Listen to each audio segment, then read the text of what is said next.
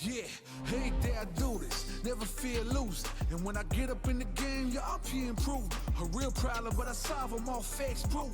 And if you think I'm gon' fold, then you talking fool. Yeah, y'all wanna win, let me spin, boy. All dunks aside, I'm super fly like I'm hanging off the rim, boy. I've been winning for my kinfolk, and I put on for my city from the intro. Let's go. I put that time in, my pride is out the roof, I get that grind in. So I'ma tell the truth, I get my grind on. You know the pressure make all of these diamonds. I tell them get back, step back, fast track, big lap, big facts. I'm past that, yeah. I'm trying to get ahead, get out the way. Now move forward, stand back, now break away. I'm about to bring it. I ain't never backing down. Come and step up to the plate. For my city, for my town. I do whatever it takes. I'ma go and get this round. Oh, I'ma go all of the round. I ain't never backing down. Come and step up to the plate. For my city, for my town. I do whatever it takes. I'ma go and get this round.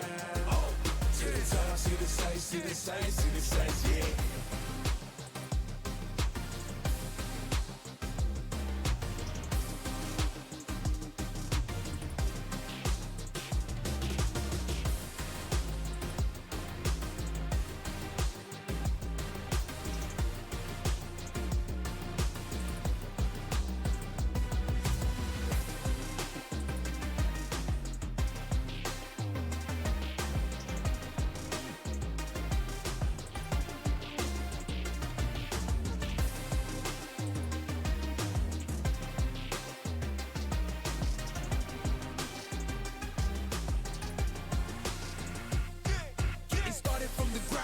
Training getting rounder, channeling it in itself and moving up these mountains. Crossing over, passing bound, for no time to count and keep score. Breaking barriers I never thought I'd cross before. When I get tired on my knees, I got it digging in deep. I feel like I'm all alone, it really just got me. I stand by, actions I went the window. Goodbyes, if you just stood again. Yeah, let's go. How about it, I'm scheming, ride around and I'm dreaming. Once I get the feeling, nobody can stop me. Hit it, I'm on goal. All you foes, once I'm on the road, I'm knocking out of the door. I got the range. If you wanna come and stand up to me, pull up on me now. If you wanna challenge, tell me, rookie, run up on me now. I'm on the road to the top and I'm not looking back. I'm on the road to the top and I'm not looking back. I ain't never backing down. Come and step up to the plate. For my city, for my town. I do whatever it takes. I'ma go and get this round. Oh, I'ma go all of the round. I ain't never backing down. Come and step up to the plate. For my city, for my town. I do whatever it takes. See the sights, see the sights, see the sights, yeah. Yeah, we going up. Come on.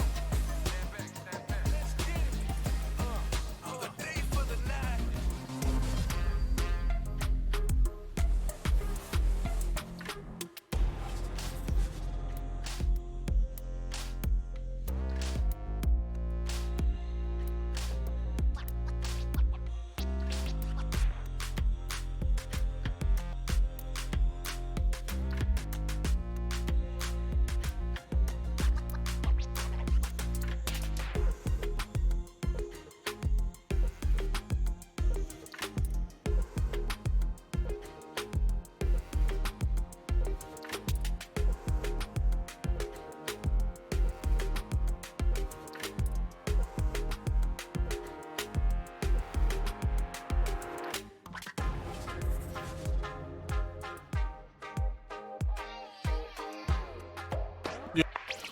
Thank you very much for the raid, Akainu. I hope you had a nice stream, bro.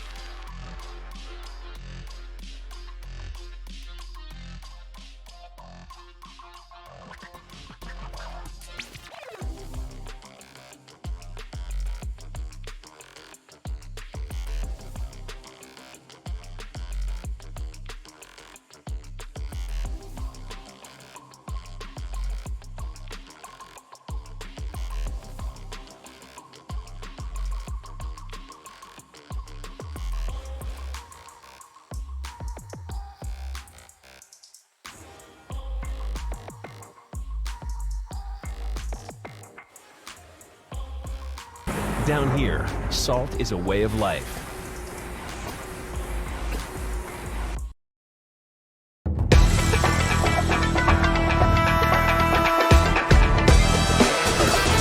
Pretty much don't get hit moment. Oh my god, he got hit! Oh my god!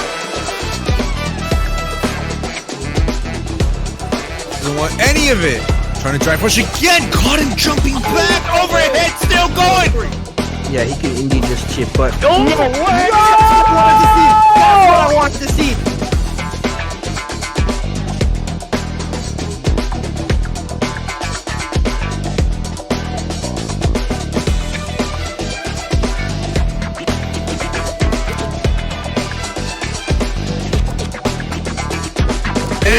There it is, the nice reaction to DI.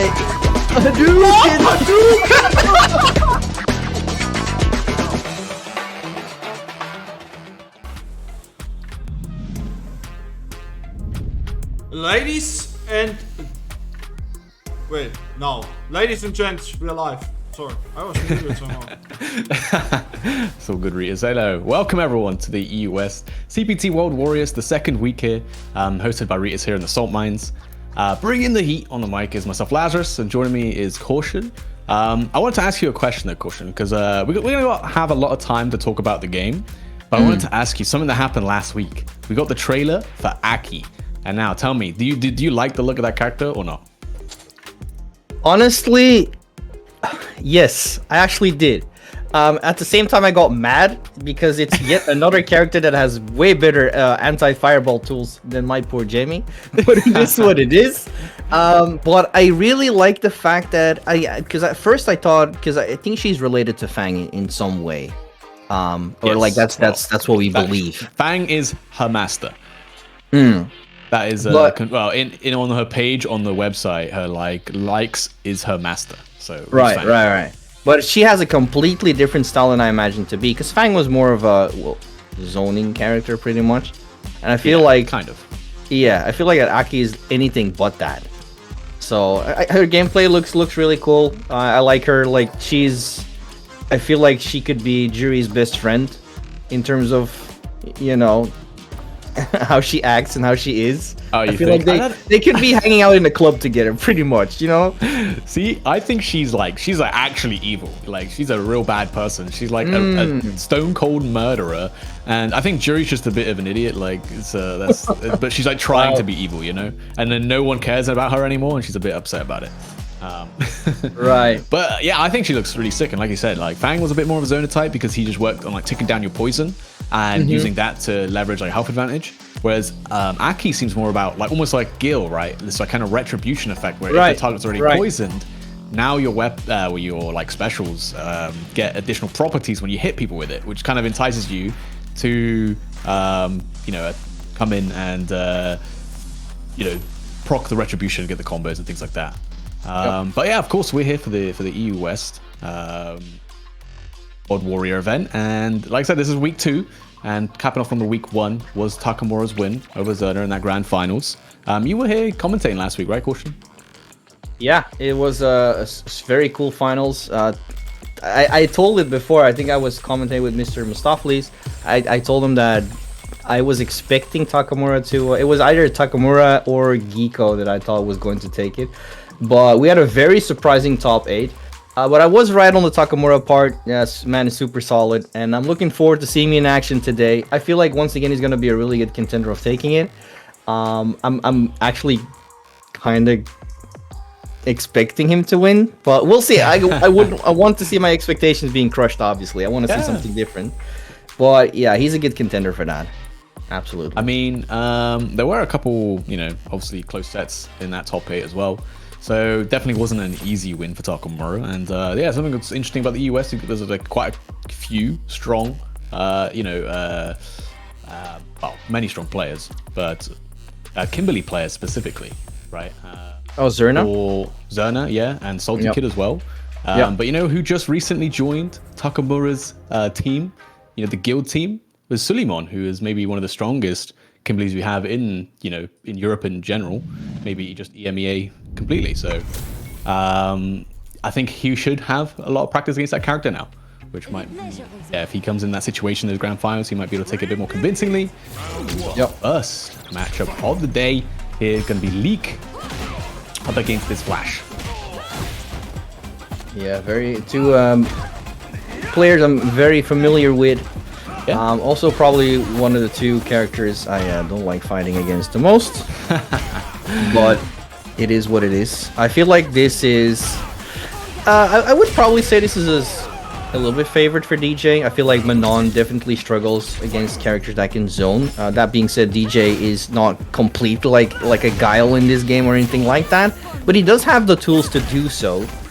But, you know, so far I'm being proven wrong because Leak is just going in on this man, going to town. Yeah, I've heard 17th place last week, so just slightly out of points. Right. A little bit better this week then. I've heard a little bit of that about Leak. You know, just Dave's a good friend of mine from Switzerland as well. And tells me this is the best guy. By all the locals, this guy's always winning, so he's definitely the best player coming out of Switzerland. Although right now, going out in the corner, getting hit by that level 3 as well. Yep, feeling the rhythm. Oh my god! How that last hit, man, did so much damage. Yep. Literally a magic pixel, but it's not over yet because he's on 5 medals. One command. Oh, he gets the. Oh no! Oh no! He didn't think that was going to hit. Yeah. Unfortunately. Still in hit strategy. Yeah, exactly. Sometimes that can save lives. True, even unintentionally most of the time. But yeah, just suffering from success. And of course, 5 medal Manon, you know what she's going for. She's going to go for those command grabs. But, you know, holding up this flash. Again, interrupted this time. That is going to be the level 3 from Leak to drain some of that burnout time. Yes. But he's still obviously going to be in burnout after the situation. So you get a decent amount of damage, but you still got the life deficit. And obviously Chip is going to start adding up. Absolutely. DJ is looking good here.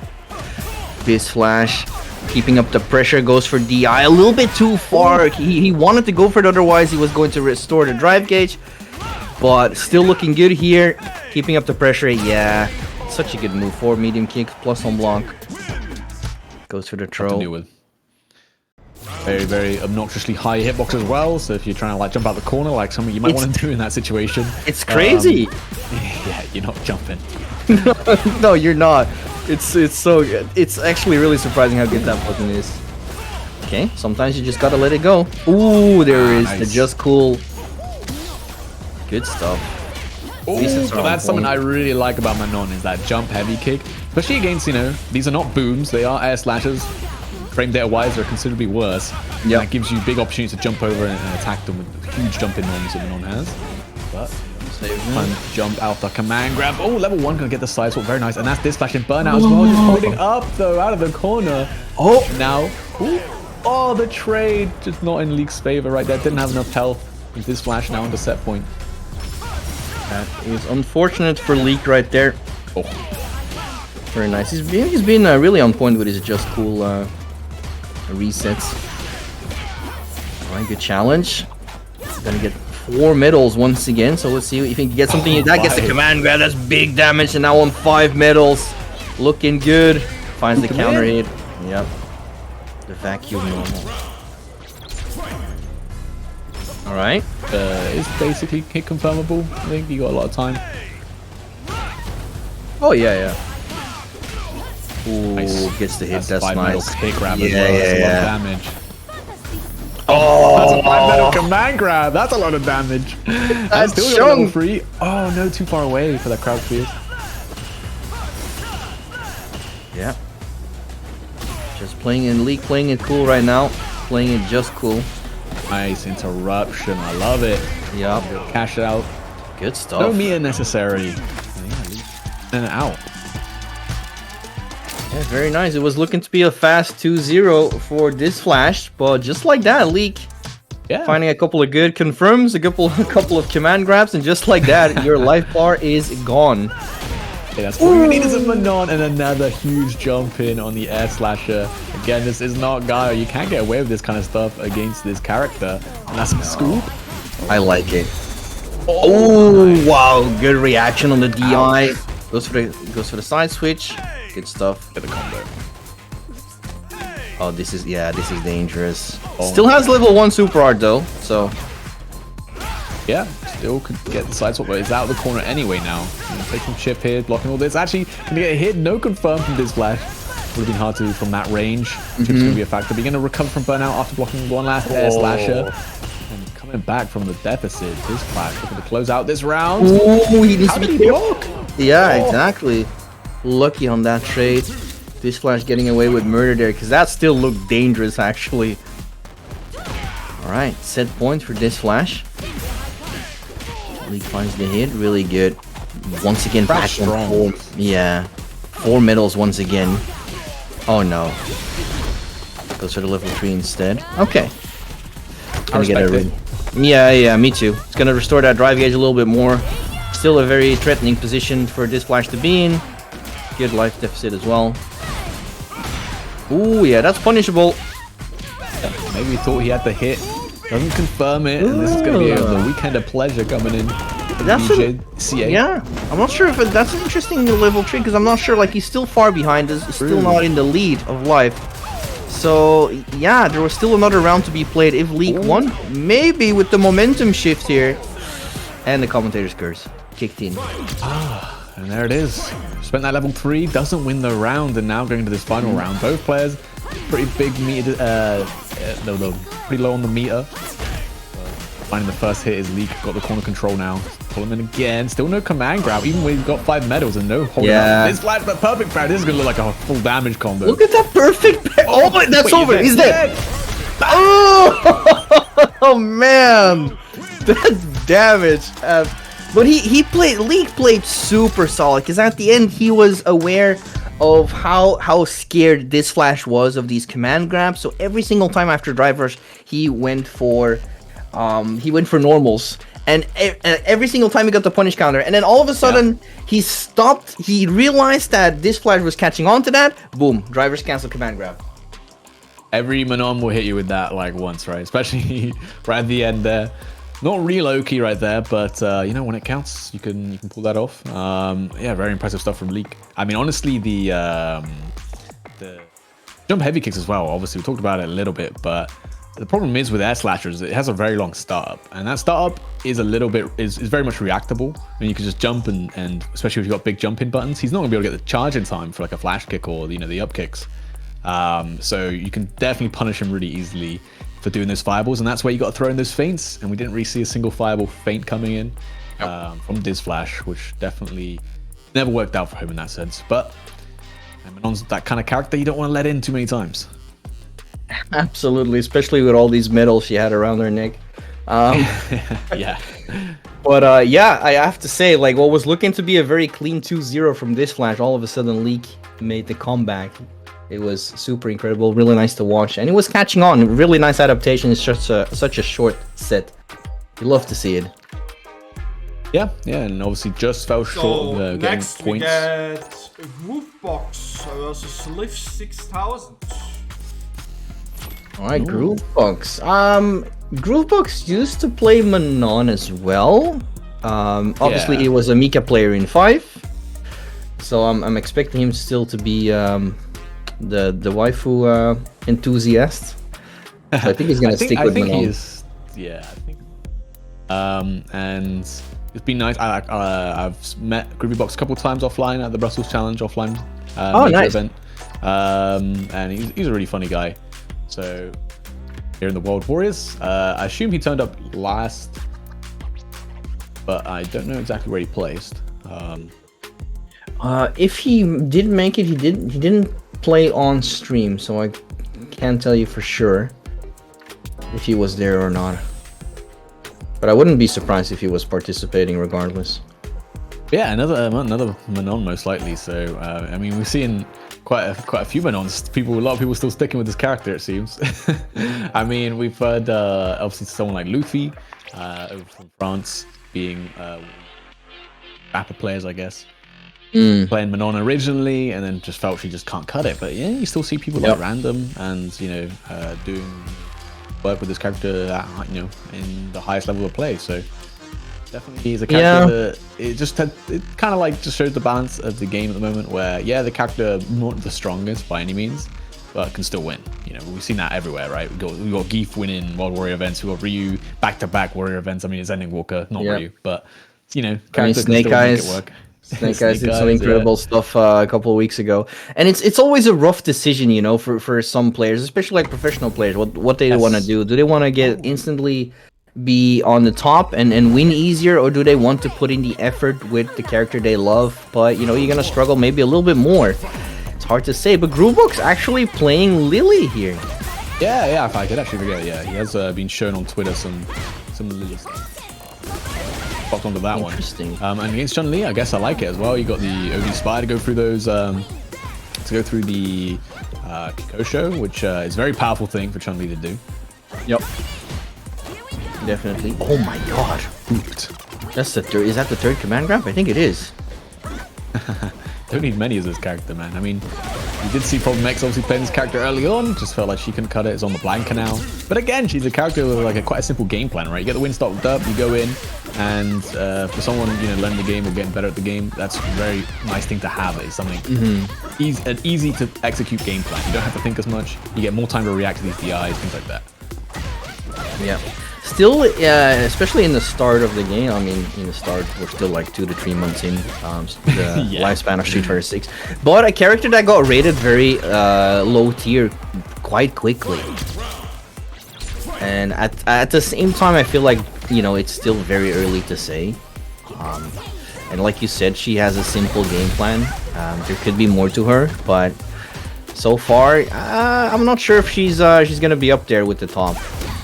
Oh yeah, she just doesn't really have the tools, and her strong thing can be countered, you know, relatively easily by someone's good reactions and wake up level 3. Oh, okay.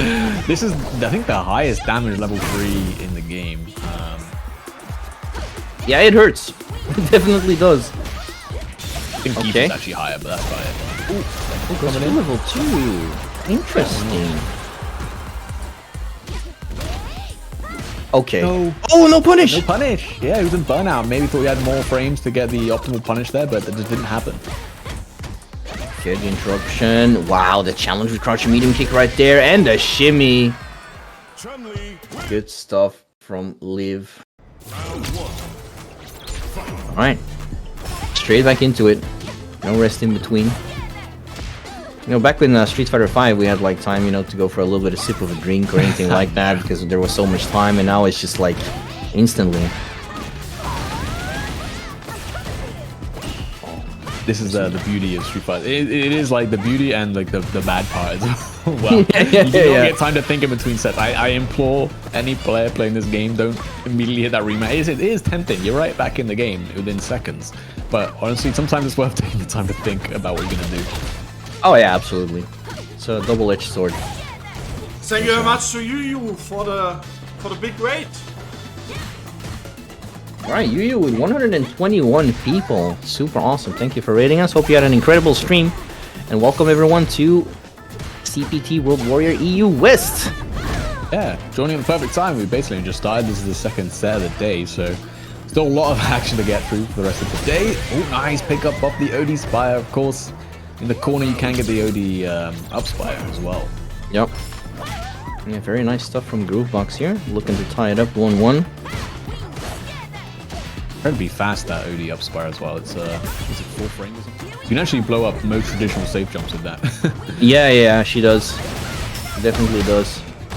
Nice. Yeah, drive reversal.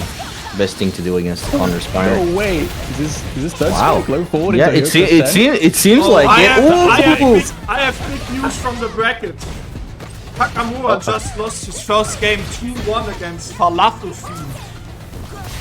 He's a fiending for that Falafel, man, and for this World Warrior event, damn. Wow. Okay. So our winner of last week is already in loser's bracket. Ow. That is on his first game. Oh, no. Funny. Oh, nice though. The low forward right there. Liv gonna put themselves onto set points. Something I've noticed as well is Liv gets the off the level 2 and off of some punishes with the stance roundhouse. Goes for the combo extension to get that safe jump, but then doesn't do the safe jump because she knows that Lily can blow it up. Oh my! That works again. Show me your strength, she says. Ugh. Ow. Into the floor. Okay, well, good life lead for Groovebox right now. Looking to close it out. He's got the momentum. Oh, what a wall jump. Good stuff. Oh, against the wall splat. This could be the turnaround. Cue the Gal team. Oh, no, we're punished. Oh my god, a second PI. Okay, someone After queued the the other Street Fighter 6 Guile team. That's why the comeback didn't work. Yo, come on. I actually like the Gal theme. It's just not, Okay. obviously it's not Gal theme, man. But it's a good little track. If I was Ritas right now, I would have said you're fired, but I can't do that. You're both fired. At least we got made to the second game before getting fired this time. True. Yeah, there it is. That Connor Spire to go through Kikosho. Really nice. Yeah. Again, obviously it's a powerful thing being able to drive rush behind or even just walk behind the fireball in this game. Yep. That's The Groovebox looking good here. A little bit low on drive gauge though. Gets him with the counter dive.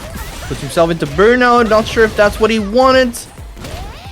Oh, no. that could have worked. Who knows? A little bit risky. again, what it's it is. fast. Potentially interrupt, but work out, and that's a live on set point again. Yep, starting off really good here. Level 2. No save jump because Lily stuff. Yep. And Air to air, but Groovebox a little bit faster on the reactions. oh, DI. wow, that was a really delayed DI. No reaction from Liv though. I guess to confirm, needs one more good guess. And just one more There hit of it the is. DI. Yeah, I don't even know if Groovebox had enough health to survive if he did, DI back on that one. There we go. Oh, I Hard think fought. so. It doesn't do that much damage. Crazy enough. Yeah, for good reason. Yeah, I mean, I know when you do armor through things, you have like an innate damage reduction, but some of this, you're not going to be able to calculate on the fly for sure. Oh no. That's not happening.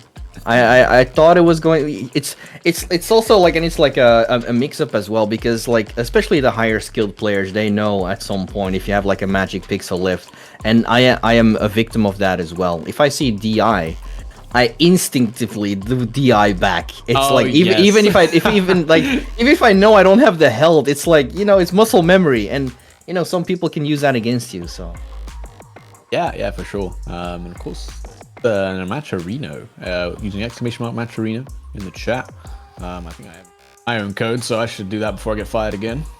You already are, because you should do it right. Like I told the commentators yesterday, if you look here, right? Commentators should always be the next one Damn it. after me. No? Otherwise, you always get fired. That's how it is. Learned my lesson. Claim my code now, guys. That's how easy it was, though, right there. I clicked on the link, clicked the claim code button, had to sign in using Discord or whatever you want to use. And if we get to $100, we pay out the top 2, and if we get to 150, we pay out the top 3. You know how it works. Yeah, we should all know by now. we should, and there's still 19 codes left, so there's still some way to go. And yeah, let's see if we can break. Oh, Reed, is this actually a good one? Did we break the donations we had with EU West? Did we exceed that, or is that still the top? Germany is the top. How much? Germany had 300. $300? Yes. Okay, chat, we got some work to do. Very true. $300, that is incredible. Also Germany completely destroyed the all-Euro record in Saltmine League. We had over 3,000 people watching. Wow. Germany won. Who wants to see Semi win, man? Another read. This was actually crazy. They showed all up to watch the Germans, man. That is incredible. I guess Readers wasn't lying. Germany is just the best region. Hands down. They get the best viewership. They get the best prize pools. They have the best players. Must be. Well, there's something to note I realized is also we saw Takamura's down in losing. You know, everybody wants to see a Ryu win. That's why they all show up. Yeah. You know? That's a big possibility, yes. Yeah. That means Ryu is something to behold. I mean, like, Ending Walker kind of just, he plays that as Ending Walker. He plays the same way he's always played, like. But Semi is like just a bit different. I don't know how to describe it. He's extremely optimal, and the comebacks he makes as well, like every single time without fail, he's a very exciting player to watch. Yeah, he plays. He's one of those players, and we've talked about this before stream. Like I said, a little bit about Ending Walker as well, and I feel like Semi is just that kind of guy as well. They play Street Fighter completely different to the majority plays. Yeah. It's there. We can learn a lot from these two, and the fact Semi pulls this off with Ryu is even more cool. And I've seen him in action quite a lot. So next we actually got a really good player, as everybody probably knows him. Giko versus Alme. Yeah, I don't know who Alme is. But we all know Giko, that's for sure. We all know. I mean, obviously I talked about Giko. But who knows? We already had an upset in the bracket. As I said earlier, that is true. Takamura lost his first game, is already in losers after winning last weekend. That's how it goes. Yeah. Also, Falafel Fiend, who, if start.gg is right, is playing Rashid. He's playing Rashid, so maybe just a little bit of unfamiliarity, or that character being extremely good, as many people will slowly discover. It's like, oh, this character actually cooks, and with enough time and enough matchup knowledge on him now, I think a lot of these Rashid players are going to start doing really well, as we've seen across the pond as well. With I think JB started to play almost exclusively Rashid well with him as well. Yeah, that could definitely be it. And in terms of talking about Giko a little bit more, he obviously made it to top 8 last EU West as well, made it to 4th place. So having high expectations of him for this week as well. We'll have to wait and see, because it could be a same situation just like Takamura. You never know. Yeah, I mean, we do have basically, I think, all the top 8 that signed up last week are here today as well. Obviously, World Warrior program being a course over.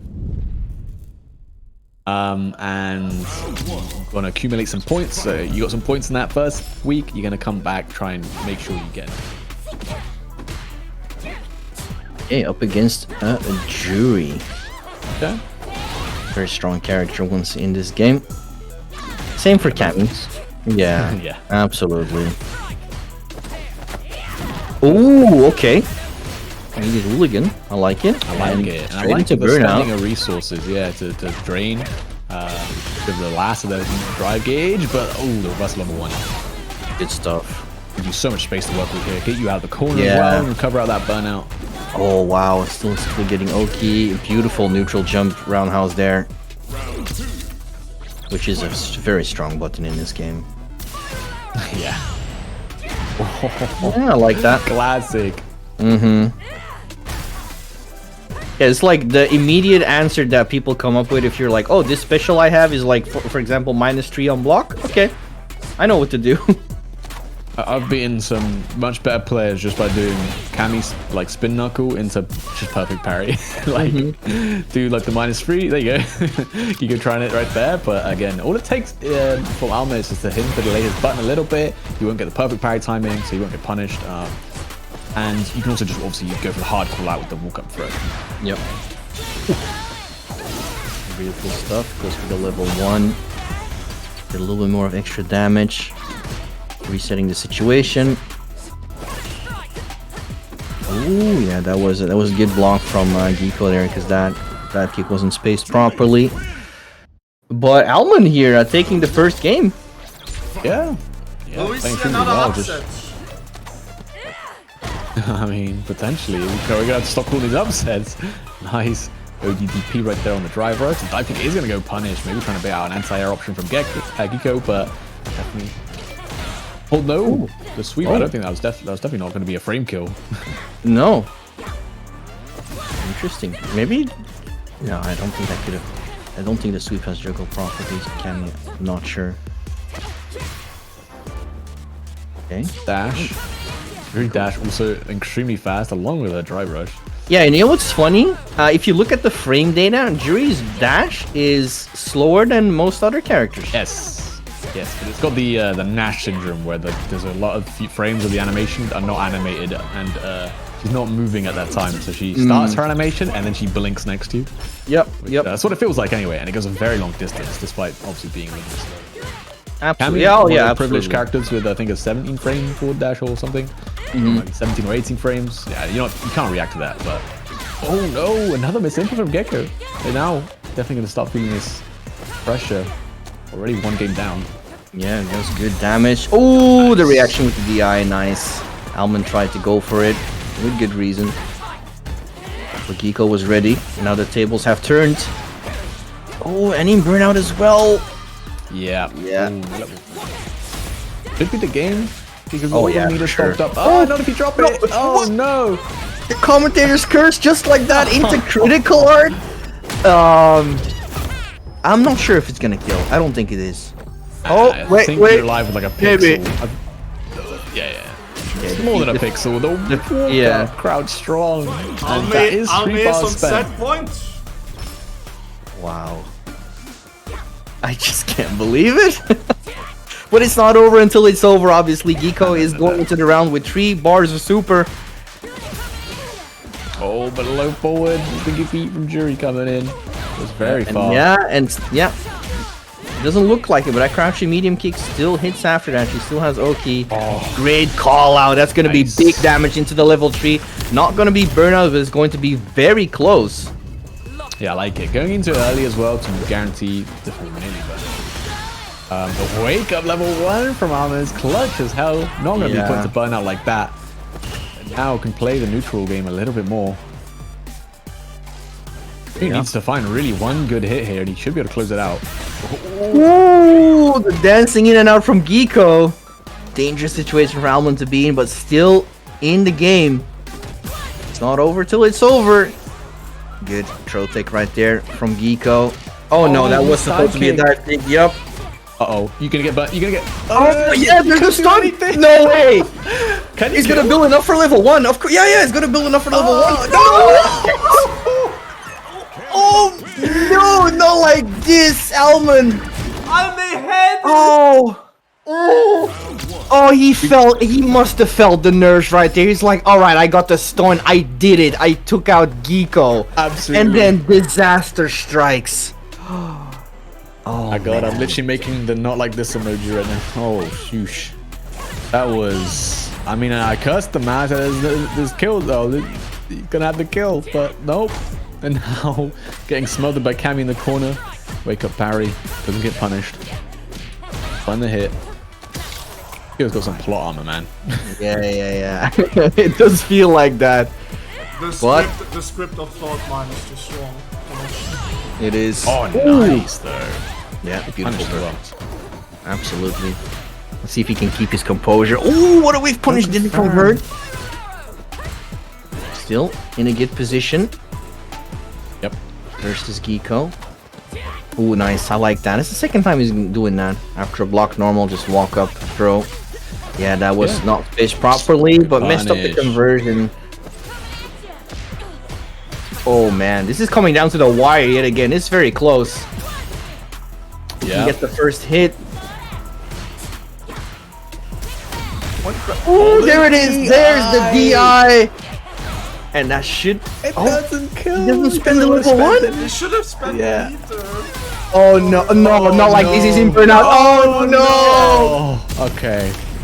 Geeko going for the chip, instead just gets the hit and takes the round, putting himself on the set point. And Alma now, after having the game in his hands, I am demoralized in his place. This is hype, but also a bit painful.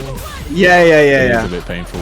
But he's got 3 bars here, so he's got the advantage for sure in this round specifically. Nice. Good confirm. Got Geeko in the corner. Good blocks, puts himself in burnout so to keep up the pressure. Oh! Here he comes. Oh. Again, going for that perfect parry, but you know, Arma's like, hey, I'm in burnout. That dive kick was plus, man. Yeah. That was my reaction as well. great DP right there.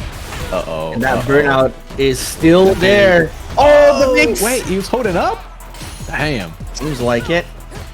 Okay, he's got his drive gauge back. It's not over yet. He has the critical eye. He's spinning it all. Gets it on the DI. But Geeko was ready for it. And just like that, it is over. Man, I'm still devastated for Alman. I honest. Oh, the DI with the stun. Geeko's counting his lucky stars, let's just say. Yeah, I was really surprised about that keeping his bar when he had the DI in the last game. That was unfortunate decision making, is what it is, but overall well played versus Geeko. You gotta give him credit where credit is due. You know, it's a little bit unfortunate, but I stressed so much. That's what we thought, and I think it was, like I said, the nerves kicked in when he had the DI with the stun. He had one last combo to do to finish it and seal the deal. And I've been in that situation myself as well. It can be nerve-wracking. It's like you're feeling so many emotions, like, oh my god, I did it. But you're at the same time, you're like, if I don't mess this up, then I win. It's like that part. I don't know what it is as well. It's when you stun someone, it kind of like takes you out of your own like flow, if you call it. Yeah, it's like crazy. You suddenly have time to think, and that's what messes you up. Absolutely. You're like, oh, do I have enough stocks? Like, okay, I should make sure I get out of range so I can do a Fuha charge, and then I do my jump in, and then I do my combo. Or it's like when I'm playing Guile. So when I'm playing Guile, I'm like, okay, I gotta make sure when I do my jump in, I have my charge and things like that. And then because I'm thinking about it, suddenly I mess it up. Like I just like I do my jump in and I miss my normal, and then I'm like, what's going on, man? Yeah, it's definitely a thing that happens. Like it's super crazy. Yeah, I'm sure everyone. And that's like your brain is trying to take over from muscle memory, and it usually just messes you up. And it's just like you said, it's one of those moments when you get like drive impact and it stuns them. You have the time to think about it, and it's so unfortunate. It's rare you get that time in this game, so when it gives it to you, you're like, oh, let me take it. Like how much meter I got and things like that. But by that time, you don't have that much time. You don't actually have that much time. So it's already, you got to make a decision really quickly, and it can mess you up, man. It can mess you up. Yeah, and you know, I feel a little bit of patriotism there as well, because like I have Belgian blood in me, so you know, I wasn't biased, but you know. Of course, it's Lazarus cursing Belgian players. I'm not doing it on purpose. Like I don't mean to. What do you have against us, man? It's only a part of you, Cautionary. Not the I can see you. I can see a Twitter picture of you like kicking our Mannequin Peace statue like off its fucking stand. Colleague, it's the last chance to answer me on Discord or to the bracket runner. Otherwise, you get disqualified for no show on stream. Ooh, unfortunate. But it happens. I've seen a couple of DQs already in the bracket. Orim seems to be DQ'd in pool 1. Hey, sometimes it's annoying, especially for TOs. Yeah. I mean, if you're here to play, you gotta make sure you're here on time. And obviously, we could just be getting a drink or whatever. Happens as well. True that. Fire me? No, I'm already fired, so can't fire me twice. I don't think. Hey. This is Saltmine League. Don't test them. I was about to say.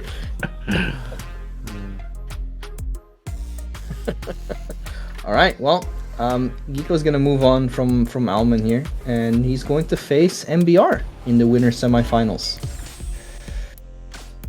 Glad to see MBR making a return to Street Fighter 6. Been away for a long time. Absolutely did not like Street Fighter 5. Hated it. And it's actually crazy because at the start of Street Fighter 5, I was actually, I went to a tournament close to his home. MBR was there, met up, you know, made friends. And at some point we were just chilling at his house with like 6 or 7 people playing Street Fighter 5. So yeah, it was super cool. And then after that he was like, nah, I don't like this game. I'm gonna try and get a poker career going. Fair enough. Complete detour. I mean, yeah. I think that happened with a lot of people, right? A lot of people, especially early on in Street Fighter 5, there's a lot of people who didn't like it for good reason, man. That game was not in its best, you know. Yeah, a lot of these people who did obviously were Street Fighter players. They played a lot of 4 or whatever. They did try 5, And now with 6's release, like obviously pretty acclaimed to be extremely good. So seeing those players come back and enjoy the game's been very refreshing. Yep.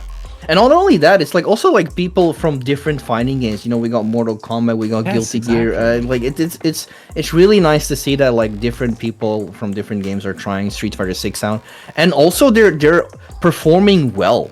Yeah, best. Yeah, no, I think about like Kane, obviously from France, one of the best Dragon Ball Z players we have, or they have, and you know, obviously just won an offline major at Brussels.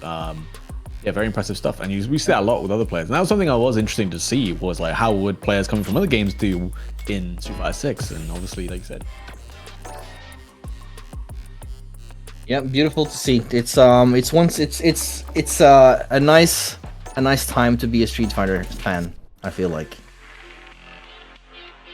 Game ain't going anywhere either, so I know we hear on Twitter some people complain about some of the mechanics in the game currently, but like, I mean, as far as I'm concerned, this is an extremely well balanced game currently. And yeah, you know, obviously we know that they will make some changes every year after the Capcom Cup, and So it might freshen things up, change a few things. Next, we get Siemens Sedge, who made top 8 last week. Yep. Against Brussels Challenge CCL. No way. Yeah. You're nice. Still playing Shout Honda, out no doubt. to Junes, you know. Obviously the organizer of Brussels Challenge, one of the biggest major events in Europe. Right, looking forward to that. Siemens Sedge was a really promising player last week, just like Rita said. Made it into top 8 with his look, and for good reason.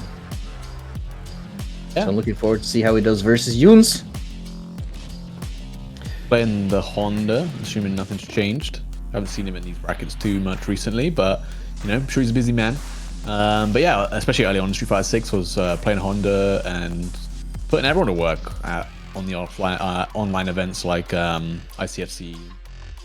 So it'd be interesting to see. You know, we don't see too many Hondas around nowadays. So yeah, that's because they got figured out. You're right. You're actually right. They just played other characters. Like we had Ending Walker play Honda. We had Problem X play Honda, and they're like, he was good early on. Now people got good at perfect parrying, and it's not as good anymore. Honda was a big topic at the launch of Street Fighter 6. People were struggling, and like now I feel like it's kind of straightforward. You just it's a knowledge check. It is what it is. Sort of, yeah. I think. It's still a powerful thing to have because it's something This is top 32 winners already, by the way. So this is top 16. Oh, Kami. All right. Oh, interesting. No yeah. They got figured out. Oh no.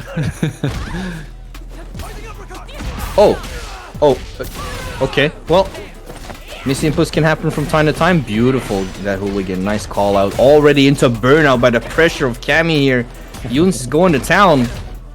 Doing the spin knuckle, man. It's gonna be plus. You can definitely mash in between the jab and the fierce, but not meaty enough. The reversal throw gonna work out for Siemens Sedge.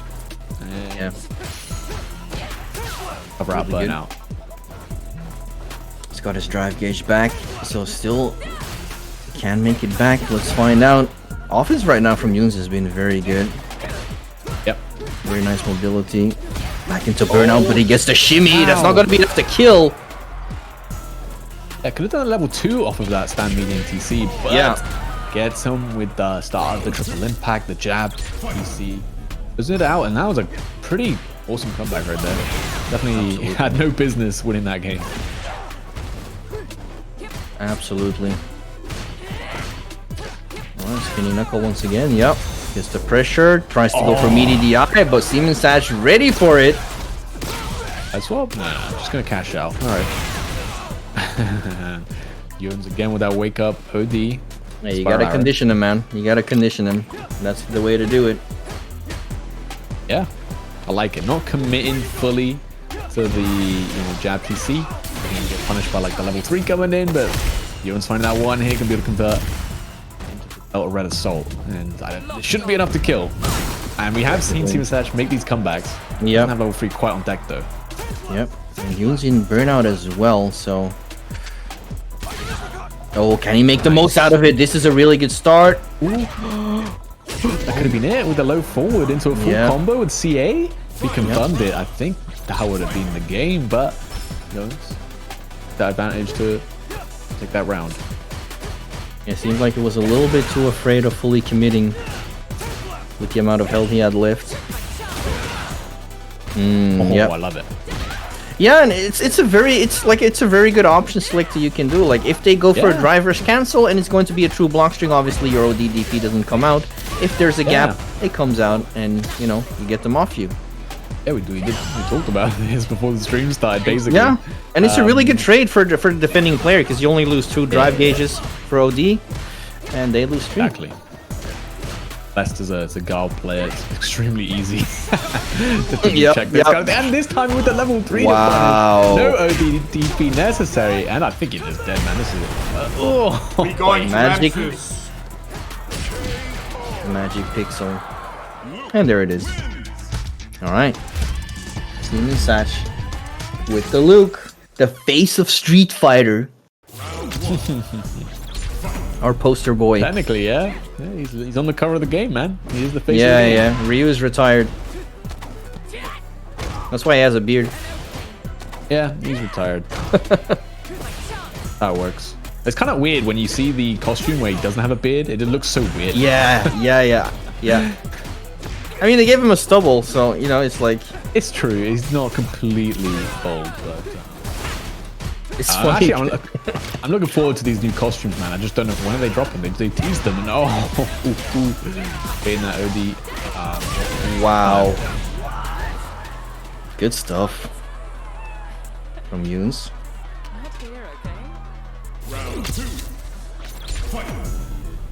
Okay. Well, Yoons 1 round away from tying it up 1-1 here versus Seaman Satch. Oh, nice. Yes, gets the counter hit, confirms. Pressure from Yoons has been really good in the corner, but one thing is very notable about Seaman Satch, and it was the exact same case last week as well. He's got a very solid defense. Yeah. So showing it, and oh my god, this raw spiral arrow just gonna land there. Yeah.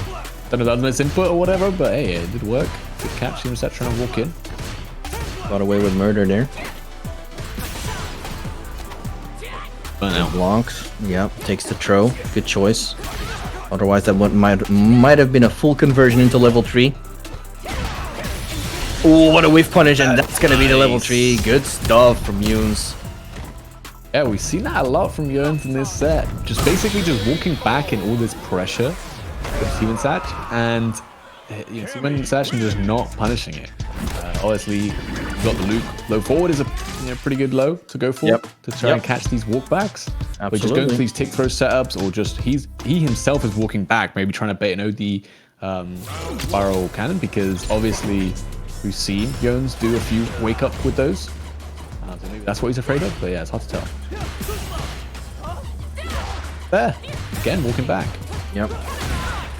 Standing here, such a good button. And Cammy, it was a great button in 5, and it still is a good button in this game. One of the best. Yeah, not quite as good, I think, in this game, but it's still a demonic. It's true. Yep. Yeah, there's a DI. Didn't have any super, so he couldn't do anything about that. Pressure from Yoons has been really good. Double dash into back throw. This could be a momentum shift for Seaman Satch. Much. Another throw. I mean, you're still gonna tech, right? Okay, yeah, you're not teching. You're gonna work. Oh, and he finds the hit. Crouch medium kick. What will happen now? Finds the hit. Oh! Could have been a whiff punish. Oh, the only up at the follow-up, not enough. Oh, he went for it. Seaman Satch did not believe. Almost a beautiful comeback. But in the end, Yoons still clutches it out, and he's now on set point. Wow. I mean, waking up with the level 1. That was literally the only option he could do. The only option to not get chipped out there was a wake up level 1. And you know what? Seaman Satch wasn't ready. Balkan gets punished. Nice, perfect parry. And still got the side switch because it was a cross up. So this is really good for Seaman Satch. Rising up. Probably going to try and close out the game without spending that level 3. Definitely not going to need to now. Okay, But once again, it ain't over till it's over. Oh, beautiful reaction right there. It goes there low. it is. Good stuff. Both players now on set point. Both with level 3 super ready to go. Yeah, scary, especially against Cammy, man. You want to try to do anything slightly reactable in Pro Yones. Definitely gonna have the reactions. Look at that level 3. There even. Hey. Oh, there it is. Forward. Cash out. Oh, No! messed it up. Look at the perfect knuckle. Yeah. But that's gonna be the cash out. Nice. Wow. You confirm off the stand VNTC. That's a really, really good position for Sinisash, who could take the game right here. Absolutely. Really good life deficit here in his favor. Lots of drive gauge to spend. And once again, there it is. He is ready for that. We've talked about it, and he actually got away with those a lot. A lot of not true block strings from Yunes. Sinisash making it into top 16. Well deserved. Yeah, I mean, you said you're talking about how good his defense was in last week's EUS World Warrior event. And I mean, that right there, being able to interrupt low forward into drive rush, that's just a form of defense. Knowing that you can OD and, you know, reversal in that situation, and it punishing, pretty much guaranteed, they can true string into a jab. But at that point, you know, your DP won't come out. So you might get hit by the jab, I guess, if you're in the forward motion of your DP. But Yep. you know, in terms of the reactions right now, that was really sick from Team Z. Absolutely, and it's really good. Like, not only you get them off from like after, because if you would let that get away unpunished, like you have to deal with an incredibly plus normal Yes. on block. So, and then it's a 50-50 for you even more. So, Yeah. really good option. I got to Yeah, and if implement you that do- a lot more. Yeah, My own and if you do gameplay. condition them to like start jabbing you as well, and you don't do it, Yeah. that just gives you an extra layer to play with, because You know generally what these, we should especially people condition to? Donating to the prize pool. Absolutely. So, like we said before, I think last week we had $170, I believe, with EU West, something like that. Yes. And well, obviously Germany beat that with an amazing $300 for the prize pool, which is incredible. But we as EU West, can we beat that? I think we can, and we have to prove it. So if you feel generous and if you have some pocket change left for these amazing players today, there are still codes left to claim on the top right. There's still 5 left, so we at least want to see that. But if you have some money left, there's a big orange button on the right where you can contribute. If you want a t-shirt or anything like that, there's a marketplace in the bottom that will going towards the prize pool as well. And there's a couple of quests you can do to add some free money. If we get to $100, we're able to pay out the top 2, and if we get to $150, we can pay out the top 3. Make it happen. all guys' hands. Claim all the codes, right? There's still 3 out of 50 right now, so. Yes, there Cosmo is. Code says, you know, there's 5 codes left, and many people left watching, so very easy for that. 1 left, come on. We'll give you a shout out, whoever it might be. True sadist. Took it. Good stuff. True All right, sadist. So we're out now of code. we actually get the person who did send Takamura into losers in the first game, and then also won winners quarters of his pool, and now is in top 32. Falafel Fiend versus Kuliga. Kulia. Ooh, interesting. Kuliga is actually the one that took out Leak, the Manon yeah. player that took out this Flash This will earlier be on an stream. interesting set. Yeah, again, we'll be getting to see probably some Rashid from Falafel Fiend. Koliga, were they here last week? Let me have a look. Doesn't ring a bell for me. We'll have to wait and see. In that same pool, sitting in winner semifinals is also SYG Garnet, and his opponent is going to be either Castro or his teammate SYG Armix. Yeah. Armix, very strong Gear Drive player. Anyway, I know he's been loving Street Fighter 6. Another player I had the privilege of meeting at these offline events across Europe. Travels a lot. Speak to him. I think he's been playing Cammy. And yeah, very strong. Brussels Challenge got like top 32 or something, which was pretty impressive for how stacked that tournament was. Yep. In the meantime, in Pool 2, also a lot of people are doing well. We got Fidan, who made it to top 8 last week as well. With his Luke, made it 7th place. We have Sacro Drago, never heard of that, but he's facing Zerna, which will later be on stream. We have in the third pool, we have Raz and Liv. And if I'm not mistaken, Raz is the DJ player from last week as well. Yes, Dutch DJ player. Also sitting in winner semi in pool 3, along with Liv. And we also have Libro once again versus ALX. Libro also made it to top 8. Actually, he made it to 3rd place with Marissa. Out. So it's looking good. That character. Yeah, And they've in- got, I seen Ronaldo Sweden losers as well, another strong Marissa player. Yep. And in pool 4, we had the winner semifinals. And we just watched Siemens Sat versus Yuns. But we also had MBR versus Geeko. MBR sent Geeko to the losers bracket with 2-0. Nice. So yeah, gonna be an interesting top 16 and top 8 later on. I'm pretty sure. Yep. And of course, you know, you do want to get into that top 16 for some of the World Warrior points, obviously. Yes, sir. Who do you actually play, Lazarus, in this game? Do I play? Guile. Well, I sort of went around and played a bunch of characters. So I played Cammy and Ken and basically the most cool characters, I'd say. Most good characters as well. But then I ended up sitting on Guile. I think for me, he's... I never really thought I'd play a charge character, but it's been really fun learning him. And he's super raw in this game. Hard to describe, but So let's see he feels so good to play. What the guy who sent Takamo into losers can do. Yeah. Did try Rashid as well. That was another fun character. But he's one of these characters, again, he's got so many tools, so many things for different situations. Yeah. It is a little bit overwhelming to play almost because you can approach him in so many different ways. So it'd be really interesting to see how Falafel Fiend chooses to approach playing Rashid. Right now, not really playing any character, just being forced. Oh, you're dead? Level 1? Oh no, doesn't spend it. Maybe doesn't want to. I get it, you got such a... Might have. Yeah, he almost went for a perfect right there, but... This could still be rough. Obviously, okay, he has level 2 now. Because level 1 Super of DJ doesn't have strike invincibility. Yep. So that could have been rough, but still clutches it out. Very nice play from Koliga. Yeah. For his troubles off that forward medium punch. Anti-Yes tries to just to bait something, but the OD mixer is a pretty huge hitbox, especially moving forward. Oh yeah, absolutely. Once again in this game, really good tool, just like in 5. Yes. Oh, there's You the can nasty still do- mix-ups. Oh my goodness. You can still do light mixer on block into heavy, OD mixer. That's still a mix-up. Yep. God damn it. Yeah, the moment I saw that, I was like, why? Please. Yeah, the god. Oh, there we go. The OD up kicks out the corner.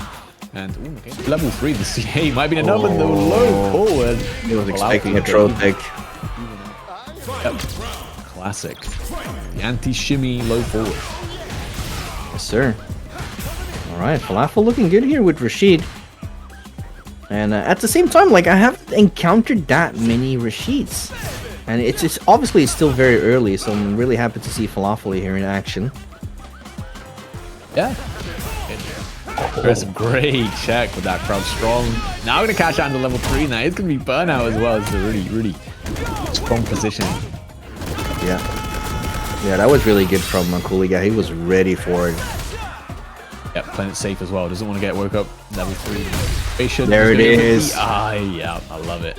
Oh. Drops though. Nice get anti-air. Yeah, that's plus in burnout. Such a good move. Oh, And once again, finds it with the drive impact. Good stuff from Koliga. Takes the first game.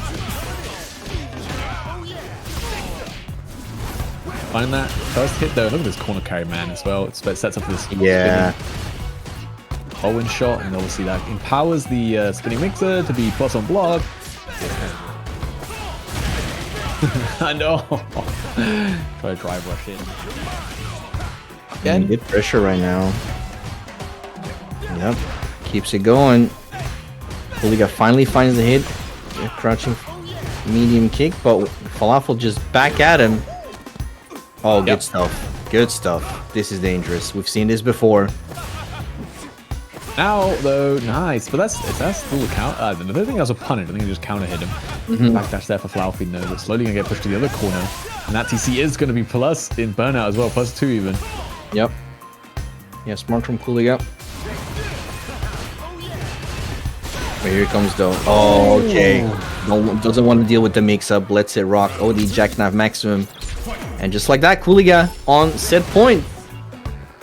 Third, but any of this offense coming in from Flaufy.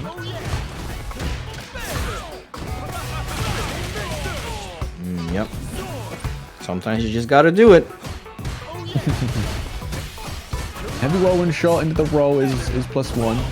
So his Kuliga knows enough about the character to know that. not going to press in that situation. Nice. That anti-air. Whoa. Good throw tick as well. Kuliga looking good. Keeping his composure. Finds the hit.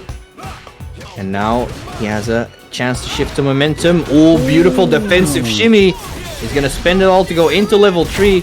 Not going to be enough to kill, but he's going to put Falafel in a very tough situation to be in and in burnout. Yeah. Luckily, you know, you are in the corner. Chip's going to be a factor now for sure. Ooh, does not get hit, but the second hit of the heavy. Going to chip out Falafel, and then there is Kuliga. Top 16 this DJ. Wow.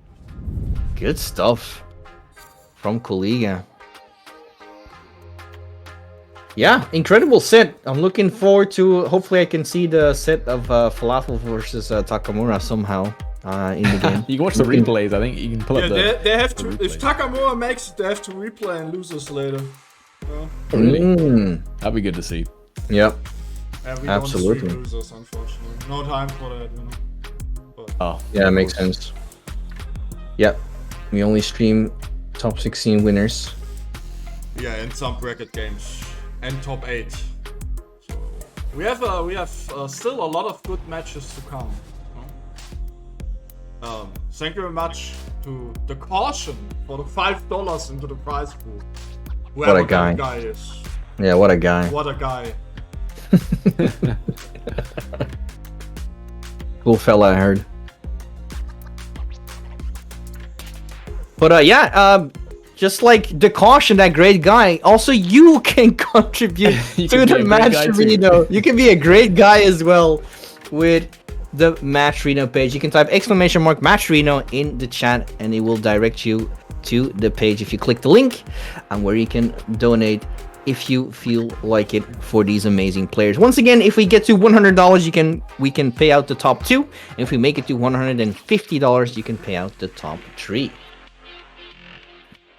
Here we also have the schedule of the event. You are currently watching the World Warrior Pro Tour by Capcom for Street Fighter 6, where we have the Northeast, Europe West, and Germany schedules. And we are already at the second event for Europe West currently. And there's 5 in total where you can win points. If you have enough points to make it into the top 8, we will get a final event.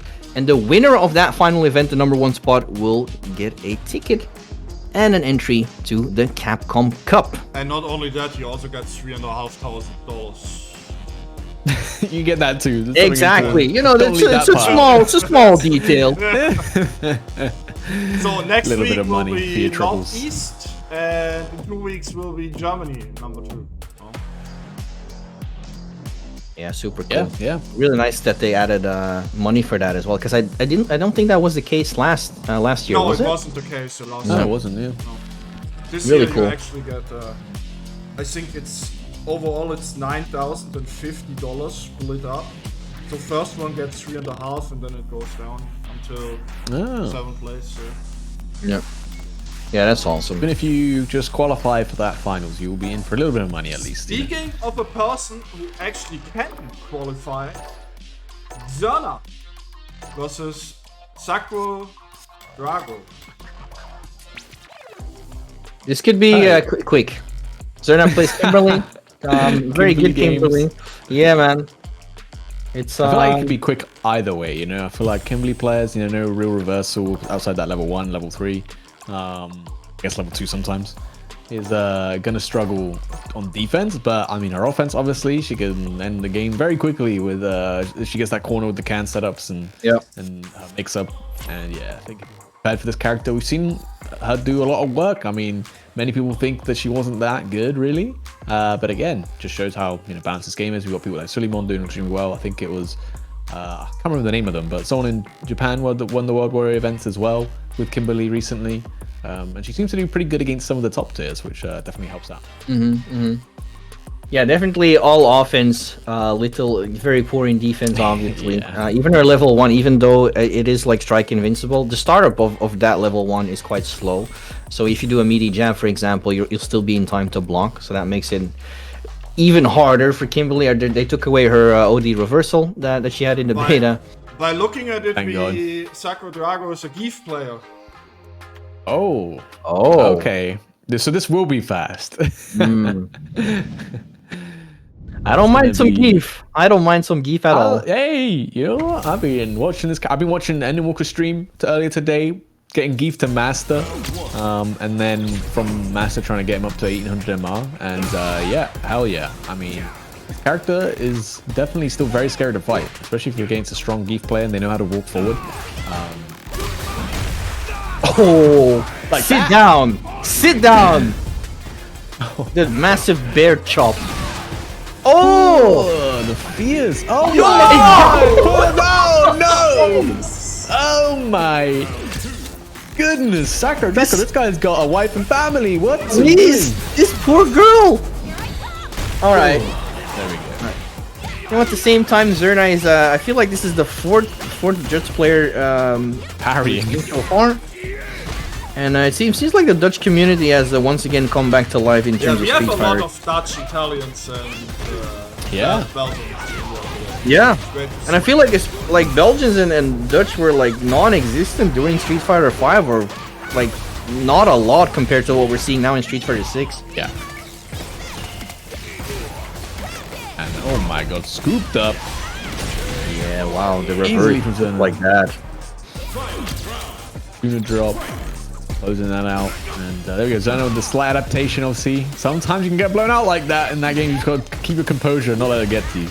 Right now, yeah, here we go. That's big damage.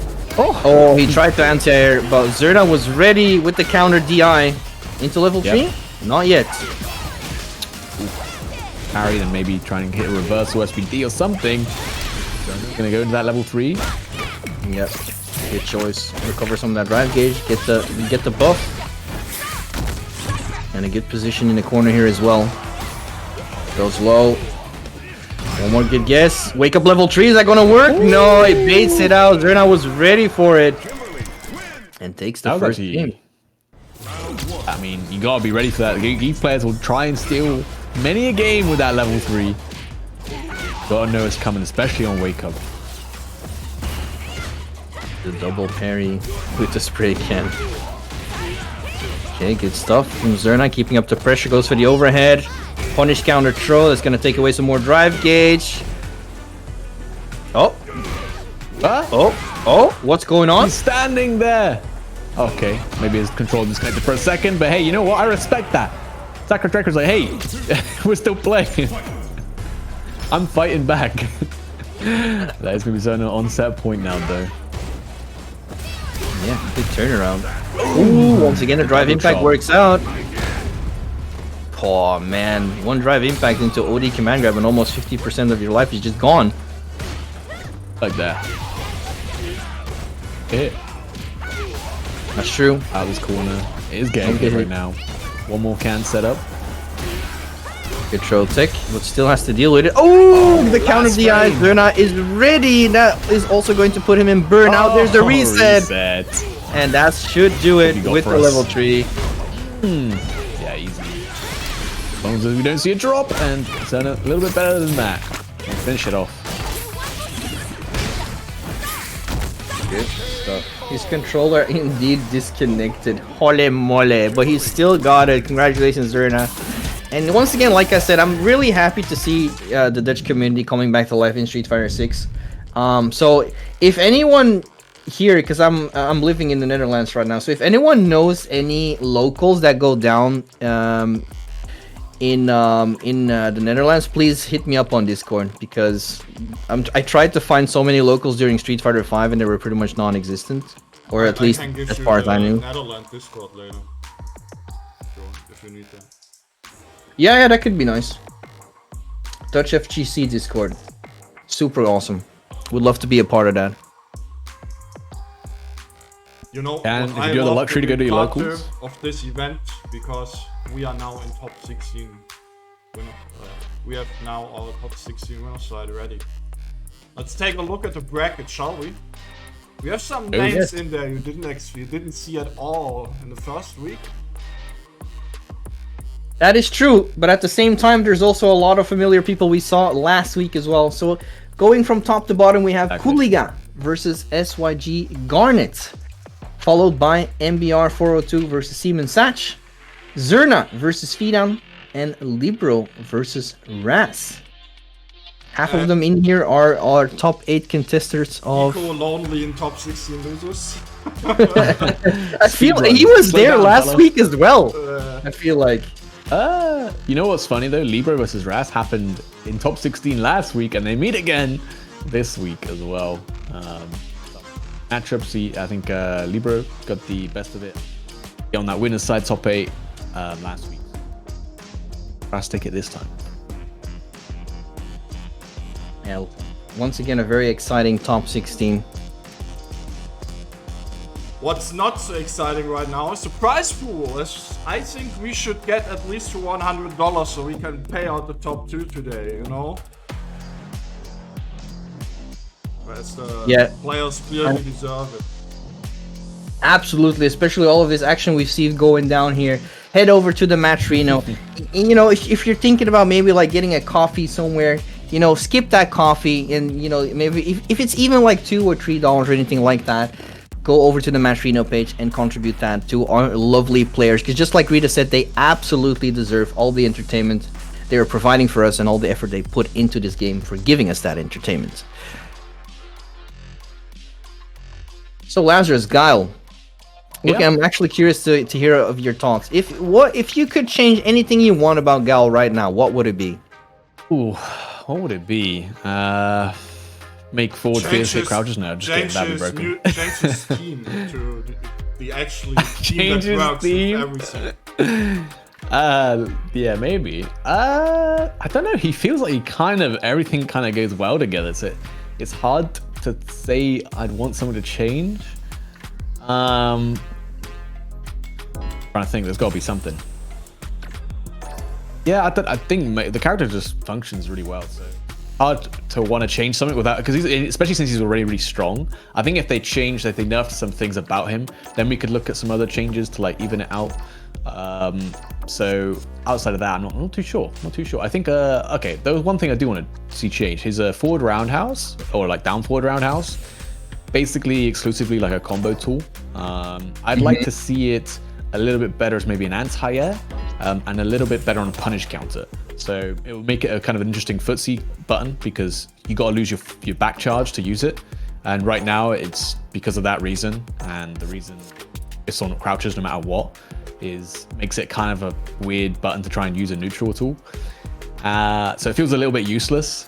But if you could get like a cool punish counter confirm off of it, because right now it sends them airborne, and you basically can't do anything apart from just get like a raw flash kick. And for again using that kind of button in neutral compared to like the amount of buttons, the amount of reward like other characters get, it's a bit skewed. So I would like to see that normal like get a little bit something more, you know. But again, it'd probably have to come in when he gets a little bit nerfed, you know, because right now he's very powerful. Just a lot of matchups are very, very easy when you just have the how powerful his sonic booms are, and he also can set up the sonic blade and drive rush behind it. And yeah, just everything about the character feels really good. Hard to change. What about you? Would you change anything? Obviously, being a Jamie player, I know a lot of people want to see a lot of changes to this character. But what do you think? What would you change about this character? It's rough, because I feel like he is also... It's a very tough character to buff, because he can very easily be overbuffed in the way his drinks work and what he gets out of it. I have a couple of small changes that I would like to see. For example, standing medium punch. I would like it to be an extra frame on hit. So instead of +5, I want it to be +6. The reason for that is sometimes if we get a counter hit or a punish counter or anything like that, the only thing we can get out of it is sweep. And it would be nice if we just get that extra frame. If we get a counter hit, that means it's +10. So that means we can actually link it into standing medium kick. I feel like that would be a really, really good change. Because sometimes crouching medium kick, we're too far away to make it link. So, and standing medium punch, I would love to see it special cancelable, but I don't think that's going to happen. I've got a lot more. I got an entire list, but right now we're going to be chilling with Garnet versus Kuliga. Okay. Matchup haven't seen take place that often. Not too many Dawsons cooking up in Europe in general. It's basically Garnet and Mr. Crimson, right? I mean, a few over the pond as well. But yeah, it's going to be hard to get the correct matchup experiences to this character. So we're going to find out if Kuliga knows how to deal with the Dawson pressure. Yeah, absolutely. Speaking about Garnet, once a very strong fan player in 5. Now switch to Dawson. I was wondering the exact same thing. But judging about how she's like she's not... She definitely doesn't have the same playstyle as Fang has. Yes. And it feels like Garnet does like that sort of zoning character with like a little bit like yeah, exactly. Look at all that zoning, man. Awkwardness. Exclamation mark zoning in the chat. It's so crazy. Like, is zoning even like a good label for these characters in this day and age? Like, I'm not even sure. My man's getting zoned into mix-ups. That's what it is. I got cash out of level 2. I like it. Save the level 1 because you're getting in a bad situation, which can happen, you know, if you're playing Dawson. Honestly, this matchup looks kind of a little bit tricky right now. Obviously, you know, DJ wants to drive rush in, but guess what's going to stop you drive rushing in? All these full, like, half-screen normals, man. Try drive rushing in between that. Oh no! Trying to perfect parry the burnout. Yeah. Projectile's so slow. You try and go perfect parry, and it's still nowhere near you yet. Chip anyway, and yeah, that's going to be the game. Very convincingly in the first game. Obviously, if he wins, he does qualify for that top 8 winner side, which is a guaranteed 5th place, which is already quite a lot from the points. Absolutely. And yeah, it's just like you said, there's not a lot of... I haven't faced that many Dawsons in ranked or anything like that, so it's also not that easy. It's not a popular character as well, at least in my opinion, so it's going to be a lot harder to get that matchup experience. Crimson just won Saltmine League with Dawson yesterday. Again, you're basically going to have to find Mr. Crimson or Garnet if you want to learn the matchup at the highest level anyway, right? It was indeed really sick. Like, Garnet and Mr. Crimson, the way they make this character work, it's absolutely ridiculous. Like, it looks easy if you're just looking at it, but like it's like it's like what you were saying about Rashid earlier as well. This character, especially in this game, they gave Dawson even more tools to work with, but it can be overwhelming as well to make it work. Yeah, but he's got a lot of the strong things you'd want out of a character as well, like being able to, if you do win an interaction in the corner, get a very easy side swap into pressure. It's extremely powerful. And obviously he's got the normals, right? And the only thing that he's kind of lost with these full screen normals is the fact that you can just sit and perfect parry from the other side of the screen or attempt to perfect parry, and if you get one, you get a chance at a punish, which you know, is definitely something you got to deal with as the Dawson player. But until Kuliga shows that, you can keep swinging away.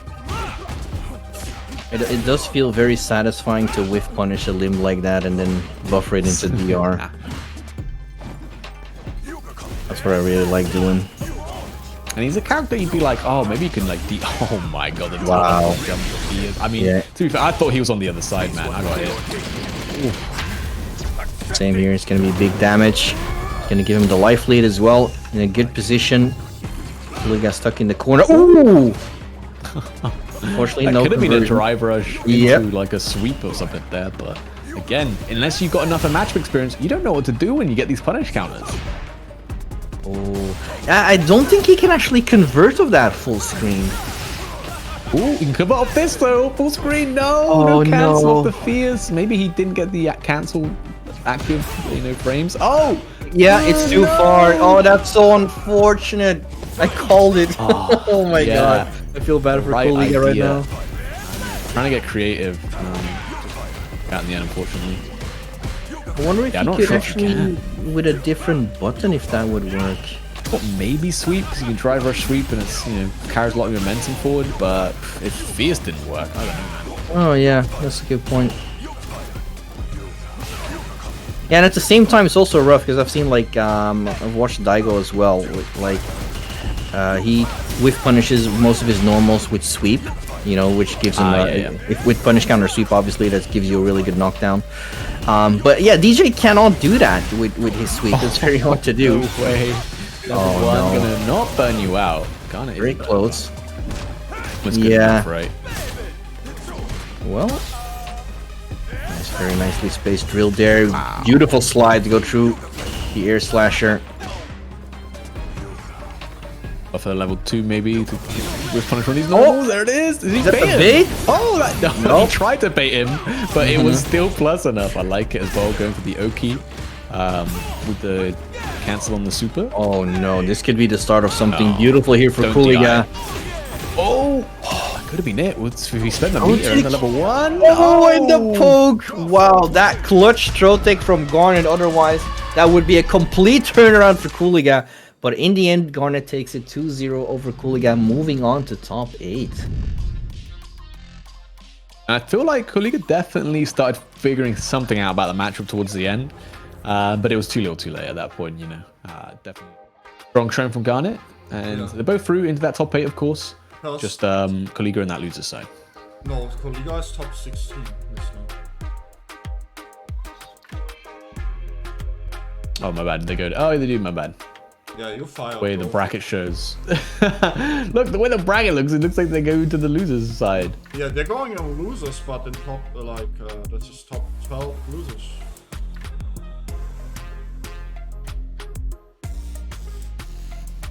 Right. Anyways, we've got our next match coming up, which is going to be MBR versus Siemens, if I'm not mistaken. Yeah. Like I said earlier, Lazarus, we're going to have a couple of very, very entertaining top 16 matches from here on out.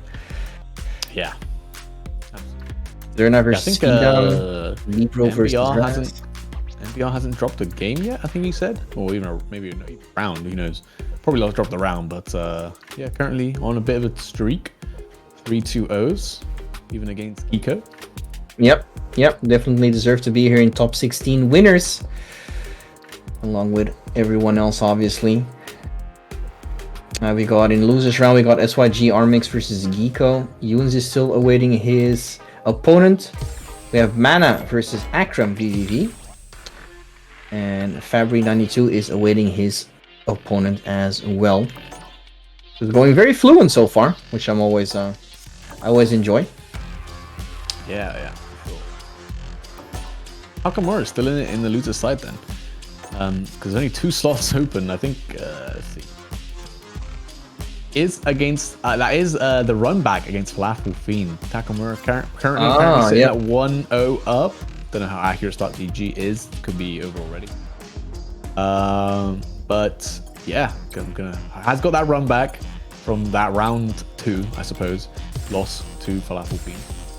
Adaptations maybe, and looking for the run back. Obviously, Takamura being the previous week's winner, getting set down losers very early was pretty impressive.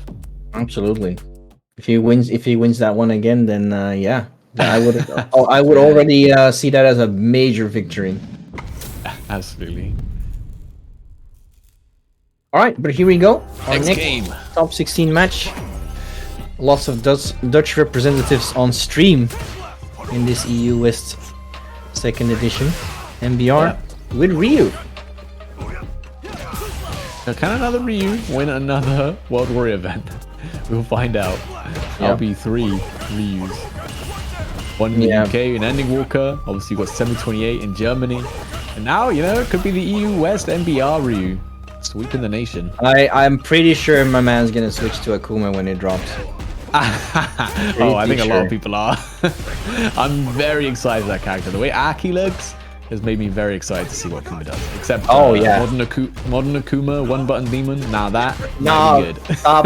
Stop it. Can't wait. Oh, what a crosscut. Imagine doing that like between drivers cancel strings from your opponent. Yes. Nah, there's no way they make it a modern input, right? Oh yeah, sure. I mean, yeah, I guess Geef level 3 is technically one button, so well, you know, either one button. Beautiful crouching medium kick challenge. Nice cross kick. Good stuff. You get a cross cut at some of these angles, man. Especially depending on the character. If they got a big cross up button, you know, if it hits deep, like to be fair, Ryu's his jump medium hits really deep. Hard to cross cut him, but true. And even in general, it feels like harder to do in Street Fighter 6 than it was in 5. Absolutely, yeah. Again, I think that is attributed to the large jump in normals.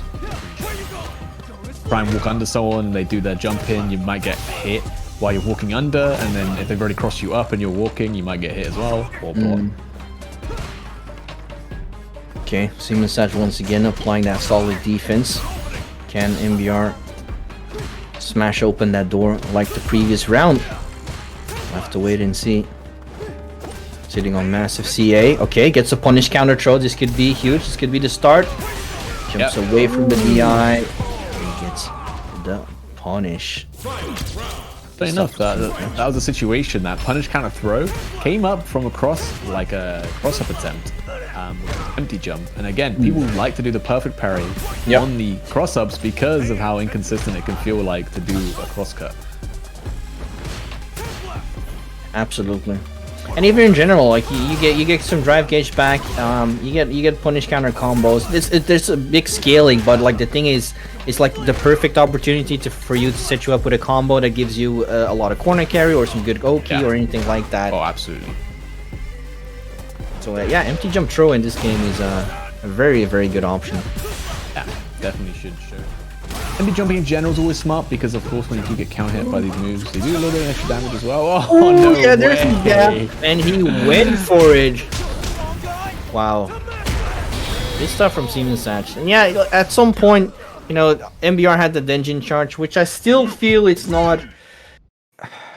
I'm not sure if I really like the Denjin charge because it's like Ryu is one of the stronger tools that Ryu always had in pretty much any Street Fighter. Was he always had the better fireballs than, for example, let's say Ken.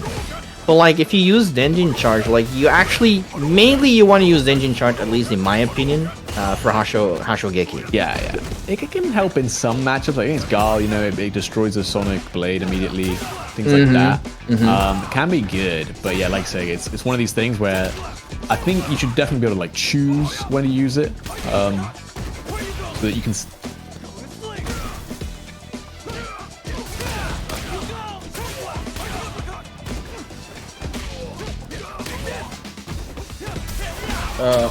Okay.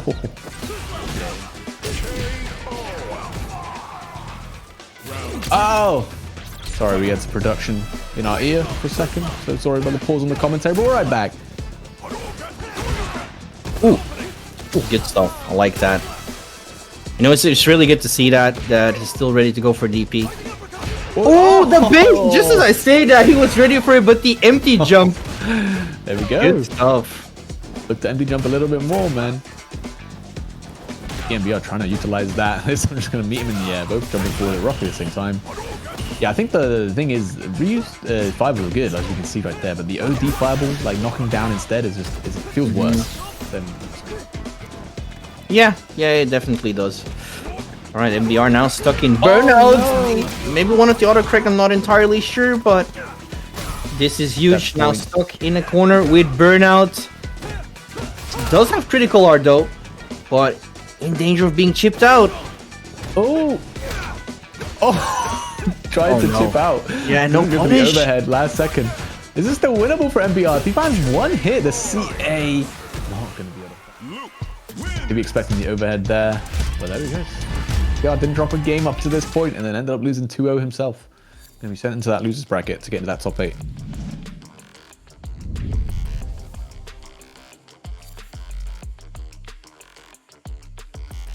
Okay, well, MBR, unfortunately, is been sent to losers bracket by Steven Sash. But I told you like a couple of times, like Steven Sash defense is just, you know, and the fact he was doing so many nice of these ODDPs in between driver scans in the previous game, and now against MBR, you know, going for that level 3 in between these non-true strings.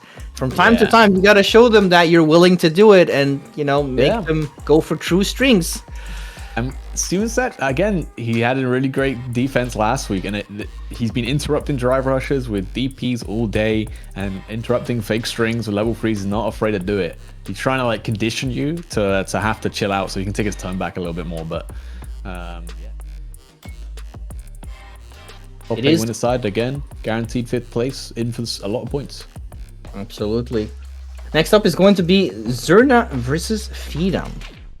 So these are 2 top 8 contestants of last week. Zerna rocking Kimberly, as we saw earlier. Fidan, a Luke player. Yep. So looking forward to that. Libero versus Raz is also going to be very, a very exciting and entertaining match. Libero playing Marisa and Raz playing DJ. Also, once again, also those 2 were top 8 contenders last week. Yeah, exactly. Yeah. So this is gonna be fun. It's nice to see, like I said, like half of this top 16 winners is consisting of, and even in losers as well, is consisting of players we saw last week in the top 8 as well. Yeah, I think it's obviously for the World Warrior events, it's super important to be consistent because you're gonna get some points. You know what? The players can get points and they can get money for World Warrior events thanks to the match arena prize pool here. We got no codes remaining. Thankfully, that's claimed all those up, so thank you guys very much. You can still contribute to the prize pool if you feel generous enough to do so with that gold contribute button. And obviously, all the money goes to the players. At $100, we do a top 2 payout. $150, we do a top 3 payout. So if you're doing so, of course, donate to them. Beating these events and providing some entertainment.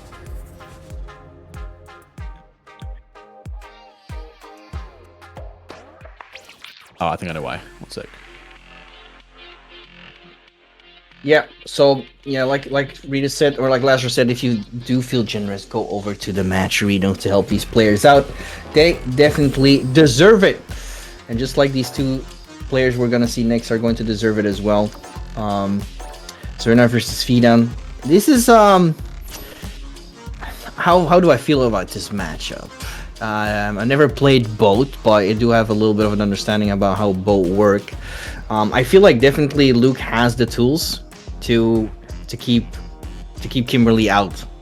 At the same time, I feel like I'm actually thinking about it right now. Does Kimberly actually have moves that like go through fireballs or anything like that? I don't think she does have a run slide, right? It just goes under them rather than through them, and it can be cool out. But that's the good thing about Sandblaster. It's not really something you're going to react to with something like that. You could definitely use it as like a cool out, sure. And she's also got like the down forward medium kick, I think it is, which is there's more short range slides you can use in these kind of footsie situations, and that one might be a bit more reactable. But you know, like I said, Sandblaster's not really that kind of fireball that you're looking to go through, if that makes sense, you know, just because it's not a projectile as such. It's kind of like an extended like normal, it feels like sometimes. Yeah, it's definitely an exception in terms of fireballs, that's for sure. Which I feel like is also one of the tools that makes Luke very strong. Yeah. The only downside to it is that it doesn't go full screen. That's like the only downside to it. But I feel like that's a good thing to give up for like what Sandblast actually provides. Yeah. I mean, you can do the OD one if you really need it to go full screen. But yeah, I think it's still really good in like just block string situations, much better than the fireballs, easier to buffer into. But yeah, I don't think you're really going to look to keep out the Kimberly player using that. Just going to try and call out her approach options with like obviously with the run and her jumps, doing the jump. I think is the like down medium punch. I think it is the elbow drop. Yep. That can be really annoying to deal with, especially as someone as Luke. He does have a pretty godlike crouch fierce, but his DP doesn't go the furthest horizontally, so you can definitely get baited by that. All right, and straight off the bat here, Zerna is in Fidan's face. Fidan stuck with his back against the wall. finds a good conversion. Yeah, and goes for the side switch. I really like that. Yep. See a lot of people doing that nowadays. Gets the throw. Still see throw loop situation. Just going to parry it out. It does get punish counter throw and holding the parry a bit too long, a bit greedy for that meter. Dashes forward, gets hit by the drive rush jab from Zerna. Taking the first round. Yeah, good stuff. Going for that empty teleport into throw. Crouching Fierce. Really good anti-air in this game for Luke. Oh, did he get the punish? Yeah. Ooh, wow, okay. I was talking about how the DP doesn't have enough horizontal range, and then, you know, Fiden's like, oh, I can just use level 1 for that. Really smart stuff. Yeah. Good awareness as well. Really like that. And Fiden's not all Fiden right now with the momentum. Yep. Definitely feels like a momentum-heavy matchup. Oh my god, trying to call out the throw attempt for the perfect parry after the forward Fierce. Yeah, into the level 1 just to be sure. Good stuff from Fiden. 1 round apiece. Classic minus buttons in the perfect parry, man. You gotta be careful of that. It's, the timing's always gonna be the same, so it's a super easy timing if your opponent just tries to reversal button. You have to mix it up, mix up your timing, maybe use a different speed button, things like that. Yeah, -3 is like the magic number for perfect pairing. Yeah. Alright, getting off with a great start. It's got that install buff ready to go. Yeah. Here comes Fidan though, drivers into back throw. Oh my god, that's big. Yeah. Interrupts the That driver. is big. That's gonna be big damage. He's not going for it yet. Didn't have the level 3 ready. Yeah, I think if he just did more of the combo, but that big early jump Fierce from Fidan gonna land, taking the first game, man, in an unlikely situation. Definitely had no business within that round, especially without even using any of his super meter. Absolutely. Ooh, what a shimmy. Keeps it simple though, but already good corner carry. The jump back works out. And we're almost back to the other side of the screen. Yeah, we did talk about it though. Kimberly, you know, struggles on defense. Level 1 very slow, and no meter, no reversal to speak of. So, even if with a huge life lead you find yourself in this corner, it'll be very scary. Stand medium into the EX run should be enough. Maybe. Oh no, not quite. Go for the setup. Yep. Love it. Yeah, that's a really good setup. I wonder what you can do about that. I assume you can just jab and then maybe block, but or you just block in general. But it's scary enough of an option against Kimberly. Yeah. Yeah, it definitely is. Maybe I don't think even drive reversal works in that situation. Yeah, true. Probably whiffs. There might be some characters that are big enough, but okay, we've been in this situation before. Zerna with the level 3 ready to go. Oh, dunks on him. Slam dunk. And the overhead. Yeah, good stuff from Zerna. Yeah, it is. Especially, you know, D ties it up 1-1. Going into the final game right now. Yeah, he's very... You can see he's definitely not feeling confident doing DP against Kimberly here. He's way too afraid of being baited by the elbow drop. Yeah, as you should be. Ooh! Nice. I like that. Yep. Jump back jab, just the countermeasure against any of the teleport options. Really good stuff. Now it's all Fidan right now. Ooh! Punishes the drive rush. Good stuff. And there's the crouching Fierce. Really nice. Oh man, how many times did that happen? It even happens to me. Like if you see a whip throw for some reason, you feel like you need to do it as well. Yep, it's just a classic, like, you know, happening in Street Fighter 5 all the time as well. Yeah, same here. Same here. Yeah, we'll talk about that later. For now, oh no! Just like that, the whiffed DP. This is a big opportunity for Zerna right now into the spray can setup. Oh, I guess that's what you do. You just crouch. And then hold the crouch, and you can punish counter throw. Damn, Fidan figuring it out immediately, or just getting lucky. not lucky here though, getting hit by the back throw. Oh my god, the chaser, Avenger, the shoulder charge. The biggest delay of shoulder charge I've ever seen. I know, it framed anti-air heavy knuckle. Oh my, you gotta confirm that in level 3.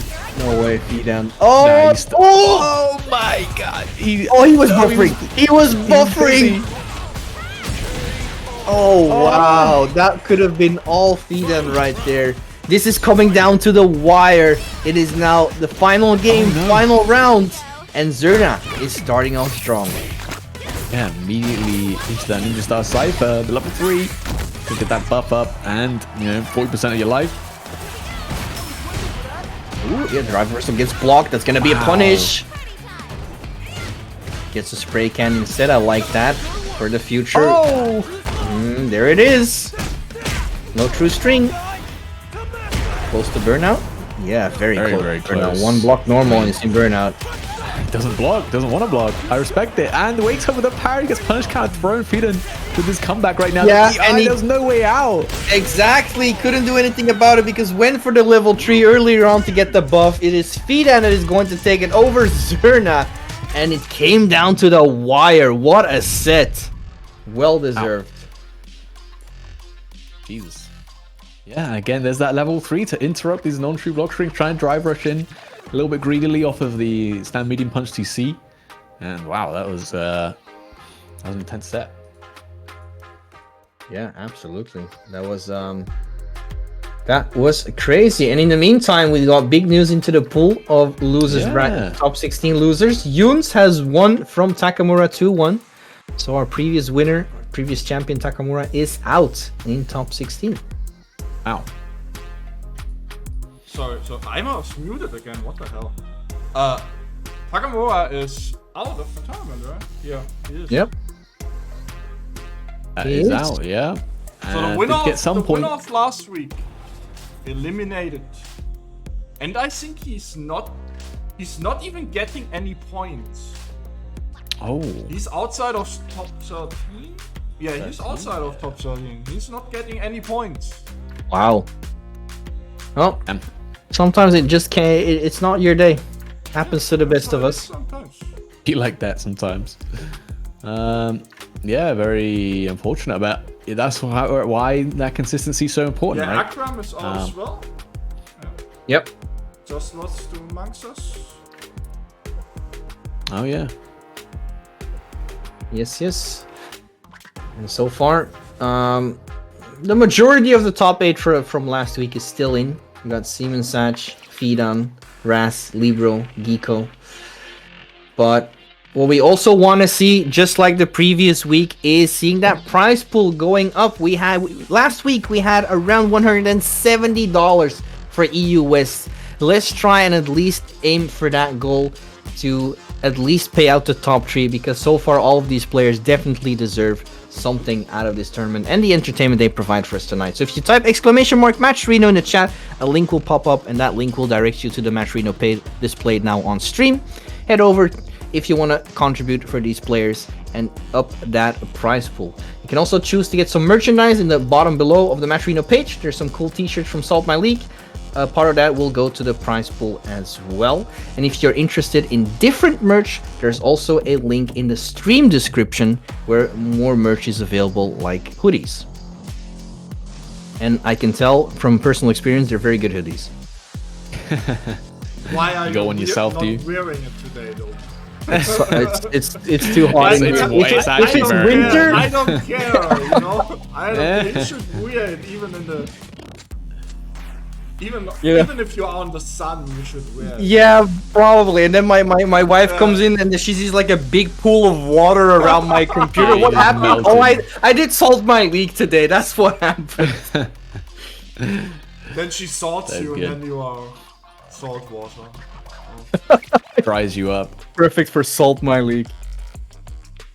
Oh man, MBR is out as well. It seems. Mana. Lost to Mana. Wow, Mana is taking out some big names here today.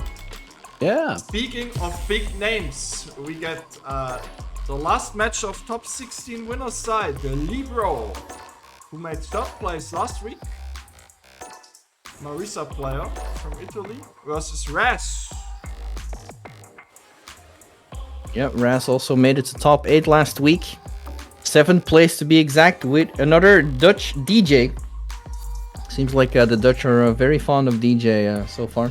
I think it's good to see, to be fair. I feel like we see a lot of very strong DJs, especially like in Asia and things, but at least in Europe, you know, there's doing a little bit lacking of the DJs. You know, we got like JD Imposter and Mystic Smash sort of turning up to all these offline events, but I mean online and offline events, to be fair. But yeah, it's good to see. I like seeing this character. He's very, very cool. Like another character who has many tools, and every player will use them differently. His redesign is, in my opinion, probably the best way they like engage the DJ. Like at first, I feel like DJ was like DJ like never attracted me in the way it was in Street Fighter 2 or Street Fighter 4. Street Fighter 4 a little bit more, but the way they actually like redesigned him and the tools they actually gave him is incredible. Best redesign ever. Making him like a hybrid character was so smart. I mean, exclusively charge, I think, basically, in Street Fighter 4. Yep. Now can actually use all his tools, because funny enough, like that's one thing that's cool about him being this hybrid character, is that he has many cool tools that make him lose his charge, and it's up to your decision, like to how you use that to you know, to your effect. Like, you know, losing your best anti-air to do, you know, your just cool stuff is a really smart like way to trade off and balance his character. Yep, but we got a hard-hitting character lined up to play against DJ, and it's Libro as well. And this guy, I'm telling you, he can create the hype. Yeah, I'm not surprised. Marissa players, man, I thought they just built different sometimes. These players, they find that one hit. That's all they need. Yeah, it's crazy. crazy. Like this character is probably, at least for me, the scariest character in this game by far. The damage output is crazy. Yeah, it's just like also her tools. Like Gladius is extremely hard to like whiff punish, and you know if you miss the whiff punish, you're getting spacing trapped by that crouch strong. Oh, Raz trying for the meaty DI, and you know what? I don't think we've seen a meaty DI hit today. People are reacting. We love to see it. They sure are. Big damage here from Libro into the level 3. Gonna give him the corner carry. One of the fewer supers that actually gives you guaranteed corner carry from it. Doesn't matter where you are on the screen. I think who else does that? I think Condas does. I'm not too sure about anyone else, to be fair. Yeah, it's one of the most powerful things. Phalanx. Just like that, the armor on that move, and then, bro, if you fully charged punish counter Gladius is like...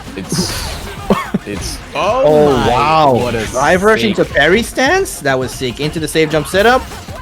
Of course, you know, someone sees your drive rush, they want to check it with an the up kick. It's super easy, right? But then, of course, you come in, you do the parry stance, gonna parry, and almost close out the round, but does put himself to burn out. Nice anti-air off the sweep. Had that down charge ready. Absolutely, good stuff from Raz. Turning this around. Libro still stuck in burnout. You know, once again, the level 1 from Marissa isn't the best. There's the DI, and he could actually reset it if he wants to. Empty jump throw. Should have, but no way. What an option. Really? Yeah, indeed, really, but it did. It happened. It worked, man. Yeah. And just like that, set point. Yeah, I get why Ras was a bit hesitant to DI, right? This character has so many good anti-DI tools. You know, just without having in burnout. But I have all the offense right now in the corner. Oh, just cool! That was so cool. No pun intended. They just sway. That looks fun. Yeah, that was like some actual Street Fighter. Just sway out of the big maker attack. Build it up with the funky slicer. Okay, nice. Second knife maximum. Get me out of here. You know, if that was blocked, he was dead, right? Oh no. Oh yeah. Not quite. No. But Give me burnout. Burnout or slightly like magic pixel. Yeah.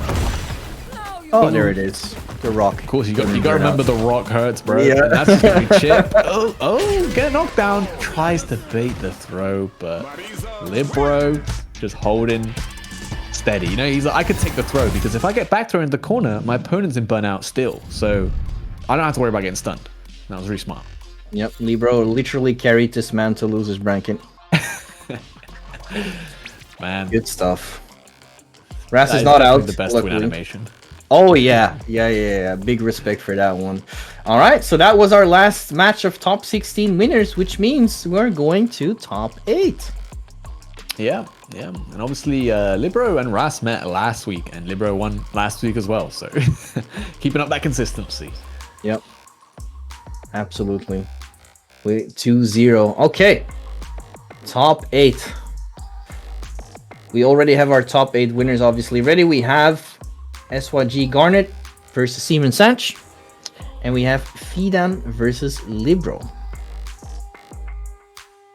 Besides that, top 8 losers is still in the making. We have Mana ready to mingle. And from here on out, it's obviously going to be first to 3. So that means a lot more room for adaptations, longer sets, and a lot more entertainment for us tonight. Definitely where you want it to be. You know, Street Fighter 6 can be a fast game, so when you get that top 8 and you get to do those first 3s, you get a little bit more chance to adapt as well. That was the one slide.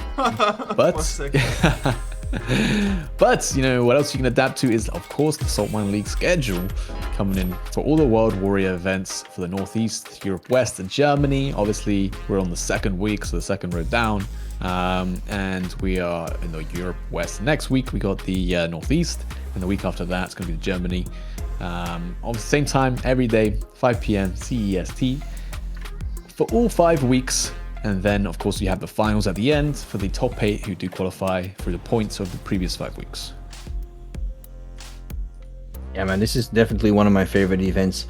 And at the same time, we're getting more events, but we're not getting more prize pool money. So please, we've got like 600 people in here. Let's try to at least for now, let's get to the top 100 goals so we can at least pay out the top 2. Just a moment, you said it. Mockakilly and Slackerton with the $5. Let's go, guys. That's what we want to see. That's a start. Let's go.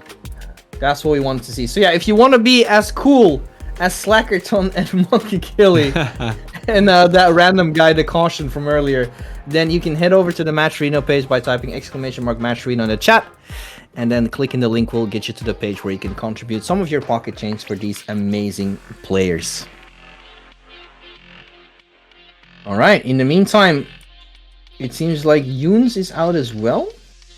Let me refresh. I mean, I'm looking to Zerna and to Eliga 1 against Grammar. Yeah. Okay.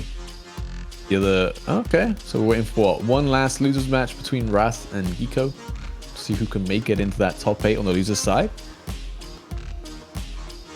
Yeah, it's interesting top 8. We'll get SYG Garnet this time around. Looking very solid so far. We saw him earlier in the stream. He's up against Seaman Satch though, so I'm looking forward to see how that will turn out. Yep. I think did sign up last week, right? Just made it just short of lost out to Geeko to make that top 8, but now, you know, winner side, and from the one game we've seen on stream has looked like so strong. Oh yeah. I mean, it was probably a decent matchup for him in the DJ, and his opponent maybe had that inexperience, didn't know quite how to whiff punish the normals. But either way, you know, I'm just excited to see more some Dalsim, you know, get a character we don't see too often, and again is quite interesting, at least compared to his like Street Fighter 5 counterpart. I felt like it was actually kind of, well, like he's, at first I thought like are they going to keep doing the same thing, because like Street Fighter 5 Dalsim was the first time where he actually got the mix-up potential, like, and the fact this was the first time where Dalsim was like, oh, Dalsim's gonna be a zoner, and then they started to evolve in like this pressure beast with constant plus mix-up potential. Everyone was like, what is this? Exactly. And then I remember when Dalsim got revealed, the reveal trailer, we saw like air yoga fires, we saw the standing roundhouse being cancelable, and I was like, why? What are we doing? Stand roundhouse being cancelable, I'm still wondering why they did that, but I mean, he does need it, you know, to some extent, because of how strong whiff punishing is in this game. Is, you know, you can get a huge reward if you know what you can whiff punish and stuff like that. So definitely, like I said, it's a cool character. I think what for me that makes him cooler as well is that he's like, before I felt like some matchups he just kind of won, like he just won neutral and his opponent basically could never do anything. Like, you know, Stand Meeting King was just that good. You know, against some characters they had to like risk jumping in and things like that. I think it's a good Dalsim player. It felt like almost hopeless, but at least now, you know, he's got to use a lot more of his kit in an interesting way to beat, you know, to overcome some matchups, which is that's true. It's really interesting. I already almost forgot his standing medium kick from 5, and I used to play Dan, so I'm getting a lot of flashbacks right now, and they're not pleasant. Oh. Why do I always lean towards low tier characters? I don't know what it is. In Street Fighter 4, I played Yang. Do that, though. Yeah, in 5 I played Dan, and in 6 I played Jamie. Dan was pretty good by the end of Street Fighter 5. It's true. So. It was the best version of Dan we ever had. But for now, we've got an Italian standoff. Garnet versus Seaman Satch. Wrong today. 3 of the on the top 4 winners side. Italy. Yep. Ooh, what a whip punish. On the slide right there. Try to drive rush in, maybe catch a forward approach from Seaman Satch, but not quite. Okay. Yeah, good teleport to get himself out of the corner. Still gets a throw afterwards. Good stuff. Yoga Noogie. I love that throw animation. It's so funny. And using the slide to just go under the projectile, which is kind of cool. Doesn't need to get a punish. He just takes the frame advantage. Yep. Absolutely. Been able to inch closer and closer, even though his opponent is shooting fireballs. Honestly, its float in this game is really, really good because it kind of hovers above a lot of things your opponents want to do. Hovers above projectiles, hovers above doing DI, things like that. And obviously he can teleport, something to mix up, so you always got to be aware of it. You of course get that force knockdown effect when you do snipe him out the skies, and if you're ready, you can get a big punish. This might just be the roundhouse. Nice juggle. Yeah, good stuff. Well spaced on the slide there as well to get the conversion. Really nice play from Garnet so far. Ooh, tried to do something there. Got caught by the OD Sandblaster. Yeah, I really like the fact how fast he's reacting to the fireballs with slide. Just to be able to inch forward. Good perfect parry. Oh, that's unfortunate. Yeah, probably wanted to... I mean, obviously he was trying to get the big reward. But in that case, I think he's got to take the heavy knuckle or something like that instead. Just way too far away to get anything. Or you can drive rush in as well. That might work. Yeah, look at that. Really like that. Doesn't have to deal with the sandblast, so that means he doesn't have to use... He doesn't need to block, so he doesn't lose drive gauge. He doesn't need to parry. Okay, good conversion here from Seaman Satch. Gonna be able to restore a little bit of that burnout meter he's in right now. Big chunk of damage as well. Yeah, still, you know, is a good situation with Garnet. Honestly, has the level 3 of his own. He finds that one hit. Oh, that hit cross up. Trying to get the throw bait 2 times in a row. But Seaman Satch, you know, got the life to work with. Oh, the meatiest slide on the cash out. Garnet gonna take that first game. Doesn't even need to level 3. Alright, straight back into it. Seaman Satch was looking for though. Obviously you're hit by the slide. Probably just wanted to like whip punish it to try to walk back out and just got tipped by the last active frame. Might be something like that. So far Garnet full control. Dealing really well. Really nice approach towards Luke. You know, like inching forward. There he is once again. Like he's been dodging so many fireballs. And being able to inch closer, sometimes even punish them. Really good play right now from Garnet. Yeah, like how do you even approach here? Like, you can't use your Sandblaster to try and even out the odds. I like the drive rush to get that burnout. Try to jump out as well. Now just choosing to jump out. But yeah, it just feels so hard for Seaman Satch to approach right now. Yeah. Seaman Satch is definitely struggling with the offense from Garnet so far. There's the DI, gets the stun. Optimization station right here. Double fireball loop. Cash out nice and early. Save that drive meter for the offense here. Oh my god. The Noogie on the whip dive kick. Oh my god. Okay. The Noogie. That's what it looks like, man. It's such a disrespectful forward. Yeah, I call it yoga slap, so you know it's like as long as yoga's in front of it, it's good. Yeah. I mean, it has no business like taking that long either. Like it's just like the longest throw animation by far, and he just takes his time to slap you up. Yeah. All right. Well, in the meantime, don't forget it's first to 3. So Garnet 1 round away from making it 2-0 right now. So still room for adaptation for Seaman Satch. so far, it's looking a little bit rough. Garnet is playing super solid, not giving Seaman Satch anything to work with. Yeah, just playing this, you know, keep away game essentially, and just to see if Seaman Satch has any sort of answers to it. Yeah. Yeah, Garnet has been in control, like, pretty much the entire set so far. He's setting the pace of the game. He's deciding what goes and what not. Oh! Do OD, you know, run into tackle, try and armor through something, get something going for Seaman Satch? I don't know. That was kind of the game plan a little bit in 5, but yeah, I don't know if back for a go. Gets in in a great position.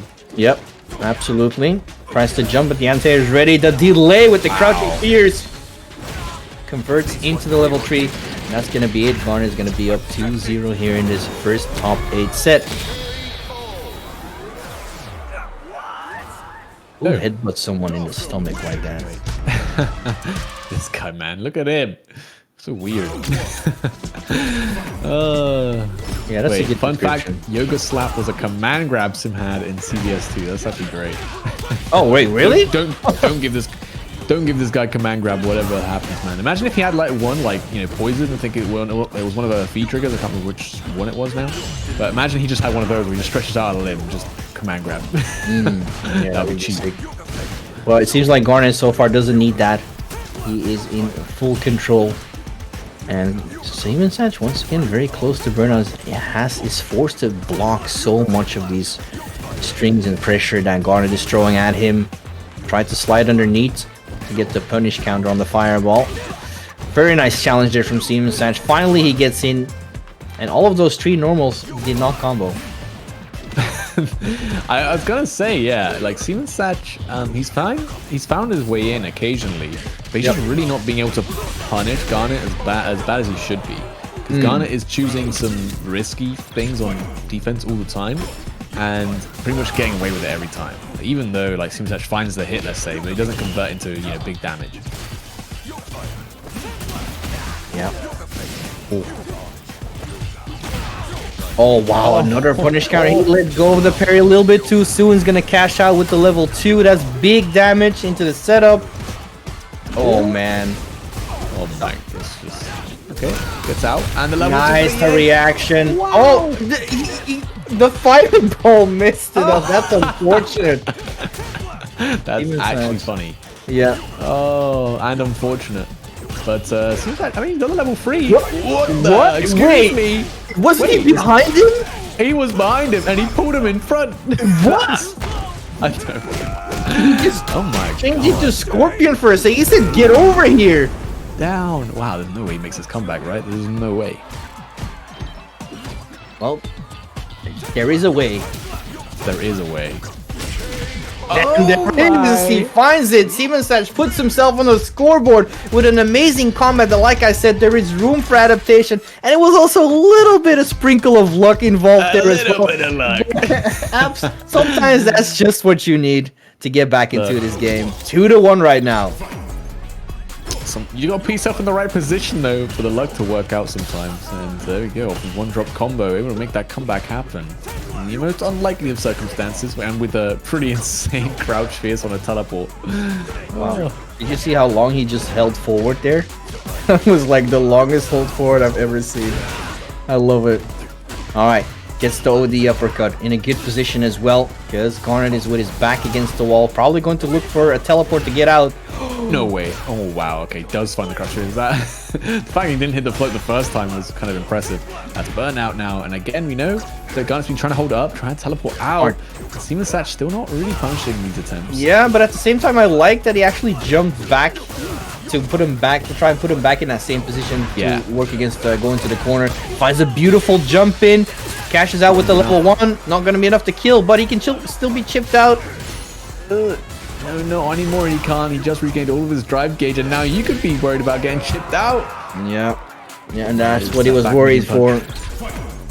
That's why he went for the double jump. All right, Garnet now on set point here versus Seaman Satch. Can Seaman Satch make it happen again? Beautiful whiff punish on the slide, and off to a great start. Yep, gotta make it count again. Oh, wake up at drill. Gonna be out. Okay. DI lands. No reactions from Garnet.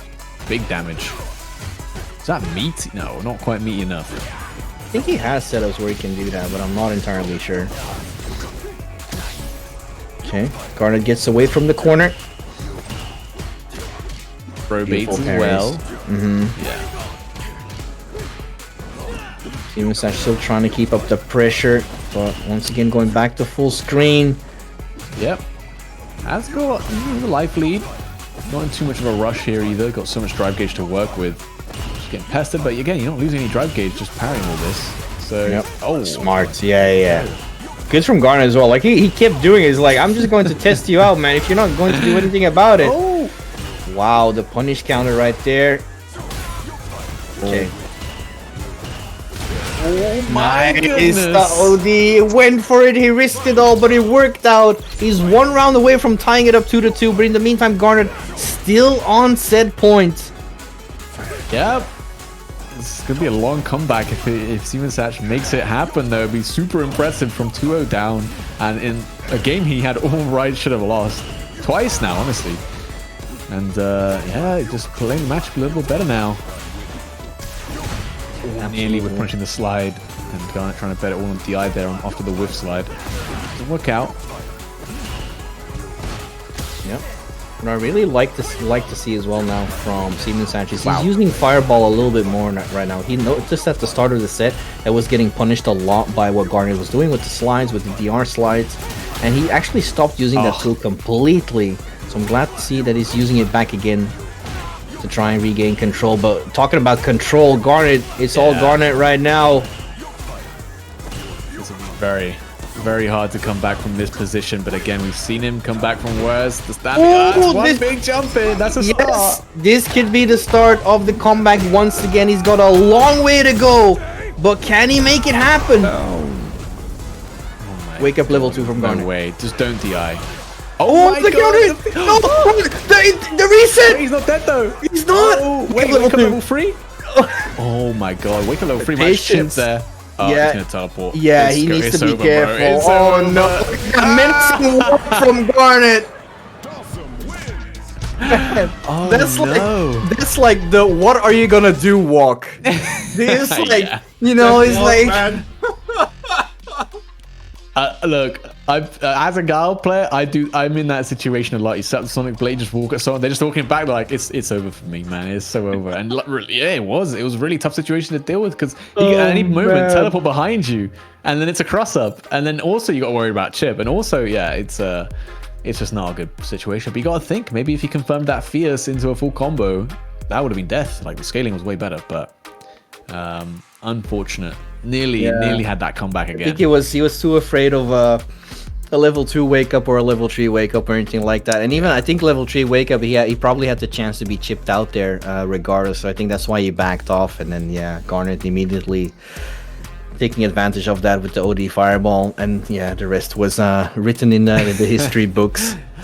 It'll be in the VOD, the history books.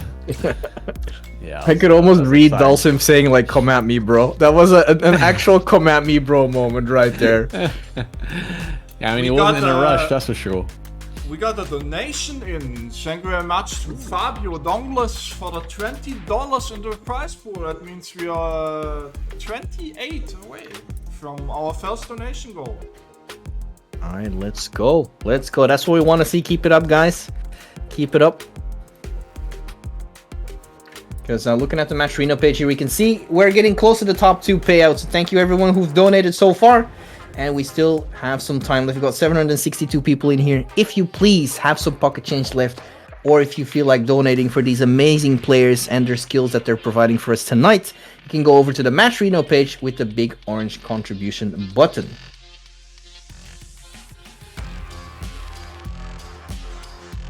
Man. Coming up next, we should have the other winner's side match the top 8. But before we get into that, we've also got the Saltmine League schedule. Of course, here on the Saltmine League, running 3 of the regional World Warrior events for the Northeast, Europe West, and Germany. And obviously, we've done the first week. We're on to the second week, starting off with Europe West this week. Obviously, starting all the tournaments at the same time, 5 p.m. CEST. Next week we got the Northeast, and the week after that it's the Germany World Warrior event. And of course, if you don't know how the World Warrior events work, it's 6 weeks. The first 5 are kind of these qualifying tournaments where you get points for the top 13.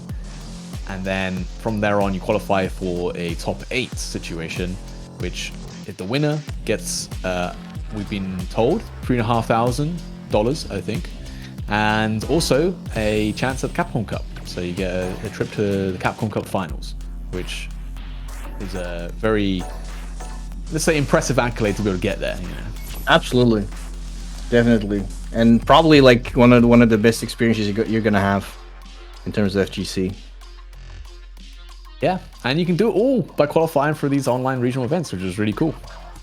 Absolutely. I mean, look at last year. This first time they did the World Warrior event, and you look how far Ending Walker, for example, came. Incredible to watch. We also had Mirkin over there. We had Geekin over there as well, all because of the World Warrior events, you know. And for someone like Ending Walker making it so far into the Capcom Cup by just being able to qualify through an online event, and it's really nice to see because there used to be not really hate towards like the term online warrior used to exist. Yeah, I'm sure you remember, Lazarus, but like yeah. that's definitely something from the past for sure. I mean, now that we've got amazing netcode like it is in Street Fighter 6, like, yeah, the online warrior thing is not necessarily real anymore. Like, you know, the circumstances, I mean, the situation when you play offline is different. You definitely have to have that offline practice. But in terms of like gameplay, yeah, sure. If I can play, you know, the big birds on a good connection, that's probably gonna make me much stronger as a player, you know? Absolutely. Talking about a strong player, we've got Libro versus Fidan. We've seen Libro earlier and Fidan as well, so this is going to be one heck of a game. And Fidan with a beautiful whiff throw tech punish with a crouching fierce, already closing out the first round. Nice. Off of like some really clean whiff punishes. Like, it's not every day you see someone whiff punish Gladius like it's nothing. Yeah, it is whiff punishable. It's just hard. You got to move into the range a bit because the extended hurt box gets pulled back very fast. But you know what? You know, Luke's got one of the best buttons of doing that, and the stand fierce. Oh, that's gonna punish the quadriga kick. Oh, no. What a no! That's right. That's a fireball super. Oh man, I was about to say Fidan with these modern control reactions on Classic, but unfortunately it didn't work out. It's one of those. Oh, I spent the 3 bars on the drive rush as well. And just to get interrupted, the DI gonna land, and he's gonna build level 3 here. That should be the game. It definitely is. Good call from Fidan. It's gonna take the first game. Came down to the wire here in that last round. But once again, this is first to 3. So anything is possible. Yeah, you said it was going to be quick, but that was quick. Didn't expect it to be quick for the Luke player, though. I mean, even though he doesn't have the damage output as Marissa, but I feel like Luke is definitely one of those characters as well with huge damage output. Yeah, that is a fair point. These triple knuckle combos, going to set up for the meaty throw after the Avenger Chaser. Okay, once again. And you know, also Marissa once again is a character just like Renee, for example, doesn't really have the best defensive tools. Doesn't have a reversal DP or anything like that. Not the greatest anti-air buttons either. Yeah. I think she's got unique reversal tools and anti-air tools actually. The Gladius is... That's true. It's not a conventional anti-air. It's very powerful, I think, as an anti-air option. Oh, no, yeah. Get the pickup. That could have been the round. Could be. Still in burnout though. This is scary if you're Fidan right now. Ooh, well. Yup. Oh, not again. Oh, this time was late enough. Yep. It did manage to go through the active frames of the Superman punch. Good stuff. Wow. Yeah, really nice. Well defended as well. Blocking the overhead after the stance as well it's not something you're ready for because like normally it's like either command throw or you know nothing really. But going for the overhead low options and still ready for it, Fidan. Ooh. Okay, good stuff. Goes for the throw. Follows it up with DR. There's a parry stance. Yep. Here comes Libro. Close to being burned. There it is. Burnout. And straight into the DI. Good stuff. The reset? Okay. Didn't want to spend any more resources. I guess in this case, you know, the next hit's going to kill either way. Oh no, level 3! Oh no! Oh no, please. I hope he doesn't regret this decision. He's now in burnout. He did. Now, be down in burnout 2, and you got to be worried about level 3. Could be close to chipping here. Yeah. I mean, for both players, actually. Oh, no way! No, he didn't cancel! Oh, no. Oh, no. Again! Oh, this time he cashes out. It was getting a little bit, you know, a little bit too scary there for Libro. A little bit too scary. So he showed him the love. There we go. But that was only the round. That wasn't the game. So it did cost you 3 bars, and that's Marissa. That's an important resource for sure. But as long as you get the offense going, you don't need the super meter for any defensive options. So oh, he tried to go for it again. Yeah, definitely. Nice call out. He's gonna keep the level 3 for now. Oh, he's got the DI reactions ready, and that means Libro is in burnout, so we could see another DI. But for now, he's going to go into level 3, get a bigger life lead, restore all of his drive gauge. And yeah, this could be dangerous. I mean, nearly like an unlosable position here. I don't want to curse the guy, but okay, so gonna be it. Yeah, that's it. Yup. Yep. I love it. You could do. Yeah, that's the thing. Like Marissa's level 1 is also not great. Like not throw invincible, so she can't be thrown out of it. I wonder if level 1 would have worked there though, because it's specifically a parry stance. I wonder if it would have actually hit the EXDP. Interesting. Wow, look at what 10 seconds in game, and my man already lost 60% of his life. Yep. It's the quadriga kicks, man. They do so much damage. Went for the second hit of the target combo. Fidan's feeling the pressure, and there it is, regular throw. Libro with a quick round here. Yep, gonna need many more of those if he wants to come back in the set. Currently 2-0 down. Fidan in a position to move on in the winners bracket. I like that going low. Oh, once again a call out onto the command grab. Beautiful stuff from Fidan. To the setup. Beautiful back. Oh my god! It does not care. Oh, that's a lot of damage off of one special move, though. It is. The Gladius. Oh, what a reaction! Yup. Going to carry him all the way to the corner. Is he gonna spend the level 3? No, he's gonna keep it. Oh! Gets out because of the parry stance. That was nuts.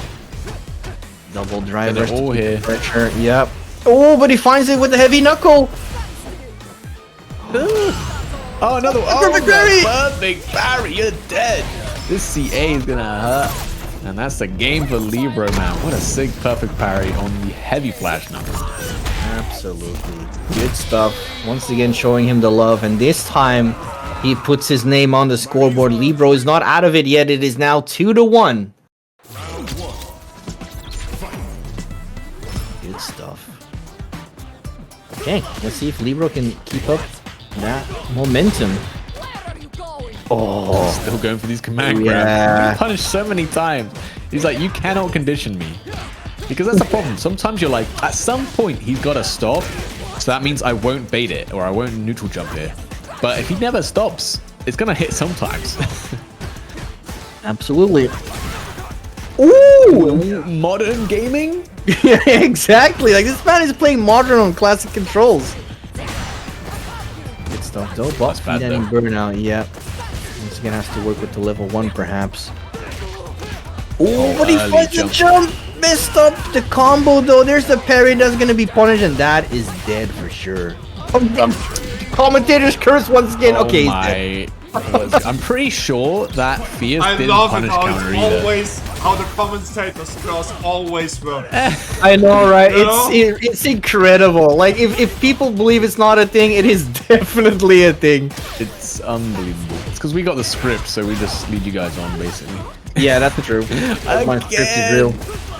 Oh my god, these command throws, unfazed, unbothered, in their element, Libro. Oh, nice. Interruption. Level 1 should be enough. Vulcan Blast. Okay, never mind. The extra health from Marissa's keeping her alive. Okay, but still Magic Pixel. There it is. Little tap to the shins there. Fidan now on set point here versus Libro. Yep, Libro with that meter advantage though, and we know how good Marissa's level 3 is. Instant corner carry, damage out the wazoo. Absolutely. Oh, what a whiff punish on the whiff Gladius. Really nice. Trying to bait something there. Protect probably. Good anti-air. Oh, yeah, good stuff. Realizing it's massive plus, so there's a big chance Marissa's gonna press the button after that. Into beast mode, baby. Good stuff. Spending it all. I mean, why not? Oh, there it is. Not gonna be enough to kill, though. You're in burnout now, though. Oh, what a crouch. Fierce. Oh my god. Again, that is gonna be mega plus. He went for Did it. he block? Yeah, he did, and there it is. Fidan was ready for it. Look at that, 3-1. Absolutely amazing set. Great work from Fidan. Ow. Super strong, Luke. I think whoever bet on Fidan there in the got paid out some good money, man. I'm pretty sure it was pretty heavily favored for Libro, but I don't know. It did even out in the end, actually. No, it was actually very even. It was 55, 45. When I looked, it was like 90%. I was like, oh my god. But yeah, wow, just some immaculate whiff punish game from Fidan. I'm not gonna lie, just being able to walk like. Especially Gladius is a weird move because it does extend forward further than you'd think. So you try and whiff punish it, and then you extend yourself into it and get hit. So just having the timing on that has clearly a lot of matchup experience. Libro just committing to the command grab over and over again despite getting punished. A bold move. Rest! But, it's not your turn, bro. You're too early. Get out of my lobby. Yeah, it's time for the other Dutch DJ player first. Cooliga versus Mana. And in the meantime, we've got our winner's final is ready to go as well. Garnet is going to face another Luke. First he had to deal with Steven Sanch, now he has to deal with Fidan. Yeah, we'll see. I mean, yeah, it's going to be interesting to see how Fidan actually handles that matchup in comparison to how Steven Sanch was struggling a little bit versus Garnet. Yeah, I mean, if his whiff punish game nearly as good as it is against Marissa, like, oof, that could be a good match for him, honestly. Yep. So yeah, and I feel like Luke has a pretty good button for that. I feel like down medium punch, crouching medium punch is definitely pretty good. Yeah, you can, and he has a really good like buttons to do off a drive rush. You can do like crouch medium punish counter, drive rush into stand fierce, which will then go into charged light knuckle. So you got a lot of options for conversions from these long range whiff punishes, which is where we saw the other Luke player sort of fall short. So will be hopefully good to see. I love the production guy in the background. He's so random when he interjects. I mean, that's a typical Saltmine thing, you know. By the way, that's me, you know. Here, this guy.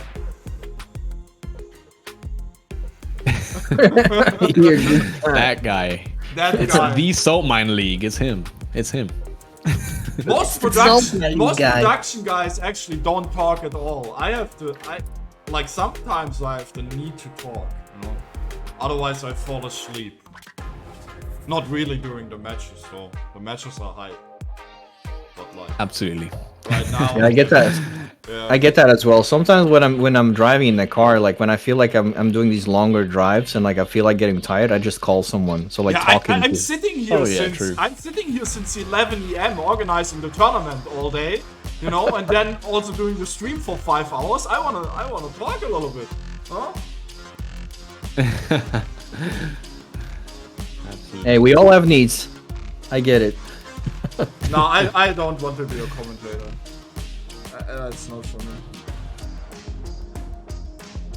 Sometimes it's like a struggle because like I get like I also am a participant as well, or like a player, and you know sometimes I want to participate in these tournaments as well.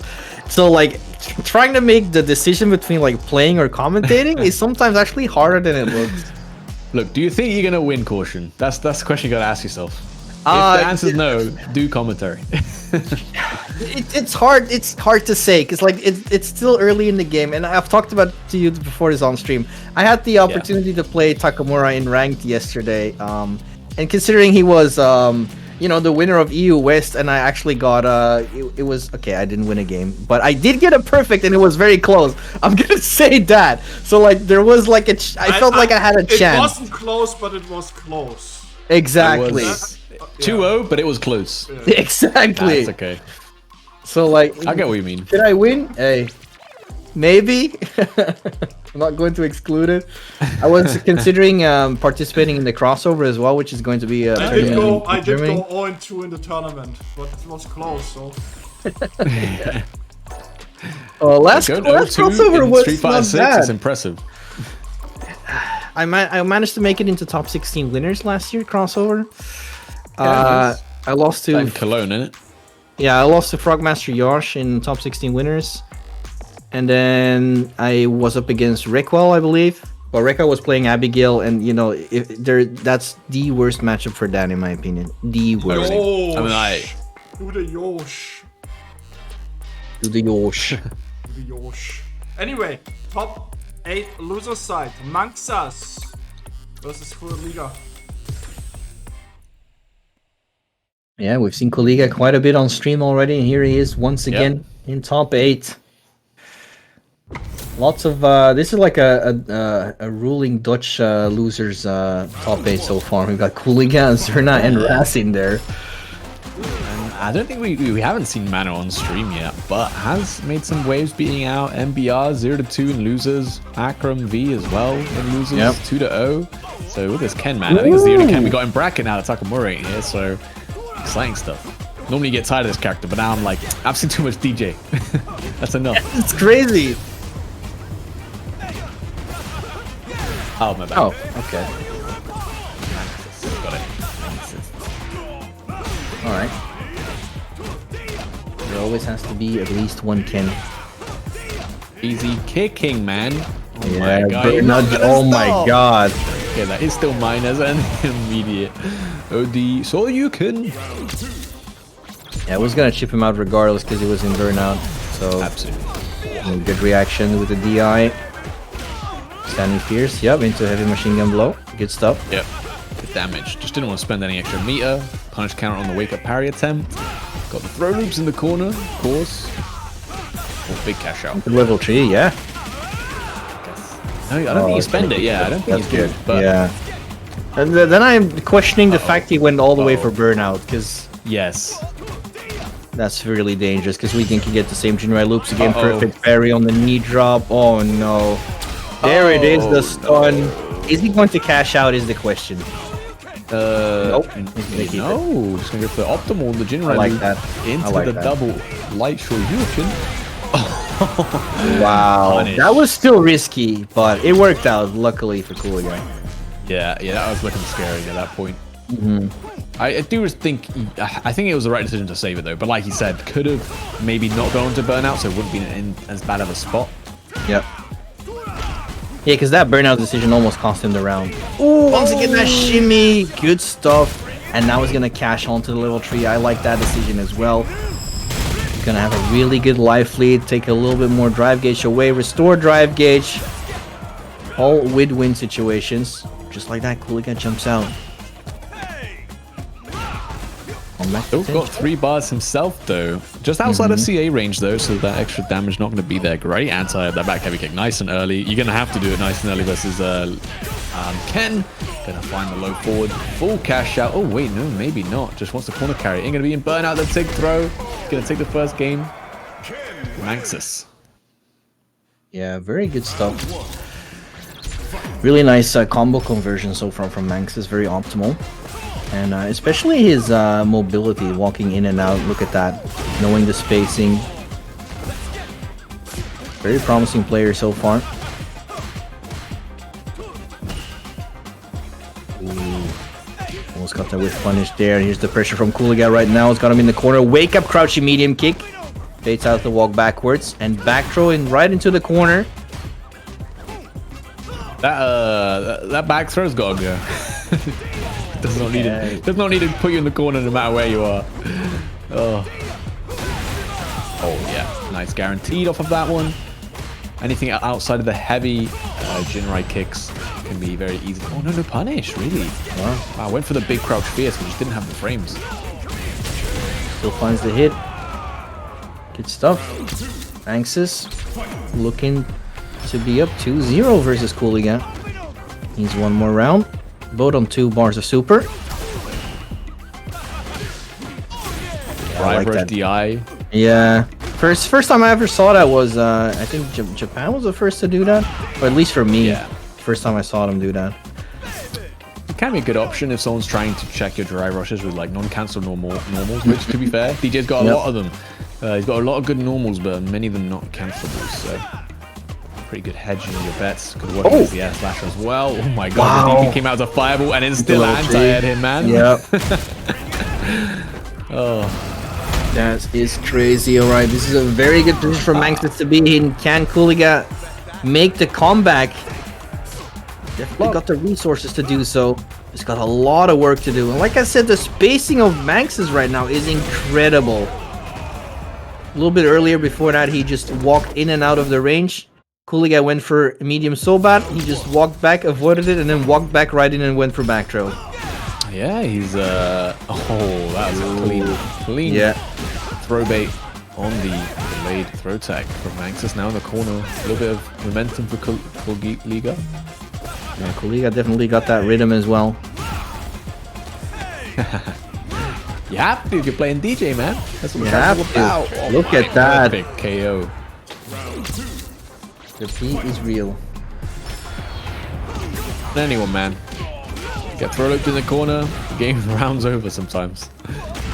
Oh, there it is once again. Likes the throw tech a lot, and Manxus is taking advantage of that. Movement coming in from Manxus there. Moving in and out of Kuliga's range really effectively. Oh, the crouch medium kick just barely hitting him with the tip of the foot. Level 1, yep, to close it out. You know, every time I see a DJ and hear the DJ team, I really want to spam the drive rush emote. I have to. You haven't actually seen Kuliga do too many drive rushes, in all fairness. And there it is. I knew it was coming, man. I knew it was coming. As soon as I said that, I was like, yeah, it's coming. I was just waiting for the green light. Green light means go, and Jiro kicks mean OD up kicks, because, again, anything outside the heavy, guaranteed punish. -6. Oh, no. Tried to do something about it, but messed up the anti-air. That's the problem with DJ doing that jump short. Is that just because it does shorten his jump angle, you get slightly less frames to input your DP motion. Oh, beautiful bait. Yup, into the optimized punish combo. Good stuff from Kuliga. Puts himself on the scoreboard.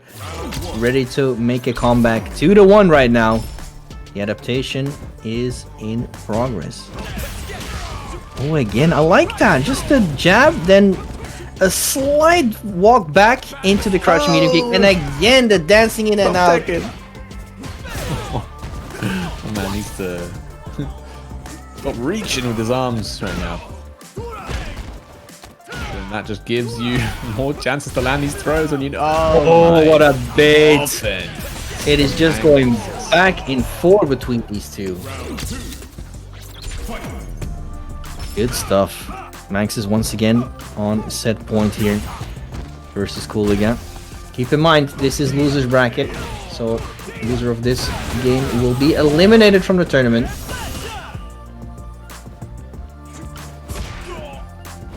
Good trade.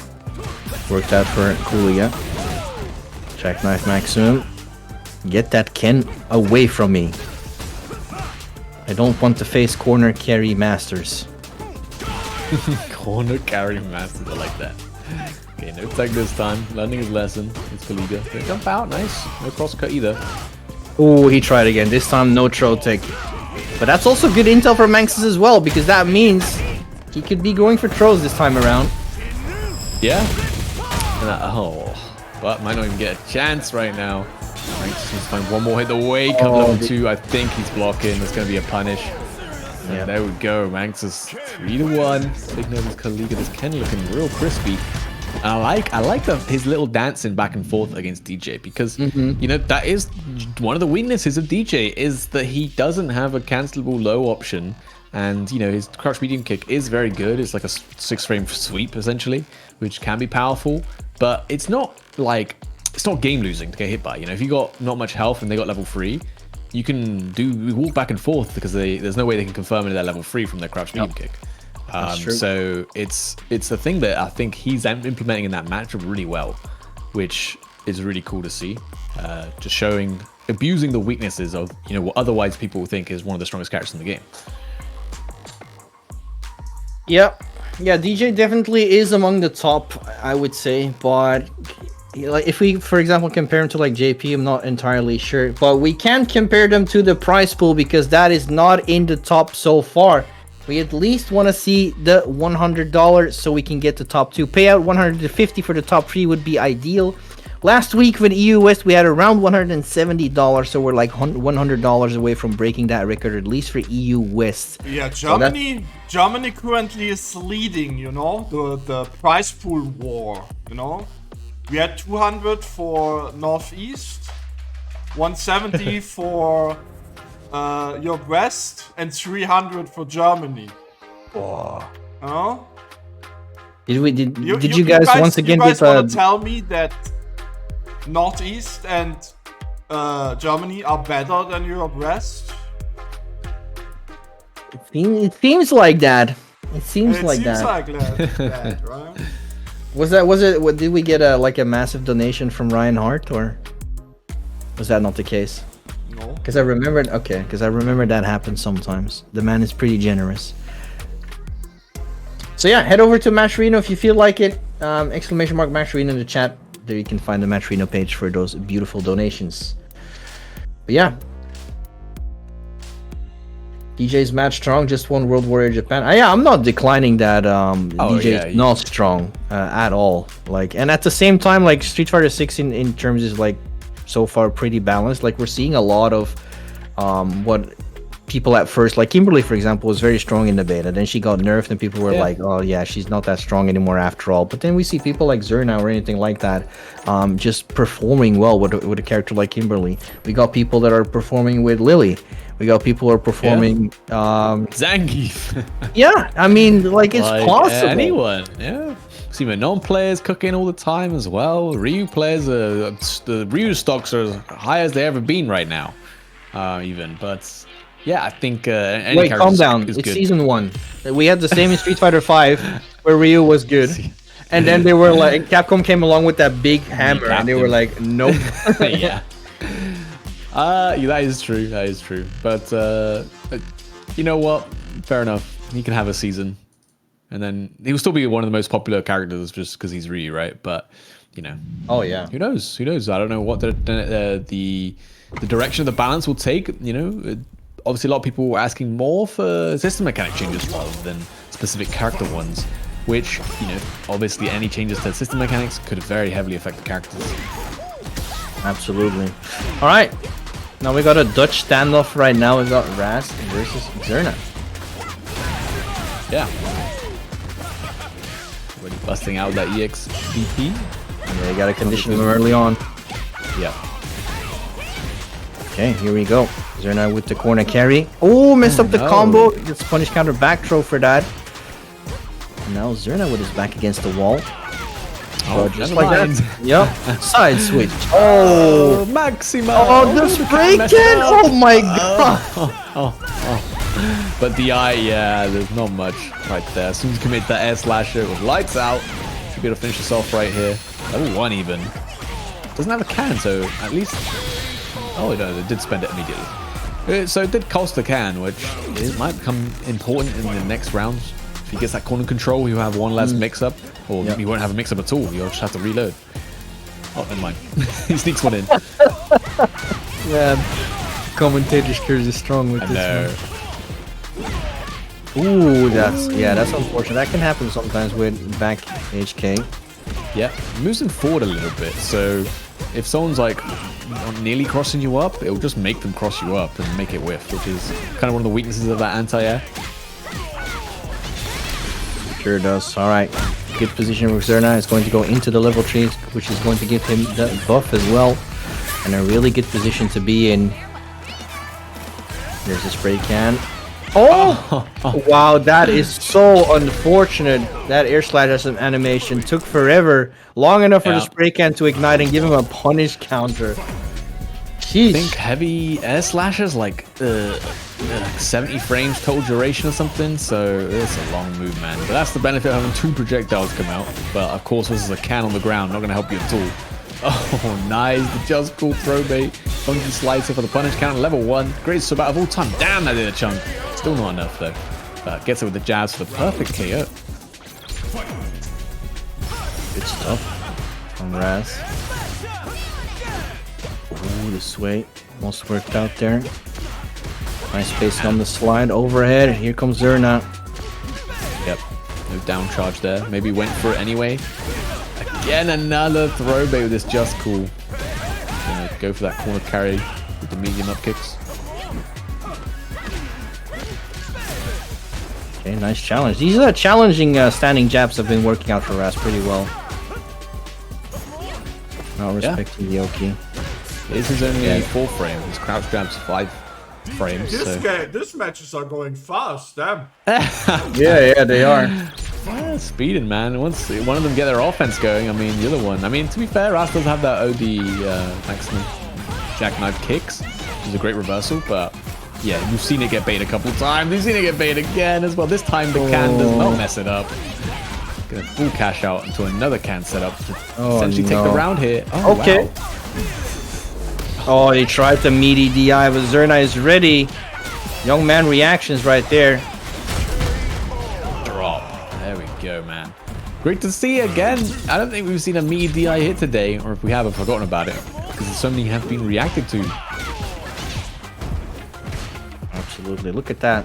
5 seconds in game time, and Raz is already in the corner. Oh, no. In the world of so I'm hurt. just gonna take time to reload. Okay. Look at that. 2 punish counters, throws, and you almost lost 50% of your health. 4. Oh, went for the 5. Doesn't get the anti properly, but oh. Nice. Good stuff. Careful, Yep. He's not afraid to let it rock. And with good reason. He's getting a pretty good success rate with them as well. I mean, in that case, right, you saw the stand medium kick, you know drive rush is on the table, you know like EX run could be on the table. So if you react to anything with it, could be able to blow it up. Go to the level 3 here. Again, gives her the 10% buff, I think, to like, or it's like 12% or something, to speed and damage. Which is not insignificant, not for a character like Kimberly. Definitely true. Alright, Zerna with a really good life lead. Raz could potentially, he has the resources to make it work, but right now he's got to stop this mix-up, and there's a DI wall splat. Zerna takes the 3rd game. It is now 2-1. 1 game away. There was clearly no point on the scoreboard missing. You did see nothing, chat, okay? Oh! Wow, no one gets punished Also, in that the situation. commentators are fired for not reminding me. What do you mean? There was a point on the scoreboard. You just said it. Yeah. Nothing was wrong with it. Okay. Raz once again. Okay, gets out because of the speed of light drive rush. And again. Waits for the jump this time, but no anti-air still. Didn't have the down charge ready. Great interruption with the jab. Does mean the air to air, and the perfect parry is huge. Opportunity for Zerna to put himself on the set point. Oh, yeah, and he's not afraid to let it rock, and with good reason, Oh, because like no I way said... this works. Oh, wait, that could have worked if Zerna did not went for that. Smart reactions. Very good decision making right there, and Zerna is on set point. But his brain has just enlarged like twofold right there with that air tatsu to stall the air momentum, so he doesn't get hit by the level 2 anti-air, which again was a smart decision from Raz, because like nothing else would have reached at that point. Oh, that was clutch. Goes low, yep, into the level 3. Once again, really good. Gets the install, gets the buff. Great position to be in. DI? No, goes for DR instead. Ooh. Okay. Oh, nice. Does get a little bit of a juggle, but so low on the drive gauge. Yeah, that's going to be burnout. Oh, nice punish from the DI. It was way too far away for anything else. And now Raz actually can still make this comeback happen. Oh, no. Crowd strong. Counter hit. Waking up with champs. Ooh, he's got level 2. He Yeah. does have a striking invincible super ready to go. But the mix-up stays in front. Doesn't even need to spend the super. Raz stays alive. Damn. And with a meter advantage in this round as well. Could take us to a game 5. 5-6 and all go wrong very quickly. Just like this. Ooh, getting frame trapped over and over again right now. Nice. The up kicks to interrupt. Yep, even going for the regular jackknife maximum right now. That's how confident he feels. Trying to get out, man. He's getting tested. Ooh, nice way. Alright, he's been able to get a grip on the situation again, is Raz. Oh, what's a big knee? Somehow meeting head to air every single time. That's close to burnout now. And we talked about how bad that reverse level 1 can be. And level 2 doesn't really function the way you want it to. Oh, but great punish counter on that. Oh, the challenge! The overhead. Yep, that works out. The challenge into the level 3 right now. Raz looking to tie it up. Can he make it happen though? They're not close to being on level 3 once again. Yep. The double level 3, get the full music popping. Nice. And yeah, Chip's gonna be a factor, but he's just about to recover from burnout, so it doesn't. Oh, oh no, he let it rock. He bet it all, and Zerna was ready with the block. Takes a 3-1, eliminating Raz from the tournament. What an amazing set. Great run from Raz as well. And Zerna is going to be the one moving on. Whew. He is going to face Siemensach. So close to bringing us to game 5. All he had to do is land one more anti-air. That OD teleport though is so tricky, man. Yeah, it's very quick. If you're not ready, it can definitely catch you off guard, and that's what we saw happen right there to Ras. But you know, still top 8 finish, so still plenty of points for that World Warrior leaderboard. Yep. And so you can't be too disappointed. But of course, even better for Zerna, who came 2nd place last week, I believe. So keep making it even further deep into the losers. Again, more points, more potential. But up against Siemensach, I mean, we've seen how good his defense has been this week. So it will be hard. It will be hard for sure. Definitely will be. All right, that means top 8 has been concluded. We now have top 6. But before we go into that, we have the Matcherino page once again. So please, huge shout out to the contributors already so far, but we're still far from the goals that we want to get. So keep in mind, if we reach $100, that means we will be able to pay out the top 2. And if we get to $150, we will be able to pay out the top 3. Let's make it happen. We still have some time to go. We have 850 people in here, so if everyone at least chips in $1, then we already have broken all the records so far for the World Warrior donations. Currently, Germany has the lead with $300. Ridiculous! Exclamation mark Matcherino leads you to this page through the link, and there you can go over to the orange contribution button if you feel like doing so. Yeah, I think from now on we're in that top 6. Got on the winners final side, Garnet versus Fiden. Then we got Libro versus. Yeah, I'm going through the bracket.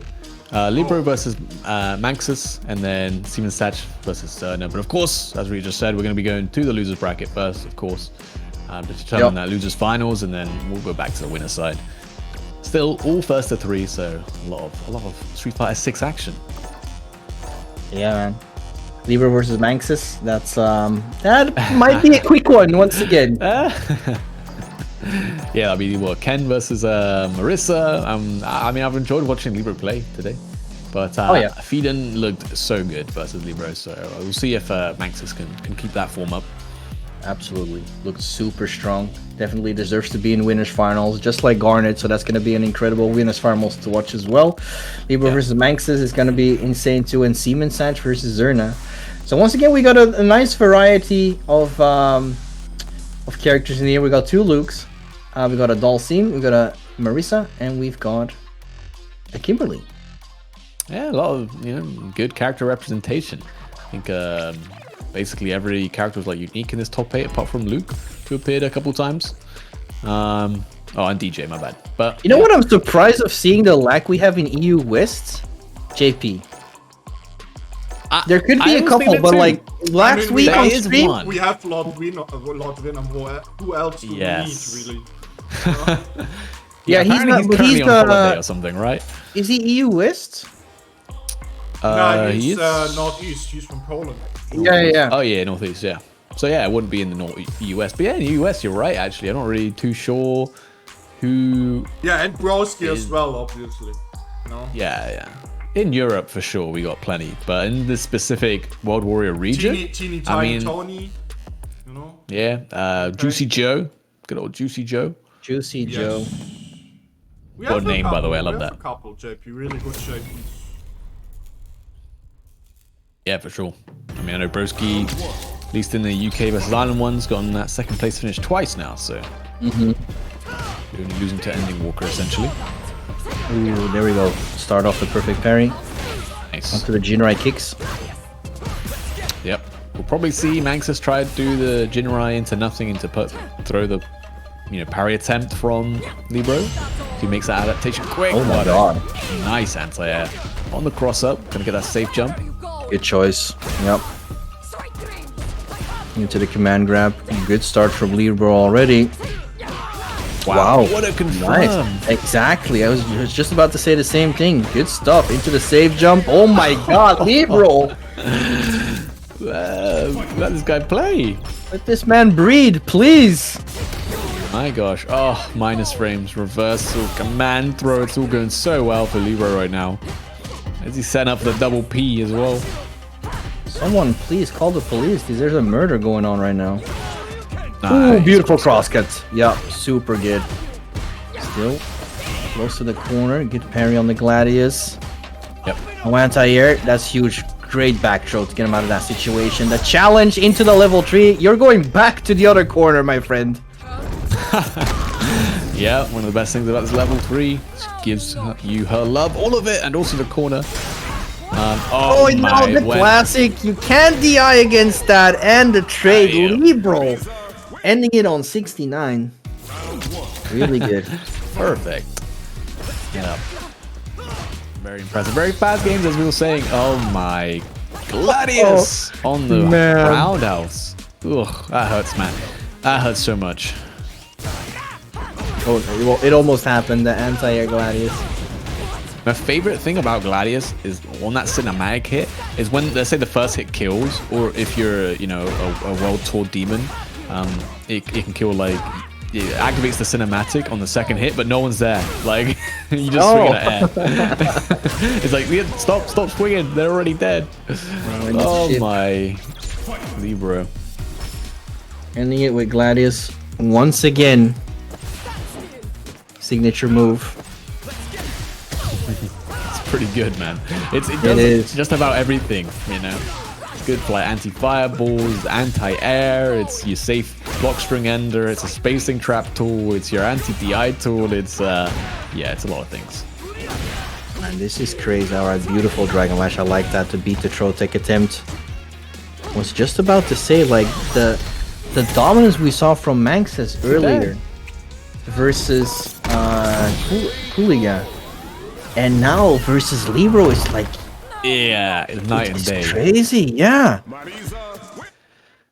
It's looking long for the man. It's gonna have to make some adaptation. Maybe it's the matchup specifically. Doesn't really have an answer for many of the things. Nice walk back though. Yeah, and gets a back throw. Oh wow! Just wake up, jump out, try to jump out of it. Fortunately, still in the corner. Here comes the pressure from Manxus right now. I like that meaty standing medium. Wow, that was so meaty. Link low forward off of it. That is kind of nuts. Sheesh. There we go. All right. Yeah. Good stuff. All right. Now, currently it's all Manxus right now. He has awakened. It's going right for sure. Even these perfect parries, nice. Crouch fierce for the full confirmed in that corner. Oh wow! No. Wow, that hurts. Into the save jump. Tries to go for the command grab again, but this time Manxus was ready, and he's going to spend the level 2. Yeah, couldn't confirm the level 3 in that situation. Level 2 is fast enough though, and he thought you could. Not gonna take that mix up at all. Although we got to think about on block, that was lights out, so definitely risking it all. Manxus on the board though, 2-1, not looking as dominant now, Libro. Indeed. Like I said, Manxus seems to have awakened just like that. He's got the pressure again, he's got the momentum grasped in his hands. Ooh, I like that. Ran all the way Yeah. in. I think Manx is looking to maybe whip punish like a charge stand Fierce or something. Didn't want to press, didn't want to try and check it. Nice, once again, perfect parry on that Jinrai option. Ooh, doesn't want to deal with your plus frames. Get me out of here. Uh-oh. Oh, no punish. Ooh. This time wasn't deep enough. Yeah, I would have preferred back throw or anything like that in that case. Yeah, I was thinking that. I mean, I genuinely prefer on these anti-air. Oh, wake up level 1. So smart. Yeah, I normally prefer throws in general when you get the anti-air parry attempts because they pretty much always work. Whereas, like, if you press a button, you might hit them while they're still in the air, so you get the air tech instead, and things like that can happen. Yeah. Whereas a throw's like just guaranteed. Ooh, didn't get the conversion. There was no counter hit. Boating burnout. Yeah. And though, you know who's going to recover first is Manx's, but no, drops the anti-air. Really awkward angle right there. Overhead hits. Base out the level 1. Whoa, not in time to punish. Oh my god, it's because he's in burnout. Oh. He didn't have it. Oh, great backdash though. Get the punish counter back through himself. Wake up, crouching medium kick. Good stuff. Back to the other corner. Here we go. Opportunity for Libro. He's got some pressure right now. Go back to neutral. Ooh! Oh, no way! Wow. From downtown, gets wall splat by the DI. Home And run. that's 2-2, game 5. Wow, look at that. What was looking to be a clean sweep for Libro. All of a sudden, Manx, like I said, has awakened. Found his momentum in this matchup. Can Libro steal it back? You know, Marissa's really nice, right? She command throws you, punches you on the ground, and rather than continue to punch you while you're on the ground, she lets you get up. That's how generous. You have to punch you down again. Yeah, that's really nice. Yeah, true. She's very fair. Ooh, punish. Perfect parry again. Yep. Into the save jump? No, into driver's pressure this time. Good perfect parry from Manx's. Corner carry masters. Face out the troll take with neutral jump. Wow. Big damage. And There you go. oh, maybe level 2 here? No. Just simple. Oh, the Dragon Lash. Mate. Oh, he's so good. Now it's going to be the level 2. I think it should be enough to kill even Marissa. Yep, And that's on the set very point last from hit. Manx's. Damn, From being Manxus. 2-0 down. Working on that trio reverse. Okay, tries the perfect parry there. Ooh, yep. Why are you blocking? Why are you holding back? How many OD Shoryukens are you going to throw out versus Marissa? That is confidence. Sure is. He's got a good success rate on it though.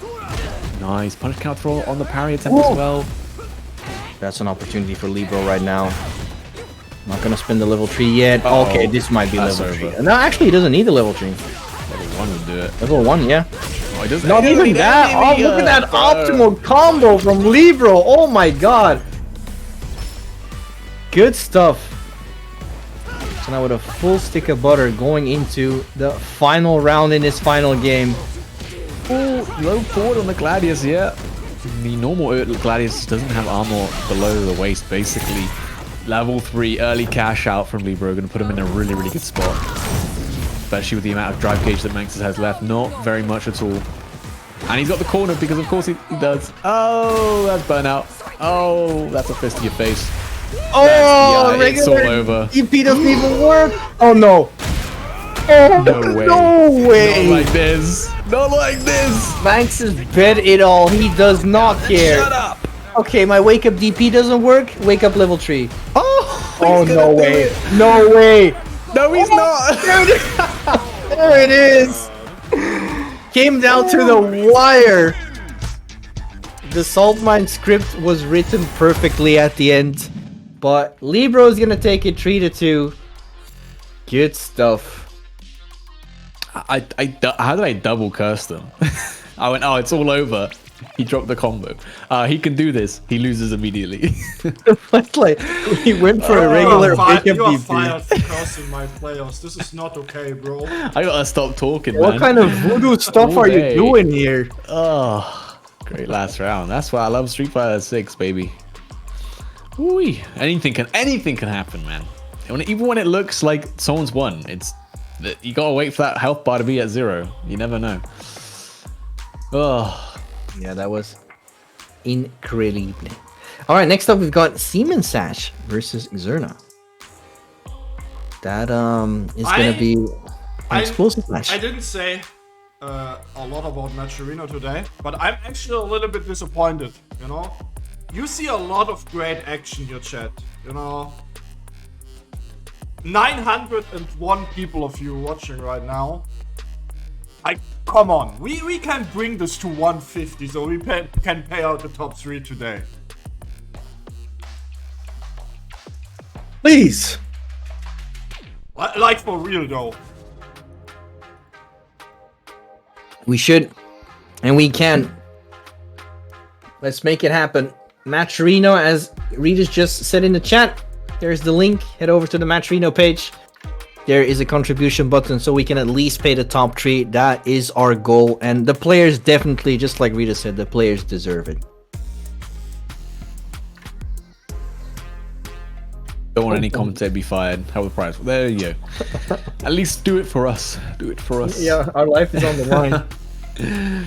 Our jobs are on the line, man. Thank you very much to Prime123 for the Twitch Prime. Hey, yo, let's go. Prime with the Nice. Prime. Street Fighter boy. Oh man. All right. It's all right, Dave. You can just salute me as I go down with the ship. I'll be there, saluting you as well. Yeah, see My last commentary. No. Yeah, that'll be. Yeah, I think. Wait, are these guys? Is this the first time they met? I feel like. I I believe they played against each other last week as well. Oh, okay. Yeah, they must have. I mean, Zone have got that second place. Would have to have gone through Seaman Satch at some point, probably. Absolutely. I'm gonna take a small sneak peek at the bracket from last week to see if they actually did. Yeah, they actually did. I was right. In top 16 winners, they played against each other. You're right. Zerna versus Seaman Satch. Seaman Satch took it 2-1. Yeah, did take it. So it could be a rematch, a chance for Zerna for some redemption. I even thought they had a rematch in top 8 later. No. Okay. So yeah. So last time these two players fought against each other, Seaman Satch took the W. Yeah. And I think like the thing that's going to be most important against Seaman Satch is like making sure any kind of drive rush cancels, anything like that, you jail with a jab. Like you don't want to try and get greedy and commit to something like a drive rush low forward, because as we've seen, Seaman Satch just almost every time, like a robot, just ODDPs every drive rush cancel really. And I mean, it's a good trade for just on the drive bar management, 2 bars for 3, but also you win the situation, so you get the damage, you can close out games like that. Yeah, we'll see. Absolutely. We're about to witness it right now. Seaman Satch versus Zerna. Okay, nice. Gets the jump in. Still able to punish the troll tech. Yeah, I think definitely Kimberly, character who I think her crouch phase is a really good anti-air, but obviously not going to be able to save you from any cross-up situations and such. So it'll be difficult to deal with now. Burned out in the corner. Kimberly loves this situation, as than any character, but especially being able to consistently keep the pressure up. Wow. Oh, the fact, you know what is so sick about is the fact that Zerna actually went for 3 standing fears, not canceling into DI, and my man did not take the bait. 1 crouching fears into drive impact, and boom, the level 1 was there. Good stuff. But even then, the mix-ups from Zerna are too much. Goes for the level 2 just to be sure, and Zerna takes the first round. Hey, every day, bring them down. That was a clutch. I mean, having a overhead you can just combo with without counter hit, without drive rush, anything like that is very powerful right there. Oh yeah. Being able to meet it done. But yeah, that was, like I said, 26 reactions from Seaman Satch, because as we said, he wasn't buffering it. You know, he waited to see the drive impact. see. That's how good his defense has been, though, throughout the tournament. And now it's all about the offense, though, with the corner control. Yep, goes in with the drive rush. No punish from Zerna on it. Oh, no anti-air. Good opportunity for Zerna. Going back and forth. They're just trading blows. Back and forth here, Zerna now. Oh my god, the ODDP doesn't want to deal with it. And the drive reversal. Excuse me? Yeah, that hit air. Ooh. Yep, some extended Herbox shenanigans right there. Oh, you hate to see it. Very unfortunate. Zerna's going to take it, capitalize on that. Taking the first game. Yeah, or, you know, you love to see it if you're Zerna right there. When, I mean, it's a mix-up, right? I mean, I don't know if that DP was exactly what he wanted in that situation. But at the same time, obviously, if Zerna went for that elbow drop, which, you know, he has been doing, that would have hit. So it is just that mix-up on the air momentum that Ghibli can do. And it's definitely one of the stronger things about the character. Good crushing fears there to catch the teleport. Goes low. Good stuff. Keeping up the pressure. Seems like doing a pretty good job keeping Zerna at bay. And just as I say that, drives Rajin, gets the hit. But yeah, good throw take once again. Okay, getting creative with these anti-air situations. You said the crouch phase is good, but against these gorilla jump-ins like the Luke stand roundhouse and stand jump fierce is not going to be the most reliable. So meeting him in the air beforehand, super smart. Oh no, I think maybe we want to cancel the level 2, but hey, saves the bar anyway, gets the punish count throw. Great stuff. Nice bait.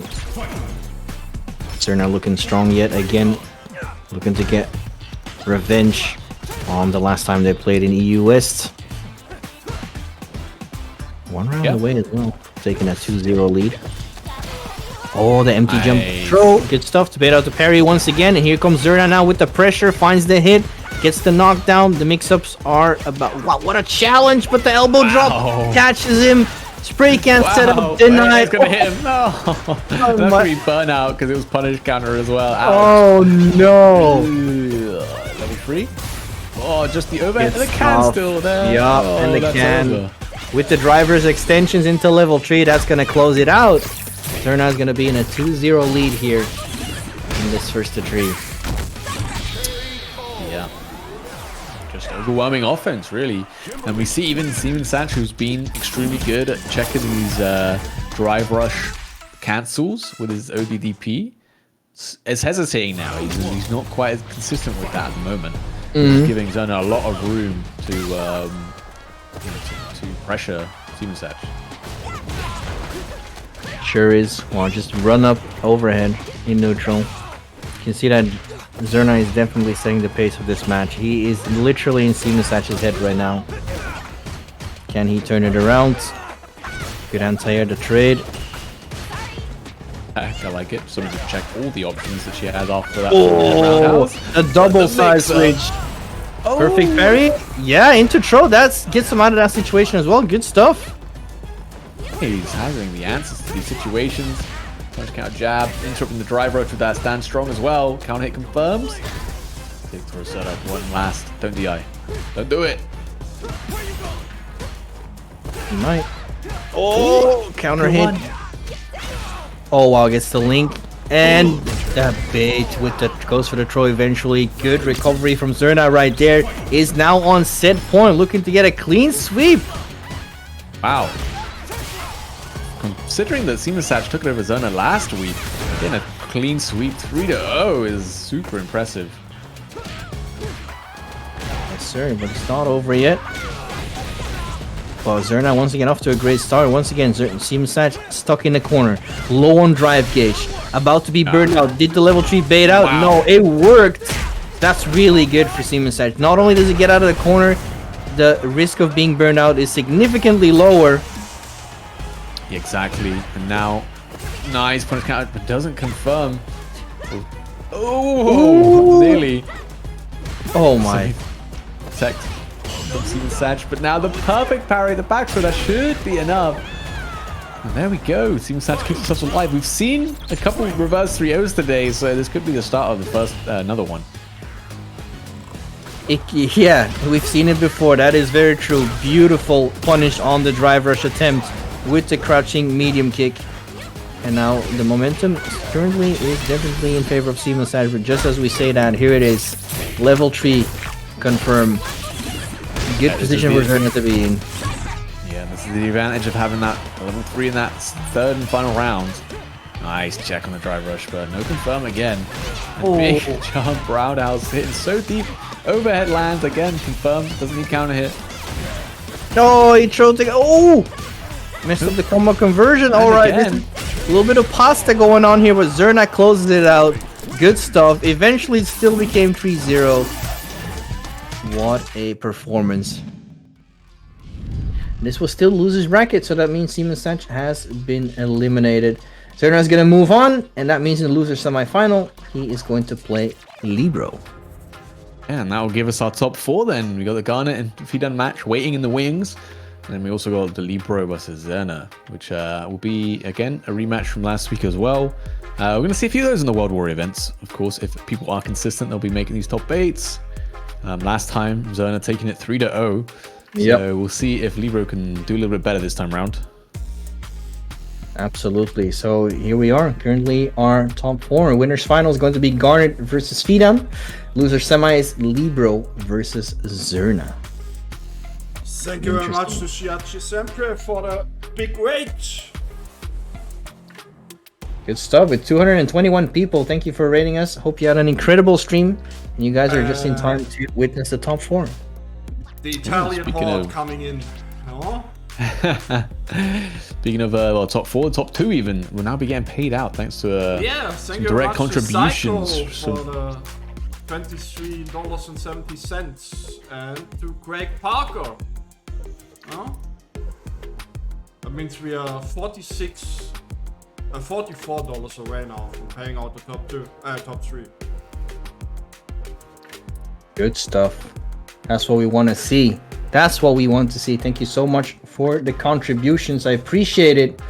And yeah, just like Rita said, let's go to the top 3 payout as well. That's our next goal, $150. Let's make it happen. Because like we said before, and it's true, these players, they absolutely deserve it. Oh yeah, they are fine tooth and nail. I feel like, I mean, playing and about ads, 356 is tiring. About ads, guys, you know, we need to finance all this stuff somehow as well. It's like 2 minutes of ads every 30 minutes. And I just can't avoid doing every single ad. I try to work around as good as I can to not have them during a match, but sometimes it just doesn't let me, you know. Which if you don't know how it works, it forces you to play ads. So sometimes you just can't help it. Yeah. Hey, but yeah, we also need to be able to pay our producer, you know. So that's why the ads come in. True. Okay. Well, if I'm not mistaken, we're gonna go to winners final right now. I believe so, yeah.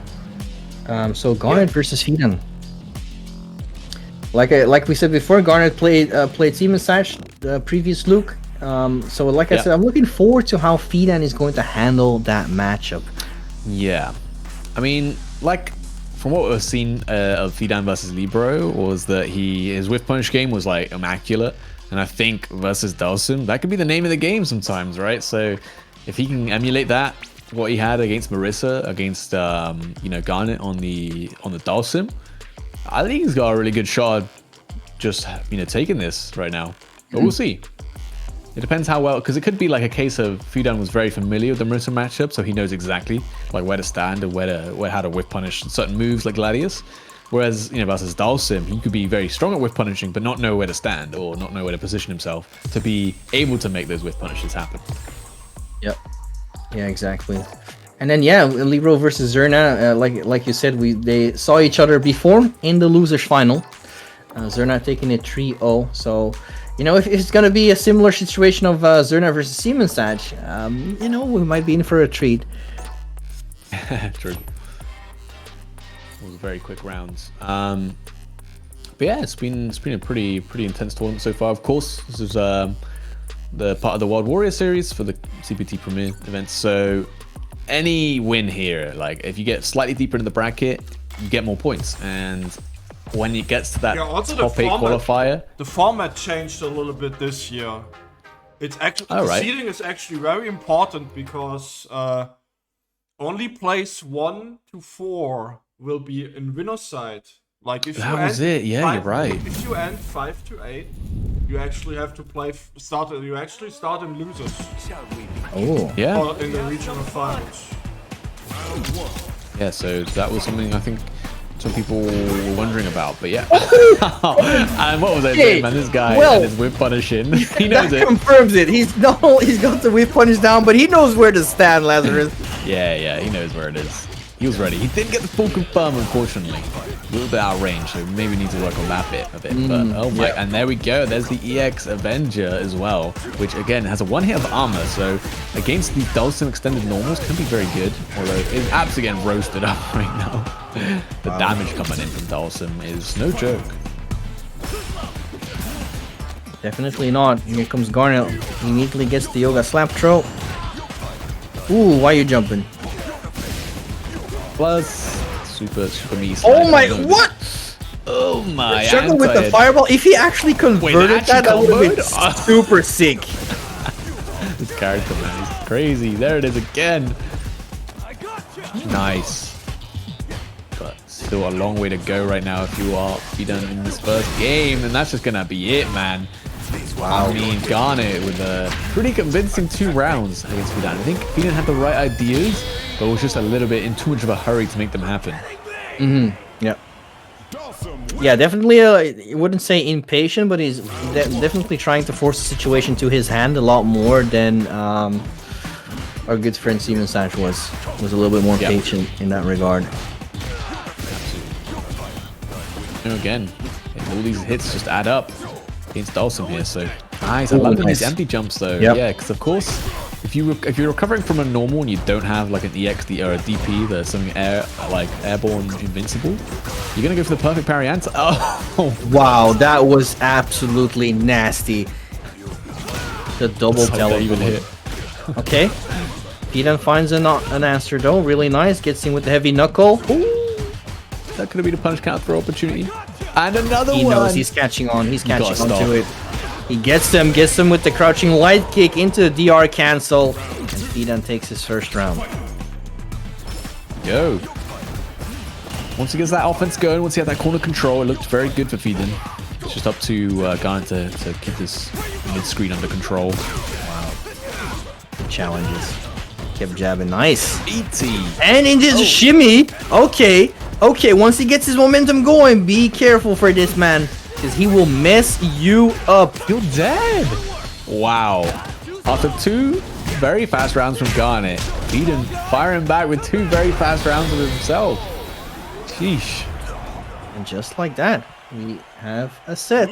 It is 1-1, and it's already looking a lot different than before. Good stuff from Fidan. Yeah, it just looked like if he can get in, you know, he knows how to punish Garnet's defensive options, which is something we saw Steven Satch not do, actually. Was struggling to really punish like the teleports out and things like that, or just him holding up. There's that armor coming into play. Yeah. But whereas, you know, Fidan, his punish game has been nearly immaculate. True. Ooh, I think he was trying to look to maybe with punish that. With punish a normal, not sure. Yeah. Could have been a misinput with Sandblast, perhaps. And this one, once again, is all Garnet. Oh. Great performance. Alright, who is going to take the lead? Oh, trying to EX Avenger through again. Yeah. On the OD Fireball, it's just got too many. It's got 2 hits, right? So, oh, nice. Waits through the land. Unfortunate. Dropped input from Garnet there. Ooh, for those empty jump throws again. This time Garnet is ready with the throw tech. Good trade in favor of Garnet. Challenges, good stuff. Realized that was not great spacing on that drill. Oh, and what a jump once again in empty jump throw, as you talked about it before. Once you just whiff the normal, you're looking for that parry, and Fidan is definitely catching on to that. But unfortunately, he's getting pushed back to full screen. Garnet territory, and just like that, he did it. No punish. Oh no! My. Oh man, that must have been regular DP or something like that. Maybe level 1 super. I'm not sure. Yeah, I think it must have been at level 1. I got. It became a fireball. Was not powered up at all. Nice. Jeez, there's so much corner carry on that as well. Yeah. Definitely. It seems like definitely a really good tool in this matchup. Yeah, like I said, it was in 355 and looking like it's the same here. Roundhouse was very good. DI and DIing right back for the whiff punish. That's going to put Feed to burn out the level 1. He goes right under it. No!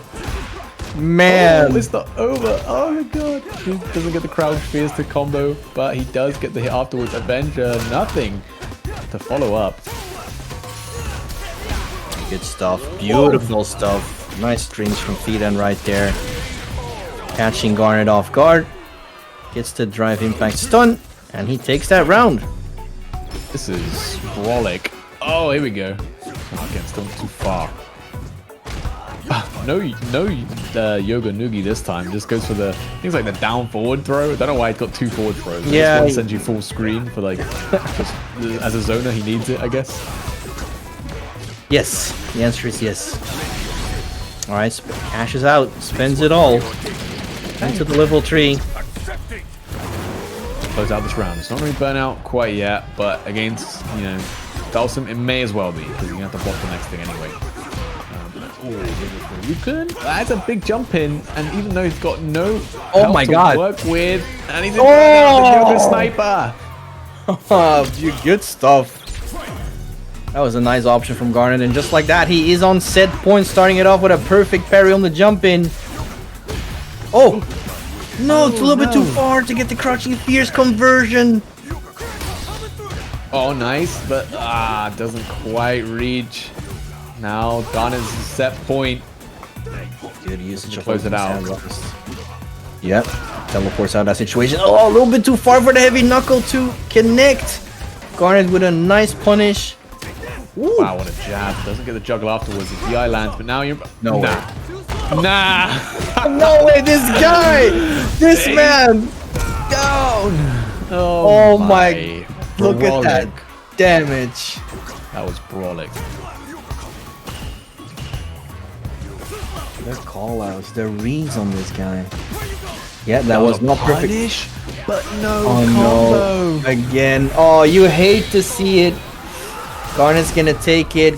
Great stuff from Feeden though. It was looking very promising, but in the end, Garnet comes out on top 3-1, sending Feeden to the losers bracket, where he will await his next opponent in the losers final.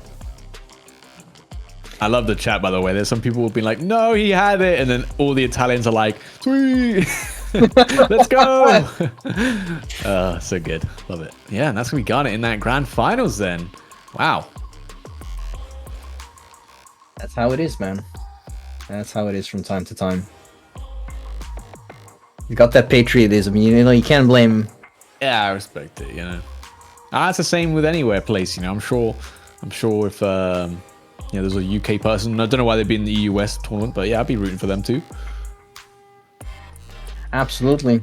And now, before we go into our next match, here is the World Warrior schedule.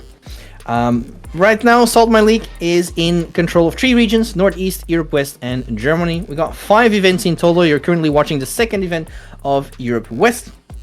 And we got 5 events that will provide you points. All of these points will lead you eventually, if you have enough points, into a final event in top 8. If you win that event, not only you are able to win a cash prize, but if you're first place, you will also be granted a ticket and an entry into the Capcom Cup. So be ready to watch out for these schedules. Playing for the 2 million prize pool. Exactly. Yeah. Can't forget about that. It's a small, you know, it's a small prize pool. It's like small detail. Maybe the largest in so if you win, fighting game. I did the math recently. If you win World Warrior, right, you get 3.5k plus the travel to wherever Capcom Cup will be, right? And even if you make last place at Capcom Cup, you still get 2k. So you make overall $5,500 and get a good travel to some country. Huh? Yeah, it's a lot of Definitely value, worth it. man. And a shot at the 2 Absolutely. million, you know. And whoever knows how that will happen. You know, who will win that? That will be Yeah, if you exciting. get, We'll if you have get to- first place, I think you get $1 million, right? Yeah, 1 million. That is a life-changing amount of money for anyone. I can see the YouTube video of that winner already. Look. How I became a millionaire with one tournament. How I became a millionaire with Ken Masters. How I became Ken Masters in real life. Look, if anyone who qualified through the Saltmine League win that 1 million, you know, it could happen. You never know. You better be donating some of that back to the prize pools. That's what I'm saying. It's either exclamation mark donation or exclamation mark match arena. Yes, sir. Alright, Libro versus Zerna. We talked about it a little bit before, but like we said last time, these two met. Zerna took it 3-0. Now, it's rough. I feel like I talked about this last week as well. I feel like it's a rough matchup for Marissa, in my opinion. They both struggle with defensive options, but I feel like the mix-up potential of Kimberly is just way better in that terms. You know, on the other side, Kimberly does have to guess right 6 or 7 or 8 times. This was losers Yeah. finals last week. Yep. Yeah, Zerna made I think second Zerna took it place. 3-0. Yeah. Zerna took it 3-0 last week. Yeah, I think it's kind of weird. I feel like Marissa kind of likes the kind of matchups that are slower, more projectile based, because she has some pretty excellent anti-projectile tools. And obviously, if she lands one of them, it's pretty big. Whereas these faster characters that don't want to play that kind of game, you have to be able to stop their game. And when you do get the interruption, yeah, look at the damage you get to cash out on. Yep. But again, if you get run down, it's hard. Oh, it was a little bit too late now. I really like the fact that Libro's reacted to the fact if he sees punish counter crouching jab, he goes into the medium punch target combo. Yeah, I think there's. I mean, if you're getting good at the game, that's one of the things you should look to do. Is just if you're gonna go for a jab, an interruption jab as well. It's a good chance it's gonna be counter hit, so you may as well just auto confirm into your, counter hit confirm. Oh wow, what a shimmy in that situation! That was incredible. I see. I think Zerna did not want to spend the level 2, but did the EX Tatsu wasn't enough to kill. Realized they had to spend it. But there we go. That is the first round to Zerna. Good stuff. Oh, there it is. Gladys anti-air. Yep. And again, we talked about Marissa having awkward anti-air tools, and against a character who likes to jump around a lot and change their end momentum a lot. Yeah, it's tough. Sure is. And here comes the pressure yet again. Tries to go for the parry stance, but yeah, not throw invincible. The overhead. Oh my god, the bait. Jesus. The decision making of this guy right now into level 3. It's gonna be close. I think maybe like a small. Oh, I think Marissa keeps herself alive. Yeah. The extra health. Oh, never mind. There we go. The first kick to Zerna optimized off of one throw bait. Damn. Wow. The instant air Tatsu is so clean looking, man. I love it. Yep. Absolutely. Love it when a plan comes together. I love it when my crouch strong anti is my opponent too. That feels good. Alright, once again, Zerna. Just full pressure onto Libro. Into the spray can setup. Still has to deal with that. Great usage of parry stance right there. Man, but look at that life deficit already. Jesus. Nice control tech. Well, against Marissa, you don't have to go too far away from killing your opponent. Nice interruption, that time short. Won't be enough. That's a start. I think the problem is when your opponent doesn't have an OD reversal as Marissa, it means that you're never going to get an OD reversal punish. So you're never going to delete them completely. That is true. That is definitely true. Oh, the neutral jump still works out. Man, I feel like Libro has to put his mailbox next to the corner because the corner is going to be his house for quite some time. That's where you'll be living. Zerna is just all over Libro right now. And it's looking to be 2-0 very shortly. Respect it. Oh, okay. You can do this. One hit into that CA. Tries to press. I mean, maybe if he wasn't in burnout, it would have been his turn. It looked very meaty though. And because he was in burnout, yeah, there was no chance it was his turn. And that was the second game to Zerna now, 2-0. Again, these guys met in losers finals last week. And it was a 3-0 to Zerna. And it's currently looking to go that way too. Yeah, let's see if Libro can make that happen. He can do something about it. Look at that. He's got a good start right now. Yeah, great. Love it. Awareness. Catch all answer. Oh, that's unfortunate. Now comes the pressure from Zerna. Jumps over for a cross-up, so at least Libro escapes the corner for the time being.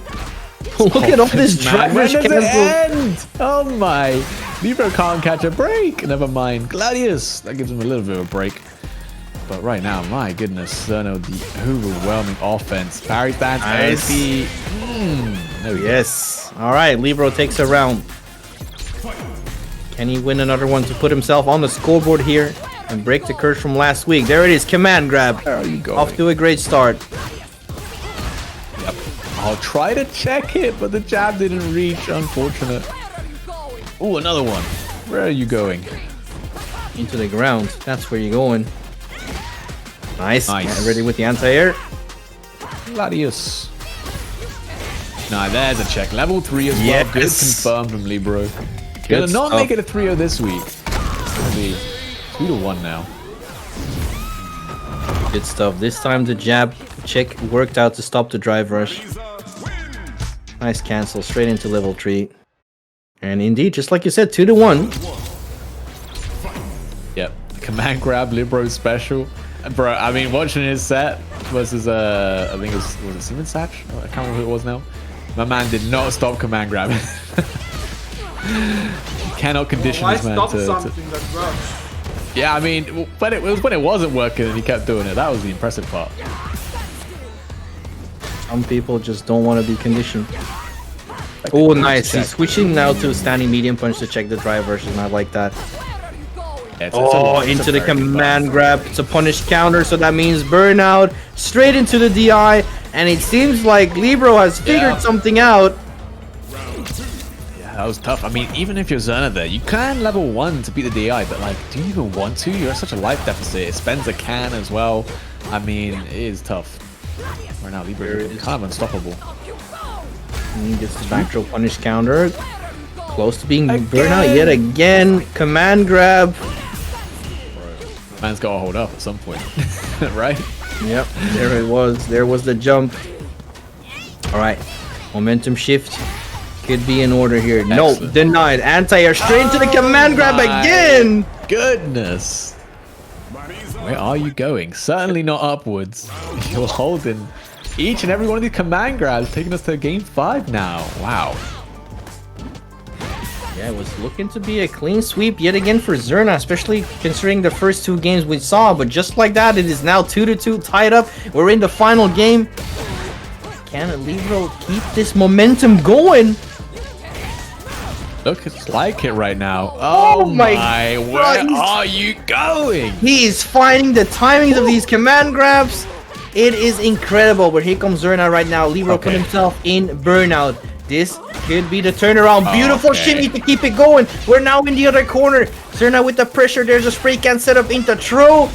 And here's the conversion. What will the follow-up be? Meatiest overhead I've ever seen, man. And with level 2. Oh no, you can't go into level 2. Save jump. Still alive though. And he's gonna get his drive gauge back. Still alive. Oh, Set line from Zerna. Okay. Libero getting interrupted by the stand medium kick as well. That's gonna be no, level 3. Not gonna take it yet. Instant air Tatsu, no bait working out this time. Doesn't go for the command grab, and Zerna was rightfully holding up. Learning his lesson now. 5 games in. That's the beautiful thing so far about Libro. Every time he doesn't go for the command grab, Zerna holds up, and when he does go for it, he gets him. Oh my god, where are you going? Oh, that's the first bait into critical art. Yep, he's gonna bet it all. And even if he doesn't lose this round, he will the install buff will still carry over. So regardless, this is a good decision. Ooh. Bro, can you find one more hit now? The jab doesn't confirm itself into the TC unless it's counter hit. Oh! Strong. That's Can he not kill? gonna be enough. What a troll take! Oh, he finds the counter hit with the slide! What a close set in the end. Nail biting. But Zerna comes out on top. But good job to Libro though. Not a 3-0 this time. Looking to even take it from Zerna in the end. Good stuff, man. In chat, frame one. Give me the points. I respect that. I respect that. My man's here for the points, and who knows, maybe even the victory now. We're going to be in that losers finals up against Fidel, right? Yeah, Fidel. Yep. Indeed. The man responsible for sending Libro to the losers bracket in the first place. Yeah. Oof, man, what a top 8 this has been so far. No, we've had way too many reverse 3-0s and way too many almost reverse 3-0s, you know? Yo, we have so many great matches today. We should get this to 150 so we can pay out the top 3. Yeah, we definitely should. At least the top 3, that's our goal for today, and we've seen it so far. The top 3 players deserve it, and yeah, we already have pretty much our top 3 lined up. So it's gonna be Garnet, Fidan, or Zerna. In what kind of placement they're going to land, that is still unknown.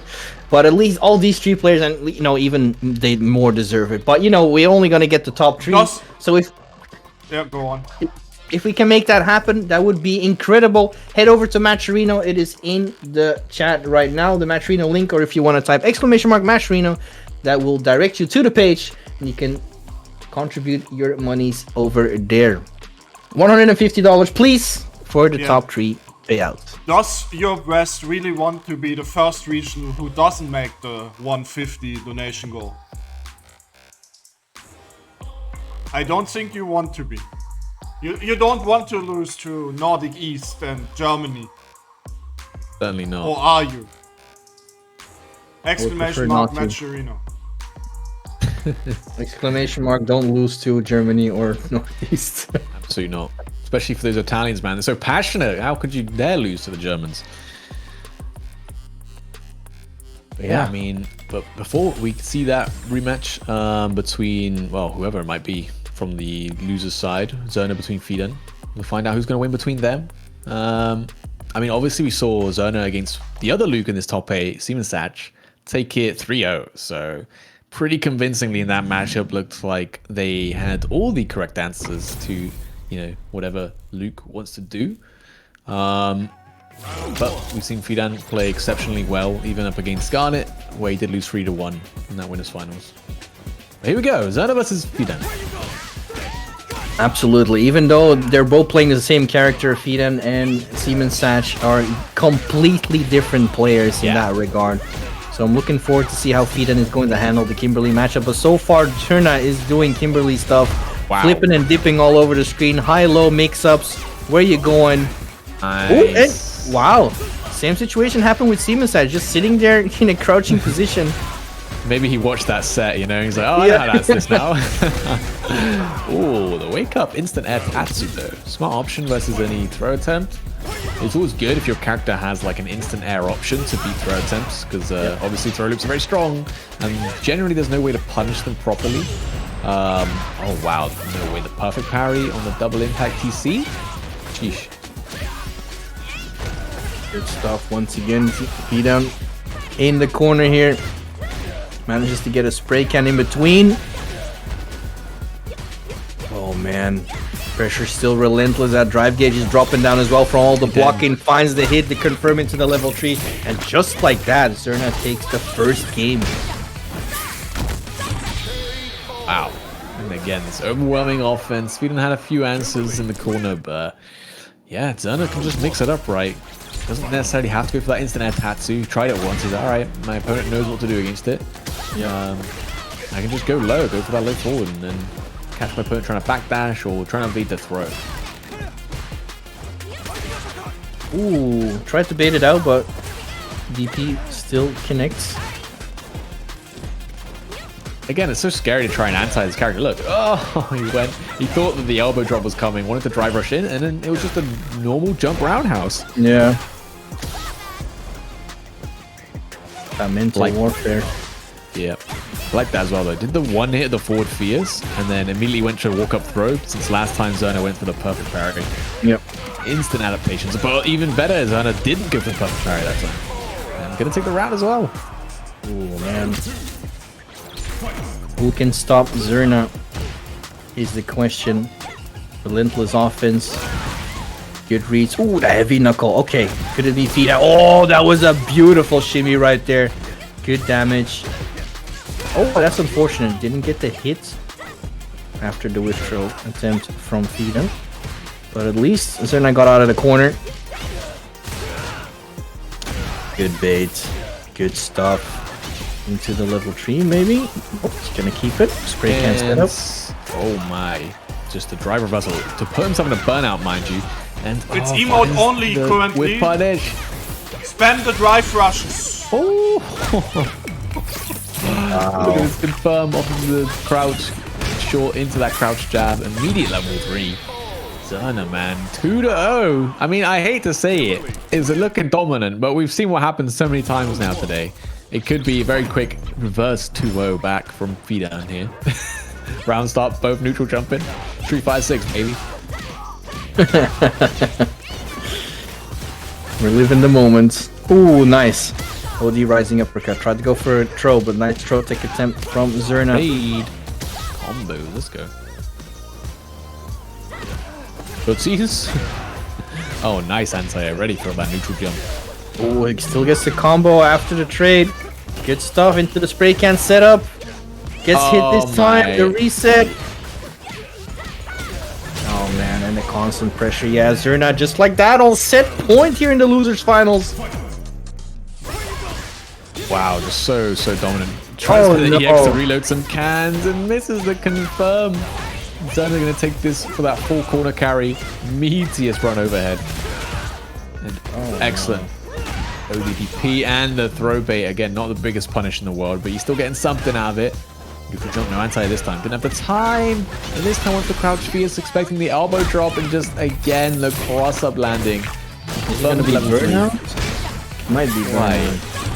It is. Oh wow. Oh no.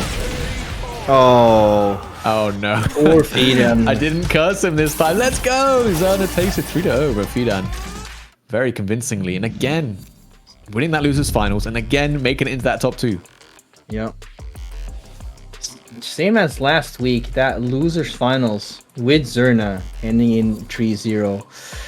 Super rough, but it just goes to show how good Zerna understands his character, the mix-up potentials, the Oki, super good. And it's not that like he's going full ham and like they're just letting him do whatever he wants to do, because he baited out a couple of OD rising uppercuts from Feeden as well. So yeah, beautiful awareness, good stuff. Definitely deserves to be in grand finals, but now he's up against Garnet.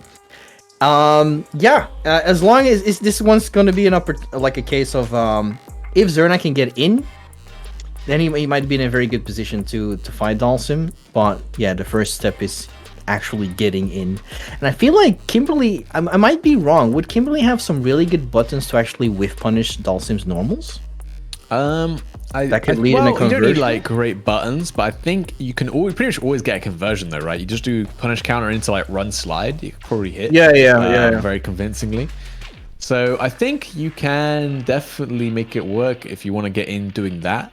I think it'll be hard. I feel like you can't really mix up Dalsim's anti-air game much, because the ranges that he's going to try and anti-air you, your elbow drop isn't really going to change what button he's pressing, if that makes sense.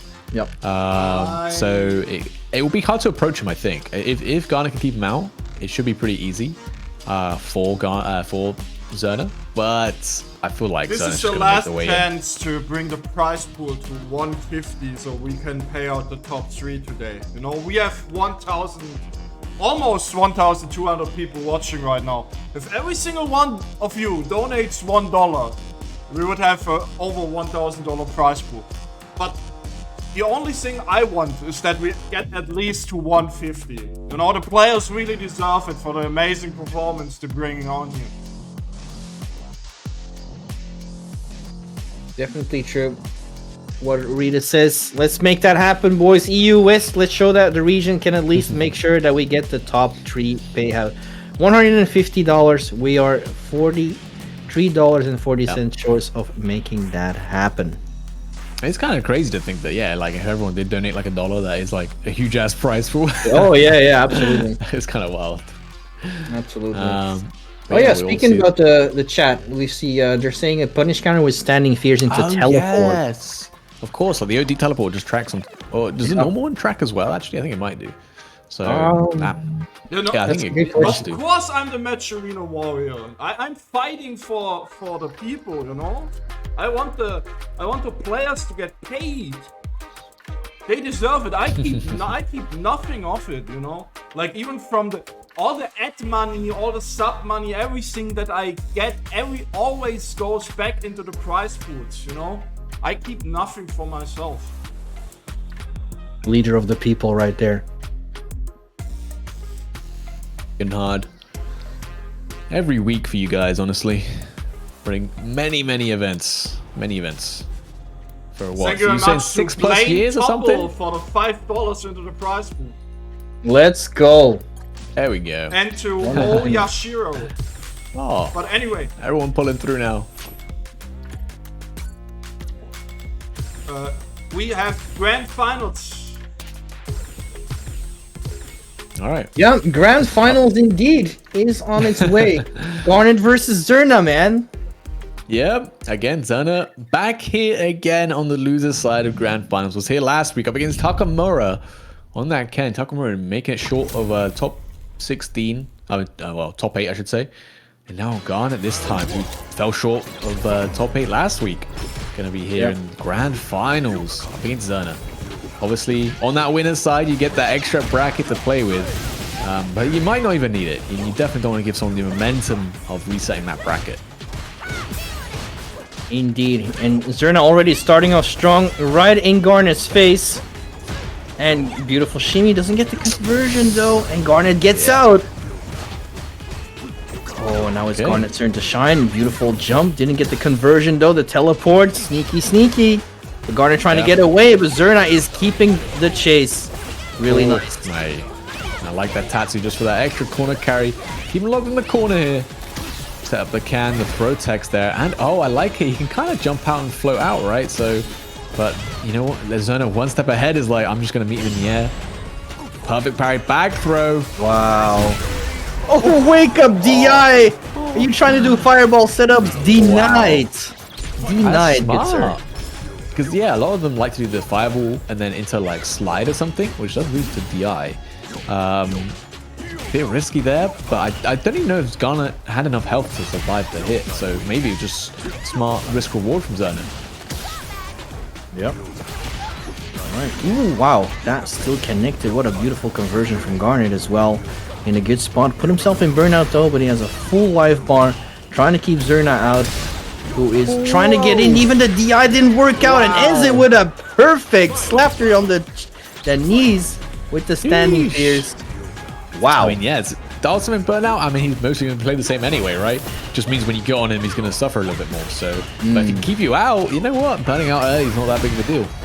And, you know, he did all of that without spending his level 3, which means he's got it in this round, which is so huge. Indeed. Merciless yoga coming in, slapping you up, bringing you back down. And again, as any kind of zoning type character, or any character really in this game, getting this level 3 early feels so good. Yes, it does. Good life lead for Garnet. Puts Zerna in burnout as well. Tries to jump out a punish counter, but the chip is real right now. Yeah, definitely adds up with all these yoga flames. And wait, not enough, but chip, level 3. I think he pressed something. Yeah. Oh, yes, he did. I think he could have killed if he didn't win for the back throw. But it is what it is. Oh, maybe, yeah. He had me, yeah, he's right, for sure. Oh, wow. Is that going to work out from the wake up level 3? It is. Oh, my God. Oh, my God. The first game. Almost unlosable position for Garnet, and all off the back of a wake up level 3 from Zerna. Clutching it up. This is looking good for Zerna. Wow, look at that, the teleport going underneath the jumping medium punch. Wait, the teleport is so good versus the float up. I just realized because it tracks immediately under them, and then unless they're going to jump full down with their really slow jump heavy punch, it's you're more than likely going to be able to anti them. Teleport in general, I feel like is good in this matchup, and I wouldn't be surprised. I know that Garnet used to play Luke at the start of the launch of Street Fighter 6 or in the beta, so we might see a character switch because this is looking really bad for Dhalsim. The card right now, and honestly, it kind of at the same time when you're in that corner, it doesn't matter who you're playing though, because I feel like these mix-ups are always going to be demonic. But yeah, especially in that neutral game, man, it's so hard to keep this character out. Cash out at level 3 again. Any character can do this, and it feels so good, especially the character who gets an install buff. Yep, definitely getting that extra damage in terms of percentage is gonna be just a little bit of extra that Kimberly normally lacks. Yep. Garnet's fighting back though, trying to reset the situation, just keep Zerna at bay, and for now it's working out, but once she opens the door back into Dhalsim's home, then she is going to demolish the inside. It's gonna put her in burnout. Yes. Garnet in a really good position. Yeah. Alright. Regardless, she keeps her buff, she keeps the install. Yep. And Garnet does not keep those 3 bars that he spent on that level 3. That would be kind of good, wouldn't it? Infinite level 3? Oh, hell yeah. Ooh, what a... Yeah, you're talking about Akuma right now. Don't speak. He's like, oh, I like that. Gets the side swap out. Tries with the perfect parry anti. The active jump fierce. Oh no, mess up the Yogo sniper, but doesn't get punished. Okay. Garnet? Yeah, Garnet turning it around. Tried to go for a meaty fireball setup, but just a little bit too early there. Nice, good teleport right there, putting him in burnout, buddy. Wow. You know, that being said, even though Kimberly's been able to rush down Dhalsim fairly well, and especially Zerna is all over Garnet, this is the second perfect we've seen in this set so far from Garnet. Yeah. I need to mention really impressive stuff. We got a lot of donations in. Thank you very much to Moyashiro, aus dem, sorry I can only read aus dem, to Tivin in for the 5, to Miles Weber for the 5, and to Guile SF6 Rep for the 3. So we are only $18 away, guys. Thank you guys. Thank you so much, guys. Much appreciated. Alright, Garnet once again. It seems like Garnet is able to take control of the situation here. Yeah, there's once again there's that teleport. Once I say that commentator's curse coming into coming into full effect, the DI stun level 2. You're gonna need it all day, every day. I wanna say this should be enough, but yeah, there we go. Nice. Zona. From an unlikely position and making these comebacks happen in almost every set. Yeah, this is definitely incredible to watch here between these two. And I like that Garnet somehow, like, it's a lot less overwhelming than it used to be in the beginning at the start of the set. I was like, this is gonna be all Zerna. Garnet is figuring some stuff out here and there, but just as I say that, look at that, Zerna is going in full ham. Yeah, still safe because of the spray can. And he's dead. He has a level 2 again. Oh my god. All day, every day, all day. Here in the Wild Warrior, Europe West, man, this guy Zerna is absolutely beasting everyone with his Kimberly, man. I mean, Garnet, his defense is look a little shaky today, but I mean, against Kimberly, it's just... It's hard, man. You're essentially playing the guessing game. It definitely is. You're absolutely right about that one. So yeah, Zerna 1 game away to actually making the reset happen in Grand Finals. Will that be the case? Oh, beautiful reactions. He gets the punish counter on the teleport. The pressure is real right now. Goes for the drive reversal, but he's close to being burned out as well.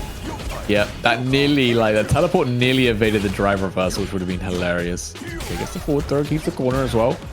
Meaty Oh my drill God. into the throw bait with the instant float jump heavy kick. And there we go. It feels like it's just so back and forth. If Garnet gets that corner control and that pressure and he controls it just for a fraction of a second, he can definitely run over Zerna with his very offensive Dhalsim. Definitely can. Oh, nice. Stops the teleport in his tracks with the standing fierce. Wow, the jab to punish the teleport. Good stuff from Garnet. Look at that. Okay, didn't get whiff punished on that drill. Oh, man. Nice. Yeah, Ooh, I wow. love it. Garnet in Yoga full uppercut. control right now. What? Oh, where's he going? Where are you flying? Yoga man. Oh my. Yeah, where you going, Yoga man? Oh, nice. Gets There the we go. conversion. Good stuff. And just like that, Garnet ties it up 2-2. This is such an important game. This could is reset versus tournament match. Exactly. Right. Oh. Jab lands, tries to juggle into the light lariat. It doesn't work out though. Zerna gets the first conversion, working his way to the corner. Sorry, it's not Yogova. Oh, it's never Yogova when it's Garnet, man. Oh, I love that back throw for screen positioning as well. Oh, forced knockdown. That's really good for Zerna. Gets the conversion spray can set up. Still has to block. Yeah, and Garnet doesn't know if you're crouching, that Tatsu doesn't hit. I think most of the time. That would be crazy if that is character dependent. Someone said there's like a setup where it's like a 1 frame setup. You can make it We have crouching. reset point And there we for go. Zerna. All right, will we see the reset? Oh Starting off with a neutral jump to punish the drive rush. We could see a level 3 straight away. Yes, we are. Absolutely. That's already like a good 50% gone. Joker fire. It's all over, guys. It's not over yet, though. We've seen so many comebacks in these situations. And the driver rush was a good start, but you're so low. Oh, what a run slide. The wake up level 2, though. There we go. Getting some space now, Garnet. They're immediately getting teleported back on top of it, Yeah. man. Zerna just wants to go in. Oh, my. There's no keeping this guy out. Control take. And there it is. Ladies Rita, and say the words. gentlemen, we have a reset. We do. The reset is here. Sending Garnet to the loser's bracket. Oh my god, what do you think is going through Garnet's mind right now? It's like, it must be so hard. You're like, I get my reversal level 2, I get full screen positioning, but it doesn't matter. They just immediately teleport back on top of me. And then now, especially Zerna is like reacting to the teleports extremely well with his anti-air game, his jabs, getting the conversions out of them even. It's kind of nice. It's looking hard. Does he go back to the Luke or is he just going to stick it out? Man, at this point, I mean, it was 2-2, so it's not like it was completely That is true. being overwhelmed. And it seems like Garnet trusts in his skill with Dhalsim. Nice. Wow. There we go. I like it. Ooh, not taking the throw bait this time. Yoga slap. Perfect. Very Perfect. good stuff. Yep. Going for the corner carry combo. Challenge right there, but Garnet's still stuck in the corner. There's the reset with the teleport. Oh no, try to teleport out even. They both got teleports actually. Dhalsim's a little bit more defensive though. Gets a punish counter throw. Good stuff from Garnet. Nice I like shoulder. it. This time not going for the slide. It was just like, I'm going to try and throw your parry attempt. And Zerna again, one step ahead of the game, was like, I'm not parrying here. Ooh, big. okay. I like that. He waited for it. He was like, I'm going to do... Oh, no. Oh no! Oh no! This could still be bad. What? It's coming though. Oh my god, it's not coming. It's not coming to help you at all. Wait, Zerna he with a think pixel he can do light. a DI setup. Yeah, there it is. There's nothing he can do against that. That's gonna be it. Oh my, how does this Zerna guy keep getting away with it? Wow. Zerna is looking to become your EU West #2 champion at this rate. Unless Garnet has something to say about it. Oh, Perfect that's parry. something. Catch these Yeah. yoga hands. Oh, I got one right back there. at you. Exactly. Still level 3 man. on deck for Zerna. Is he going to spend it anytime soon? Probably like one good conversion into level 3. Yeah, that'll maybe even close it out at this point. Oh my god. So yeah, it auto tracks. That's your answer right there. Yep. Oh, he just swang with the crouch fierce like that. The juggle of the fireball as well. My man's ready. Nice. The throw bait. Is he going to spend it all? He is going to go for the relentless yoga. Level 3, just to make sure, even though it's an expensive way to close out the rounds and you haven't won the game yet, keeps you in it. Keeps you in the game. And we've seen how many comebacks Zerna's made on the least likeliest of circumstances. You do not want to give this guy a sliver of a chance. Alright. Once again, catching the teleport with the jumping roundhouse to get that forced knockdown. This time he gets out though, but still the trade in favor of Zerna. Oh my god! Evading the drive reversal with the teleport right there. The challenge from Garnet, but the DI in return into level 3. No, it's keeping it. The controller disconnected again. No, Zerna. Oh, he's back. He's back. Oh my god, he got one crouch freeze. I'll give you one of these. He thought maybe the most immaculate footsie game of his life was about to happen, but nah, the man's just he had this earlier during another match. His controller disconnected. But this time, like, Garnet was as confused as he was like, huh? Oh, that's the game to Garnet though. Off the first game of the reset. Nice punish counter. Man, I believe, I could be wrong because I said like we didn't see a level 3. I believe during the combo his pad actually disconnected. Oh, you maybe. Now that would be unfortunate. Yeah, definitely, especially in grand final of a World Warrior event. Yeah, there's a lot of prize pool money in this tournament as well. He's responsible. Oh, absolutely. Oh yeah, absolutely. If it's especially if it's the second time, maybe you can't help it though. That's going to be trying to force the burnout here, Zerna. Wow, teleports out, but still gets punished even after the overhead. Wow. Oh man, it's now relentless, especially when you're in burnout. Oh, here comes Zerna. There's the overhead. Yeah. Could level 1 there or whatever to get out of that situation, but at the same time, I don't know if it's even worth it, man. Nice, perfect parry. And again, the Yoga Noogie. What's he going to do? Meaty slide, maybe? No, going to try and catch the parry attempt again. Nice good conversion from Garnet.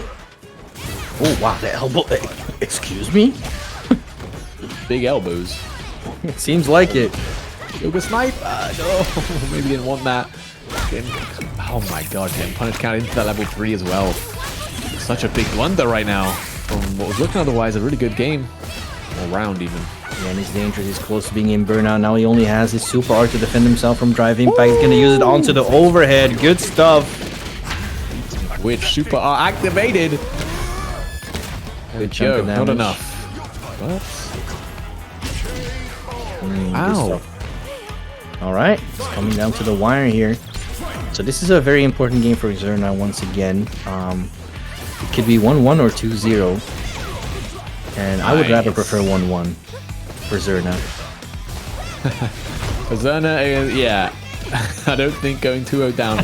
Many 3-0s we've seen makes much sense. Wow. That was super well timed. I like that. Into the troll. Yep. Got the level 1 on deck. Yep. And yes. It doesn't do too much damage without the can, but it's going to be enough. Good stuff from Zerna. Tying it up 1-1 here. Man, it's going to come down to the wire here. Who will take it home? $18 away from paying out the top 3 today. Now is your time. This is a grand finals, you know? Great grand finals. GGF. Oh, what a bait! And the full conversion. Yeah, he is. Spray can set up once again. Still has to block. Catch these yoga hands. Sliding straight under the projectile and still not punishable as well. Another punish counter. Is he going to go for another slide? Just going to go for the jump this time. Teleports out the corner very importantly. His drive gauge is looking really low. Do not want to get stunned with this amount of health. Looking good right now though. Restored a lot of drive gauge, but Zerna just like that is back in. Trying to challenge, but Zerna doesn't allow it into the driver's throw. Put $18 in so Zerna can buy a new controller. Come on, like.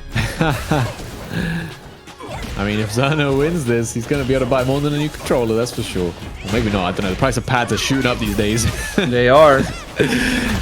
Ooh, Zuna drop. Who said you could combo out a Zuna drop like that? Oh, that's 3. Yeah, just like that. 50%, a little bit over 50% gone. And there's that damage buff once again active in full effect. Gets the counter hit. That's gonna hit. Yep. Nice. Level 2. Okay, gives Garnet a chance here. Oh, he's gonna need more than a chance right now. Oh, the elbow drop once again, catching one of these limbs and the trade combo. Zerna takes the lead, 2-1, 1 game away from taking the tournament. And now Xerna actually leading for the first time. Okay, back to the lobby we go. Okay, we're gonna just gonna take some time, sort of decide, you know, what he could do differently, or maybe just gonna go for a character change. I don't know. I feel like it's a bit late for a character change. You had that first set if you wanted to try something different, but now you know 2-1 is not where you want to be. Yeah, and also, like the thing is, like usually we see like, or at least that's my opinion. Like usually see like a character switch a little bit earlier on, especially if you're on the winner side of grand finals. Just like, you know, so you can see to test the waters if your character switch is actually working. But it seems like in this case, Garnet was just looking for a breather, actually rethink what's happening, see if he can adjust his strategy here, and he's going back with Dalton. Yeah, it's tough as well. Like, yeah, you can say the Luke could come out, but we've already seen Zerna tear apart 2 Lukes already to get to this grand final. So, like, are you going to be better than Fidan's and Simon Satch's Luke? I don't know, man. And you're going to have to be better to beat Zerna right now. Thank you very much to Super Jam putting $70.30 in. So we are $150.10. Good stuff, EU West. We got the top 3 payout. And just like that, Zerna is on tournament point. Let's go, tournament point for Zerna. I think he heard that there's an extra donation that prize pool. He's like, all right, I'm in for some money. Let's speed this up. Let's do this Bushin Ryu style. Oh, that is punishable. Yep. Oh, and into the shimmy. Good stuff. Nice corner carry. It's a big amount of damage. Still gets the O-key. The plus frames. Drive reversal comes out, but Garnet once again low on drive gauge. Here's the menacing walk. Trying to find a yoga lance. Yeah, but gets the float into that jump heavy punch and another float throw bait right there.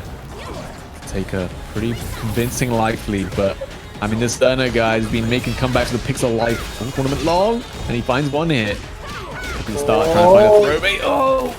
Spray can't set up. Could this kill with level 2? Will it be enough? I think it's it. Caution, the level 2 of the EX tap is going to close it out. Congratulations to Zerna winning Saltmine League World Warrior Europe West number 2.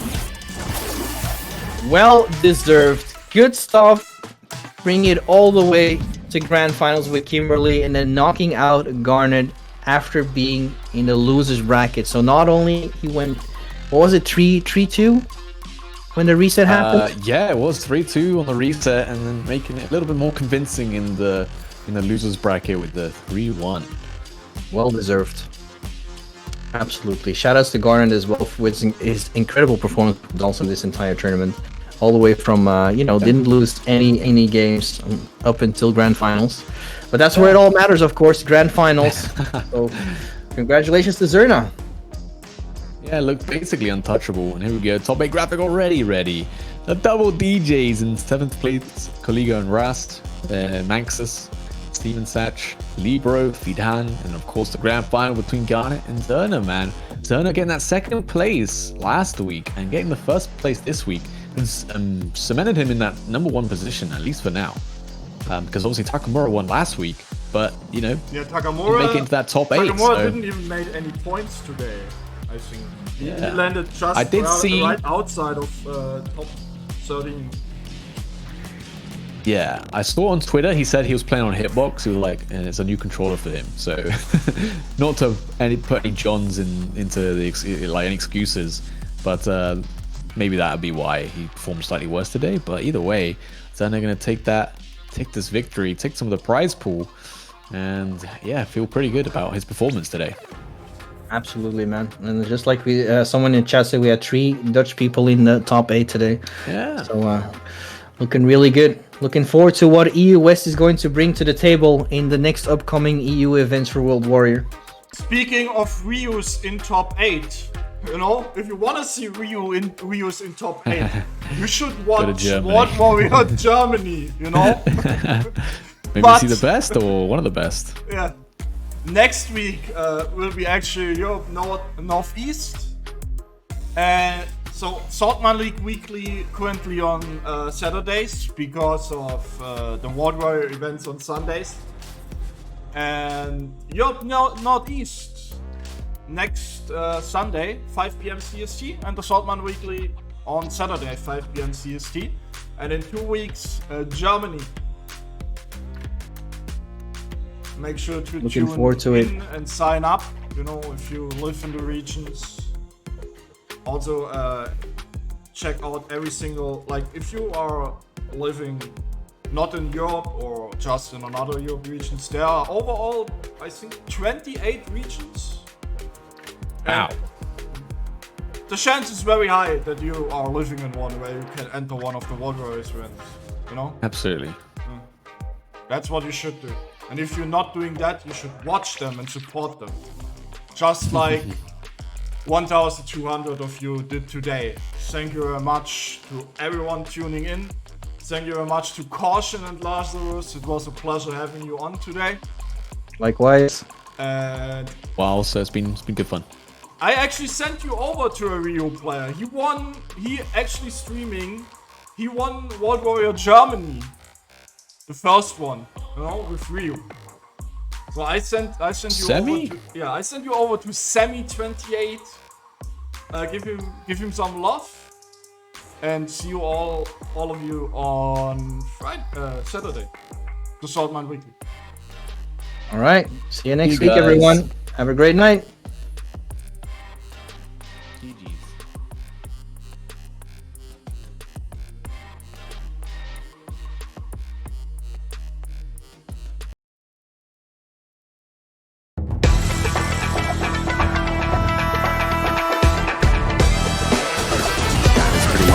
Don't get hit moment. Oh my god, you got hit! Oh my god! Doesn't want any of it. Trying to drive push again. Caught him jumping back. Overhead, still going. Yeah, he can indeed just chip, but Oh no way! that's what I wanted to see.